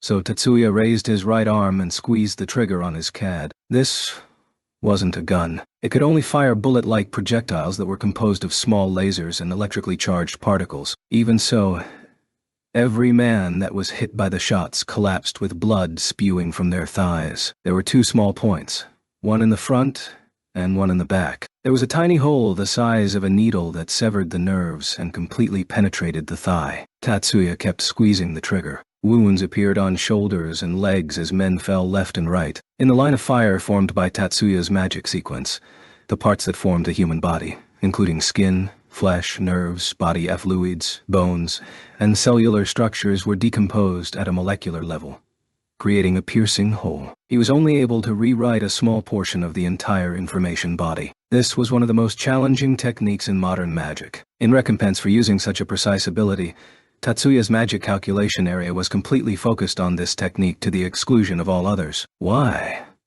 Exactly how many times had this man uttered this line? It seemed excessively foolish to search one's memory for the answer. Why are you able to use magic while under cast jamming? Cast jamming was a type of non-systematic magic able to create Seishin noise that disrupted other people from casting magic. The Scion noise caused by Antonite was designed to interfere with the formation of magic sequences. Tatsuya simply decomposed that design and changed the oscillations of the Scion noise. Cast jamming was an obstacle that obstructed the path of magic sequences. It was precisely this obstacle that Tatsuya used magic to dissolve. But it wasn't only that. The man who used Evil Eye couldn't even comprehend that. Since he was about to take care of him, there was no time for any explanations. Just then, the wall behind Tsukasa Hajime split open. The oscillating steel reflected light everywhere, releasing tiny sparks of silvery light. This was the edge of oscillation-type magic sonic blade. Eek. His hips giving out, Tsukasa Hajime leapt to one side in dismay. The one who took his place was Kirihara Takaki. Looked like he had charged in from the rear entrance and literally cut his way here. Yo, were you the one who took all those guys out? There was no other answer. Before Tatsuya could give his assent, Kirihara nodded several times. Nicely done, bro. So, who's this guy? Kirihara's gaze was scornful as he jerked a thumb at the man cowering against the wall. That's Tsukasa Hajime, the Blanche commander. This guy is... The change was instantaneous. The fury flowing from every pore on Kirihara's body would be enough to give Tatsuya pause. You were the one who deceived Mibudari. Ah! Seeing the furious Kirihara approach, maybe the fight part of the fight or flight instinct finally kicked in as Scion noise several times more potent than before flooded the area. Originally, Kirihara's sonic blade should be rendered useless against such a strong dose of cast jamming. However, because of you, Mibu is. The blunt edge of Kirihara's blade sheared off Tsukasa Hajime's right arm, with the Antonite bracelet from the elbow down. Katsudo appeared in the gaping hole in the wall that Kirihara came through. He frowned slightly before starting to manipulate the CAD in his left hand. It was a generalized CAD shaped like a portable terminal, just like the one Miyuki carried. After a short delay to numb all five senses, there was the acrid smell of burning flesh, accompanied by a halt to the blood loss and the screams. Tsukasa Hajime, foaming at the mouth and wetting himself, fainted. Chapter 12. The cleanup of the case was handled by Katsudo. The actions of Tatsuya and CO could be construed as excessive self-defense at best, or unlicensed use of magic causing injury, and attempted murder at worst. But the arm of the law would not extend to them. The power of the 10 master houses ascends beyond that of judicial authorities. Once it was known that talent in modern magic is influenced by one's genetic predisposition, as a matter of course, lengths were taken to strengthen one's blood. That means, for countries that systematically classified magic as the form of national power, throughout all these countries in the world, there are already differences from the age when magic was still unknown. Of course, that also applies to this country. The result was the formation of a new group to oversee the magic realm in the country. Those are the 10 master houses. Their history is less than a century old, so the hierarchy is still fluid. However, the fact is, in the families called the 10 master houses, a barrier has already appeared between them and others, one that is hard to overcome. By repeatedly reinforcing their blood with ties between the houses, the 10 master houses, along with the related 100 families, possess a marked difference from those who are not of them. The 10 houses do not stand in the center of politics in any way. They do not have any power on paper. Rather, by using their magic as soldiers, officers, administrators, they are the forefront supporting group of the country. In exchange, instead of visibly possessing power, they gain inviolable ascendancy on the other side of politics. This is the path chosen by modern mages in this country. Currently, the two most influential families within the 10 houses are the Yotsuba and the Seigusa. Coming in at third are the Jumonji. In this case, involving the eldest child of the Jumonji, ordinary police would not even be considered to be involved. At the close of the incident, Haruka went on a long-term business trip. The reason behind her treatment, such as it was, stemmed not from the truth. That person still had not yet given an answer to Leo's question. Considering a replacement counselor had not yet been appointed, it would seem she planned to come back sometime. As part of the cleanup, the door to the library which Tatsuya had destroyed with decomposition was instead said to have been destroyed by the Blanche operatives. Even the school did not pursue the matter further due to the carelessness of the management. Furthermore, more than half of them did not truly believe that Tatsuya alone could have blown through the composite armor of the door. They also hid the fact that another student had stolen the key. In any case, the presence of first high school students in that place had already been written off. As far as the adults were concerned, Sayaka's attempted espionage was a non-issue. Sayaka had been admitted to the hospital for a while, although the fracture in her right arm was not something to be hospitalized over, because it was found out that the Blanche leader was a user of the systematic wave vibration magic Evil Eye.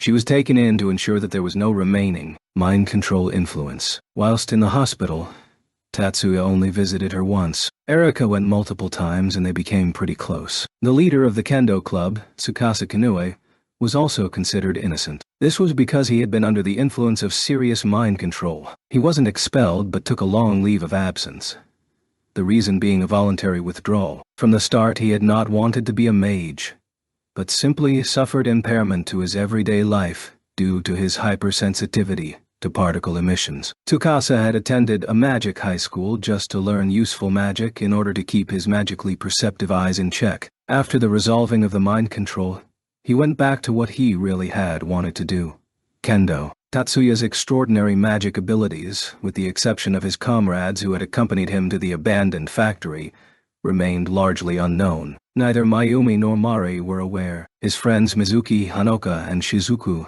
likewise remained ignorant. In truth, both Leo and Erika also didn't realize the full extent of his power. Tatsuya didn't know what Katsudo was thinking nor why Kirihara didn't say a word, but he was grateful all the same. That particular magic of his was, as of now, still unknown to the public. In any case, both Mayumi and Mari vaguely seemed to suspect something.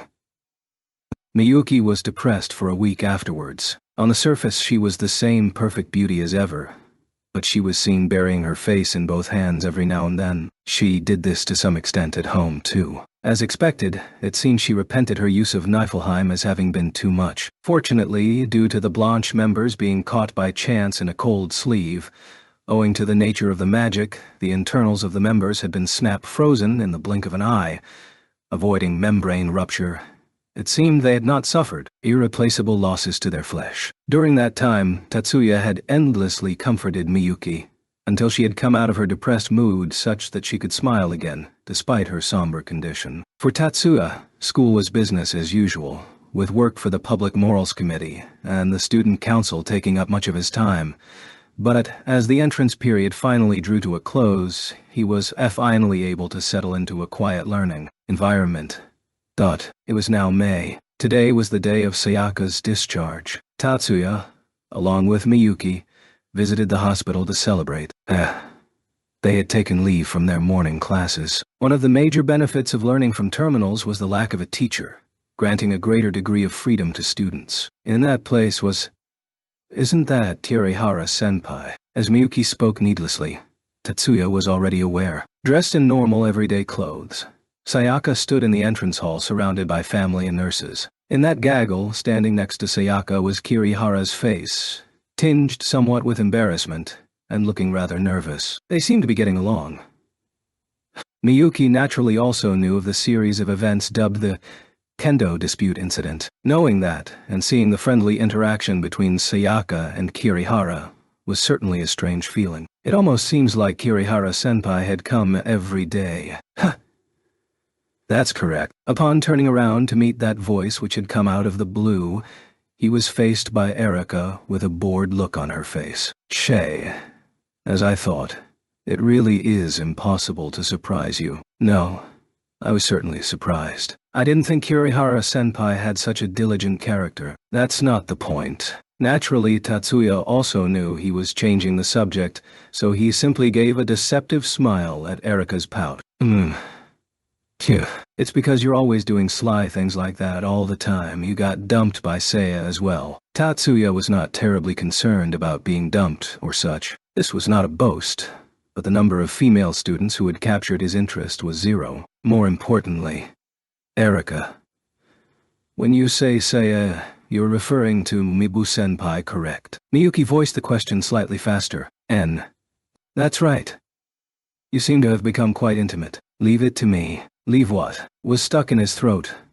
But since that seemed likely to devolve the situation further, he decided to leave it be and swallow it. More importantly, they were here on a hospital visit. Mibu-senpai ... bringing along Miyuki and Erika in the rear. Whether because Erika had suddenly matured or was uneasy, she seemed excessively anxious. Tatsuya hailed the group of people. Shiba-kun, you came. As the crowd dissolved, surprised at this unexpected development and gossiping away with sidelong glances at him, Sayaka emerged and greeted Tatsuya with a wide smile. Next to her, Kirihara, for a moment, wore a huffy expression, but even that was a pleasant spice to the peaceful day. Congratulations on your discharge. Miyuki passed her the bouquet in both hands. At first, Tatsuya had intended to follow the custom of modern times and simply have them sent via delivery. But Miyuki had insisted that these are something you should deliver with your own hands, in an unusually firm and strong tone. So pushed by that threatening attitude, he decided to bring them along. The image of Miyuki holding that bouquet was a heart-achingly beautiful sight, seemingly far removed from the bleary gray of every day, and watching Sayaka's cheerful face as she received the F-lowers, Tatsuya decided it was a good thing he listened to his sister. You're Shiba-kun, aren't you? Taking a step back and watching the girls talking to each other, Tatsuya was relegated to a background role when a middle-aged man called out to him. Although he had been called by his last name, the target of his gaze meant there was no room for misunderstanding. Judging from his honed body and sharp posture, he was well versed in the martial arts. His features also implied a kinship with Sayaka. I am Mibu Yuzu, Sayaka's father. It's nice to meet you. I'm Shiba Tatsuya. I am his sister, Shiba Miyuki. Nice to meet you. Noticing Tatsuya exchanging greetings, Miyuki came up and bowed politely behind Tatsuya. He seemed to gape a little at her elegant regal manner, but his expression immediately tightened after as befitting a martial artist. It was most likely that Sayaka had taken up swordsmanship from her father. Miyuki, would you please go look after Erika? As Tatsuya looked back and spoke, Kirihara had cornered Erika in the talks. Yes, Oji-sama. I'll take my leave. The person whom Miyuki had referred to as Oji-sama, Sayaka's father, couldn't help seeming slightly upset, but somehow he managed an innocuous reply. Of course, both Tatsuya and Miyuki pretended to not have noticed. Once again, Tatsuya turned to face Sayaka's father. As Sayaka's father full well understood that Tatsuya had sent Miyuki away so he could have Tatsuya's undivided attention, he didn't waste time with any unnecessary preludes. Shiba-kun, I am in your debt. The reason my daughter was able to recover was thanks to you. I didn't do anything. The ones who convinced Mibu-senpai were Chiba and my sister. Then the ones who gave her strength while she was in hospital were Chiba and Kirihara-senpai. As one who only coldly took her to task, I feel I should be resented, much less deserve thanks. If you say that, then I am the one who was unable to take her to task. I knew my daughter was bitter at her lack of progress in magic, but I disregarded it as an unimportant matter. I was blinded by my own belief that